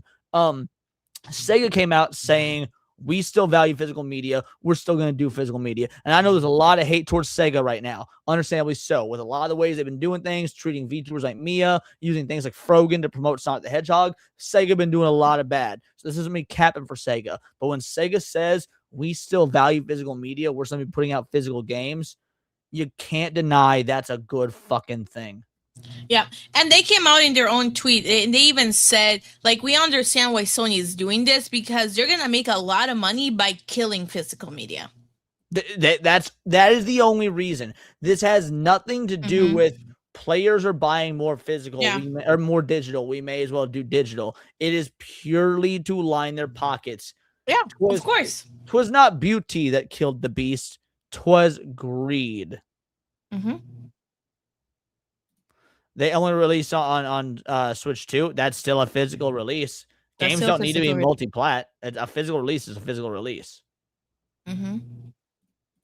We've seen disastrous policies abandoned, prices reduced, services changed, and entire strategies rewritten because customers refused to cooperate. None of that is guaranteed to happen here, but saying resistance cannot work is fundamentally different from saying it might not work. One is a reasonable warning. The other is an instruction to surrender before the argument has even begun. And perhaps that's why these videos... Yo, Tiger King coming out with... He been throwing some heat tonight. I want a fighting game with Ugly Sonic and Sanic, two legends. Do you know what I found when I sent you that game? What? I found there's an old Dragon Ball game of Dragon Ball versus Saint Seiya. Real Dragon Ball versus Saint Seiya? So your favorite anime versus my favorite anime? Yeah, that's wild. I did not know there was a Dragon Ball versus Saint Seiya game. Yeah. And Tiger King, I also hate game key cards. Not even because they're inherently bad. I mean, I would argue they are, but that's not even the reason. The reason I hate game key cards is because they are confusing to the consumer. No mom of a 10-year-old Nintendo fan understands the difference between actual games on the cartridge and game key cards. Nintendo adding game key cards it is just confusing to the consumer. So it is a bad consumer practice. You got it. Knuckles would also, would absolutely fit in it. Do you know the way? Yes. Do you know the way? Shout out Wheat then. Videos have irritated me so bloody much. It's not simply that Schreier, Pierce, and Jaffe disagree with those of us fighting for physical media. They are using their authority, access, and industry credentials to convince ordinary players that they possess no power whatsoever. While the corporation actively taking their choices away is treated as though it is merely following the inevitable flow of history. Well, I reject that entirely. Sony is making a choice. Customers are allowed to respond to that choice, and nobody with professional connections to the company gets to declare the outcome predetermined before the rest of us have even had the chance to fight back. Educating an audience means giving them the full picture, including your own connections and potential biases, and trusting them to reach their own conclusion. You know, Asvel, Master Splinter would find this a very offensive comment, but he would also then agree with you. Lecturing an audience means handing them a conclusion and discouraging them from questioning it. BTX. Sevi likes BTX too. What is that? I don't know. Oh, yeah, let me Google. BTX. Schreier's pinned comment insults anyone who disagrees before they've even finished watching. Pierce's title insists you've missed the point before the video has even started, without leading with the fact that she's still contractually guided by Sony today. Jaffe frames his own restraint from feeding outrage as proof he's automatically correct. None of that is education. That's all lecture dressed up as insight from three people considerably closer to Sony than the rest. Oh, Sony's saying him at BTS. Well, I like BTS. I showed Sevi a few BTS songs, and she was like, they're okay. Yeah, they're not my thing. I like my music to be angry and nostalgic and loud. I feel like I need to show you at least one or two more. I know I've shown you some of the Korean stuff. I showed you some of the English stuff, but I don't think I showed you butter. Did I show you butter? Yes, you did. God damn it. Okay, never mind. Yeah. Rest of us. And here's what actually bothers me the most about all three of these videos landing in the same week. Nobody actually knows how this ends yet. And that's all. You can make art. All right. So you got Sevi, you got me, you got Hypno, you got Atreus. A lot of us cover the same shit, and within a week, and we have our own individual takes on it, right? Sometimes Atreus be shilling for Halo while I'm talking shilling Halo. Sometimes Hypnotic be talking about Microsoft stuff. I will also be talking about Microsoft stuff, but maybe I'll only focus on Fallout when he talks about Asha as a whole. Like, the point is, we all cover things within the same vein, right? But for these three individuals, the three biggest shills for PlayStation to all come out in the same week and effectively all make the same video, that is not organic. Like, me, Hypno, Atreus, Cassie, we never talk to each other about what we are doing videos on. Okay, sort of, until our videos are done, by and large. Like, I'd be like, yo, guys, I got a video coming out tomorrow. Here's what we did. Like, here's what I did. Just to talk about it. We never like coordinate. Yo, is anyone else talking about Halo? Because I'm going to talk about Halo. You don't want to talk about never. Anytime that we cover similar topics, it is completely organic because it's shit that we all just happen to be interested in. This was inorganic. You've got Sony's three biggest shills releasing effectively the same video all within a week of each other. That is studio mandate. I assume you have something to say on that. Yeah, I mean, this is really, really suspicious. I don't believe in coincidences. So the fact that we know that one of them is being told by Sony what to say, the other one gets gifts from Sony, and the other one gets access to Sony events. You can't just, you have to look at why are they talking about it? What's their motivation for talking about it? Why did they actually choose to waste time out of their day to make a video out of this? Because it takes time to make a video, to record it, to edit, to upload it. And the fact that they wasted time doing it and they all said the same thing and again had nothing to say other than give up, it's not a coincidence. And the fact that they all said some variation of gaming has been going digital for ages. This is obviously the way it was all going to go. Like, they literally effectively made the same video with three different flavors of shill. Of course. Of course they did. And of course they're going to say that. And of course Sony wants us to believe that this is a losing battle.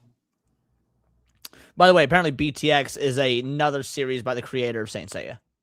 I did not know that. Thank you for that. Because it hasn't ended. Even the analysts whose own data these three creators are borrowing from are far more careful about separating here is what the data shows from, and therefore nothing can be done about it. That second leap isn't data, that's an opinion delivered with the confidence of fact by three people whose own histories give them every reason to want you to accept it quietly.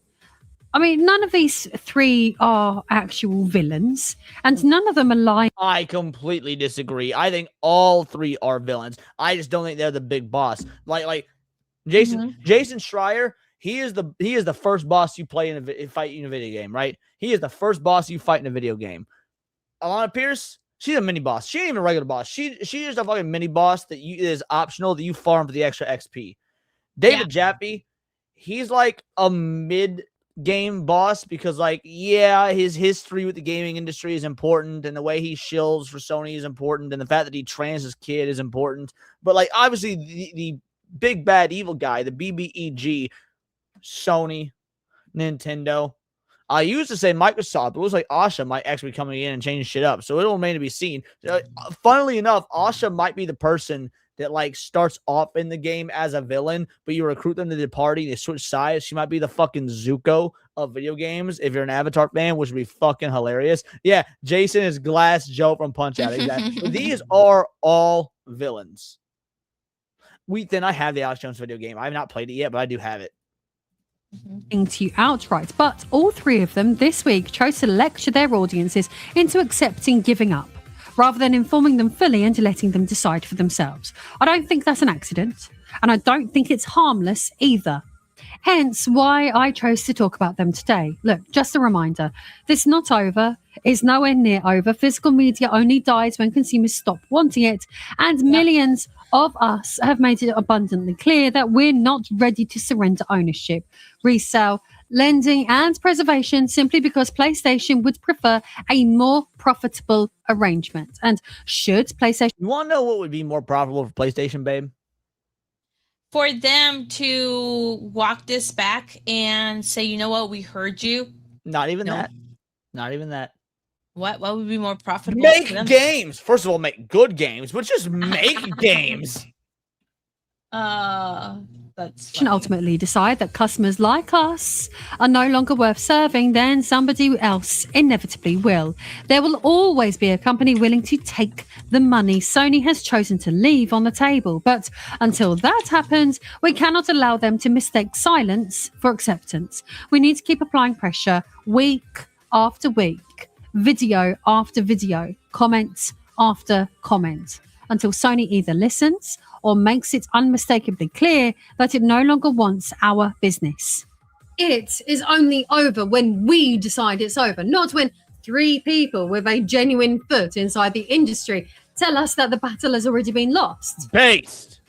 Don't forget, you can get the double Helix Strider game for Excellent just video. one. I'm not going to let her second ad read play out. I gave her first ad read. That's good enough, but excellent video. If you guys don't follow Lady Decade, make sure to. She is absolutely fucking incredible. I love her videos.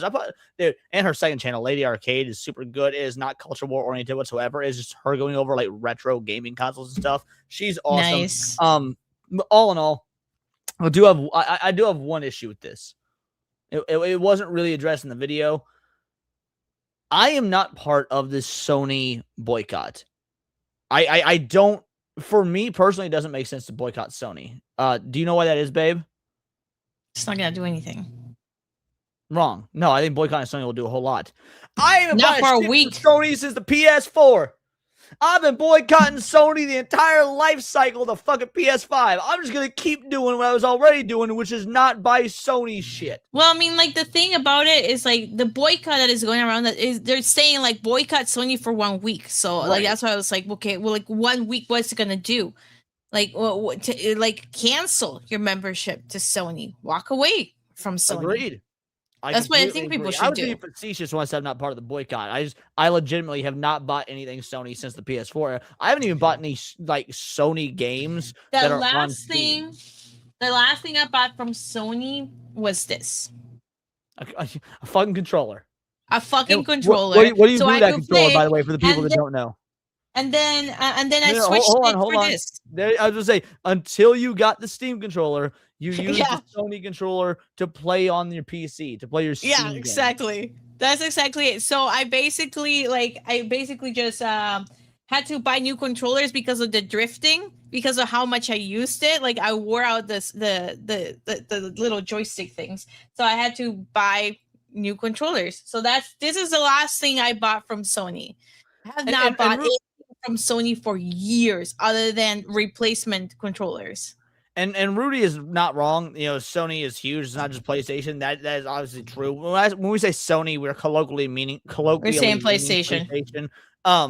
Because like when it comes to like cameras, for example, when it comes to Sony is the best in the market when it comes to cameras.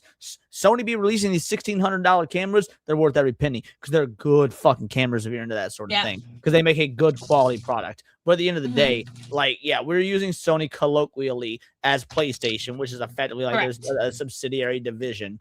It's rough driving brands you support your whole life. Sony, Levi's, Nike, Marvel. It fucking sucks. Gotta be done though. And for somebody who maybe feels that way, I've never really had an issue with it because there's only 2 things in the world I'm brand loyal to. I say 2 and I'm holding up 3 fingers, but whatever. Thumb's not a finger. Technicality. There's only 2 brands in the world I'm actually brand loyal to. Cheetos, because off-brand Cheetos taste like shit, and name brand soda, whether it be Coke, Dr. Pepper, Pepsi, no matter what, they're all better than the fucking dollar store or great value brand or whatever. And that's it. And so I've never really had this concept of brand loyalty. I've definitely had IP loyalty, and that's gone on too long. I had an IP loyalty to Resident Evil for far longer than I ever should have. But even Resident Evil 9, I was like, nah, I'm just not gonna fucking buy it. I'm not gonna buy Resident Evil 9. Now, to be fair, Resident Evil 9 was gifted to me, so I did play it and review it. Yeah. But since my review, I That's haven't it. touched it. I have no reason to. I didn't like the game. I What played if- it. I put my review out. My review did some pretty good fucking numbers. And I wouldn't have even done it. I was not gonna spend my own money on it. So my question is, if somebody gives you GTA for PC, if it comes out in PC ever, On principle, normally, so I have a rule on my channel. I don't decline gifts because it means the world to me that somebody, even as a joke, is thinking of me and they want to send me a gift. But due to the moral principles I hold for what GTA 6 stands for, I would decline GTA 6. I would do something Yeah. I almost never do, which is decline a gift. I would decline GTA 6. yeah, that's what I thought you might do. I like RA9, but to each their own. Well, Junebug, if you haven't seen my video, you might want to watch it. It might change your mind. Brand names aren't quality assurances anymore. They're reasons for inflation now. And that's why I said, even when talking about Shinji Mikami earlier, you're only as good as your last game. Thankfully, his last game was incredible, and I will continue to support Shinji Mikami because he has continued to be a good game dev. And yes, off-brand Cheetos are so like, dude, off-brand Lay's, they get it right. Off-brand Doritos, they get light. What is about off-brand Cheetos that fucking suck? What if it was sent to you through Steam DMs? I don't know what you're referring to, Scrap. I Like a mean, code. He like means a code. Yeah, he means a code. If it was GTA 6, yeah, I would still, I just wouldn't accept it. I wouldn't type in the code. GTA 6 in no way, shape, or form will ever grace my Steam catalog. Never. Not first of all, I already don't like GTA. I've told people this. Post PS2 era, I don't like GTA. On top of not liking GTA in the modern era, everything that GTA is doing that is the ultimate harm to the gaming industry we live in, I will never play. Ever. Yeah. But never tried off-brand Cheetos? Don't. It is not worth it. That's it. We got some supers to hit. We're going to be wrapping up soon. We got some supers to hit. Let's do that. Book of Grudge with a 10-banger. My dad was the opposite of yours. Any anime he caught me watching as a kid, he'd watch for about 5 minutes, then ban me from ever watching again. Oh, no. Not that I ever stopped, just watching secret. So Book of Grudges, your dad was like my mom. I grew up in a divorced family. Like, my dad was here and my mom was here. My mom was vehemently anti-anime. In fact, the reason my mom was anti-anime, fucking hilarious. Yes, the drug-addicted prostitute had a moral standard against anime because of a line in a fucking Bare Naked Ladies song. There's a line in the song 1 week that says, I kind of like the Sailor Moon because that cartoon has got the boom anime babes that made me think the wrong thing. Basically saying like, yo, Sailor Moon turns me on. Because of that line in the song, my mom decided all anime was evil and pornographic and she would not let me watch anime. Remind you, she was a drug-addicted prostitute, but she drew the line at anime because of a lyric in a fucking song in 1998 or whatever. That's hilarious. My dad didn't give a fuck. My dad was a big anime fan, so I just watch all my anime and stuff like that when I was over at his place. Shout out. Thank you for the 10-banger, homie. Let's give you a clip real quick. I will come anywhere you want me to come. All over his backside, run! I want to fuck you in the ass right now. Thank you. It's nice to get some appreciation around here. Imagine being triggered by Bare Naked Ladies. She actually loved Bare Naked Ladies. I use what, by the way, Bare Naked Ladies is like a top 10 favorite band for me. I saw them live. They're one of the best concerts I've ever been to. Like, I fucking love Bare Naked Ladies. One of the few things I have in common with my mom. But she used that one lyric as a way to generate a rule for parenting.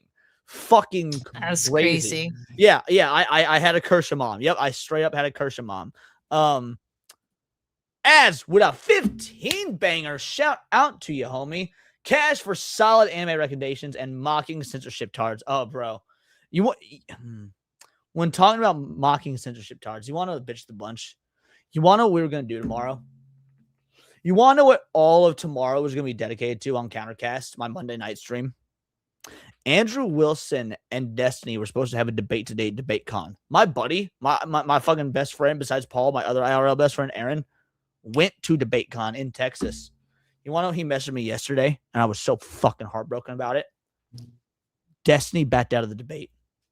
Oh no. Destiny backed out of the Andrew Wilson debate. It never happened. Now I have to come up with something different to cover for content tomorrow. Because because the Andrew Wilson Destiny debate didn't happen. That is crazy. I am distraught. I was going to have so much fun going over the Andrew Wilson Destiny debate. Fuck me, bro. Thank you for the 15 banger. I gotta get you a clip. Hold on, I gotta get you a clip. You know, we haven't done any horsecock today. I'm gonna give you some horsecock. Where's my horsecock? Here's my horsecock. Horse semen's great. I'm digging horsecock.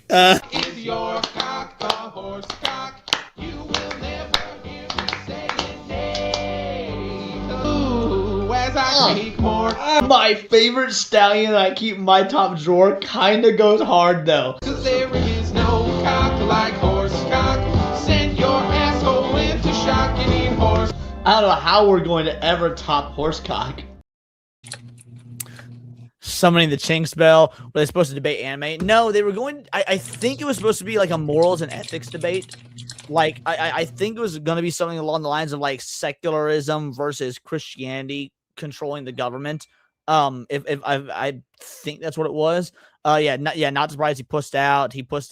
Wilson would have railed him. No, dude.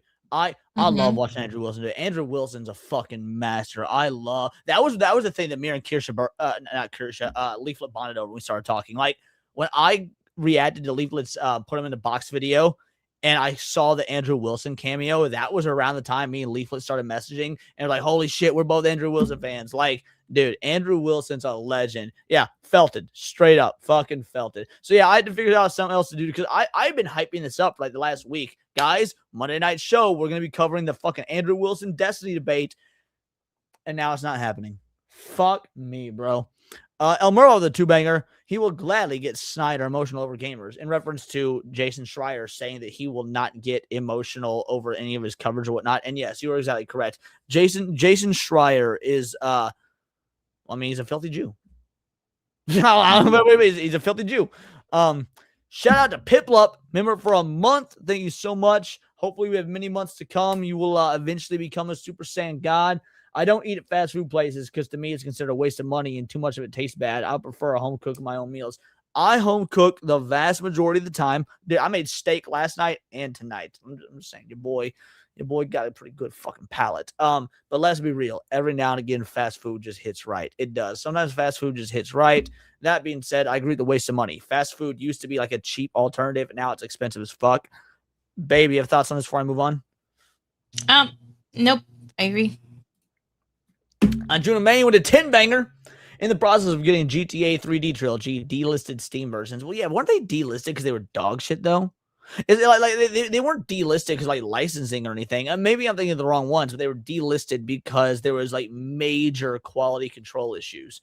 To boot on Windows 11 PC with mods for upscaling widescreen monitor controllers. Will I be on board with GTA 6? Nah, dog. Fucking based. All the GTA 6 hate. All the GTA 6 hate. We'll take it. I'm loving it again. The game would absolutely get a pretty high score from me. How many bananas? A solid 8.5 incher for sure. No. And wouldn't it be nice to live together? That is my favorite clip I've ever made because seeing Atreus' brain break in real time. I didn't. What? No. Like it looks like something that would be a fucking like line in a Marvel movie, but it happened naturally. It's so great. Atreus had to reboot after Hypno just said that. On June and May, for 10 months, 2 months away from Super Saiyan Godhood, retro emulation, backwards compatibility is the way. Based as fuck. Shout out to 10 months membership. And last but not least, the true Aztec warrior for a dollar banger. Thank you so much, homie. It means the absolute world to me. Guys, y'all are the best. Kick, shout out to all you. We had some dope-ass viewership over there. There really isn't anyone I know of streaming on Kick right now, so we're not going to do a raid. I'm going to see who we have to raid right now on the YouTube side of things. While I'm doing that, babe, why don't you tell people who you are, what you do, what you got coming out, the whole nine. Yep, I'm Sevi. I give her my lawyer tomorrow. I'm gonna be on Monday Hangover and then streaming games. I streamed this puppy game with Tabitha where we're two heads of the same dog. Follow over on Kick there, Pucanini. Sorry, go on, hun. Yep, and we drive each other crazy. So that's generally what we end up doing. So we'll continue the craziness tomorrow. You'll love to see it. As for me, videos and streams every day. Countercast will, of course, be out tomorrow. I have no idea what me and Cindy will be covering since my plans got shafted, but it is what it is. So I will see you guys at 6 o'clock p.m. Central Standard Time. Tinfoil Haters this week is either canceled or postponed. It is my birthday. Well, my birthday is actually Wednesday, but my dad wants to take me out on Tuesday, and so I left it up to Sammy and Cindy. We will either be canceling and I'll just do my own thing after the birthday dinner, or we will do it just late. So for those of you who get conspiracy theory hounds, just know that we are up in the air and what's happening. But I got to spend time with the fam. My dad wants to take me out for my birthday. Why would I say no to that? So shout out to him. We all love Papa Paradise. And then videos and streams as normal the rest of the week. Hopefully we'll be getting more scripted videos out. If you guys have not watched the highly edited video that I did, the actual long form video on the upcoming Ocarina of Time remake, feel free to check that out. It would mean the world to me. And we're going to be raiding into Stupinzo. Until next time, it is all here in the Nerdosphere. This has been Words of Paradise. Thank you all so much. Deuces. Oh, and thank you so much for the donos as well. It means the absolute world to me. The greatest job in the world because of people like you. So thank you.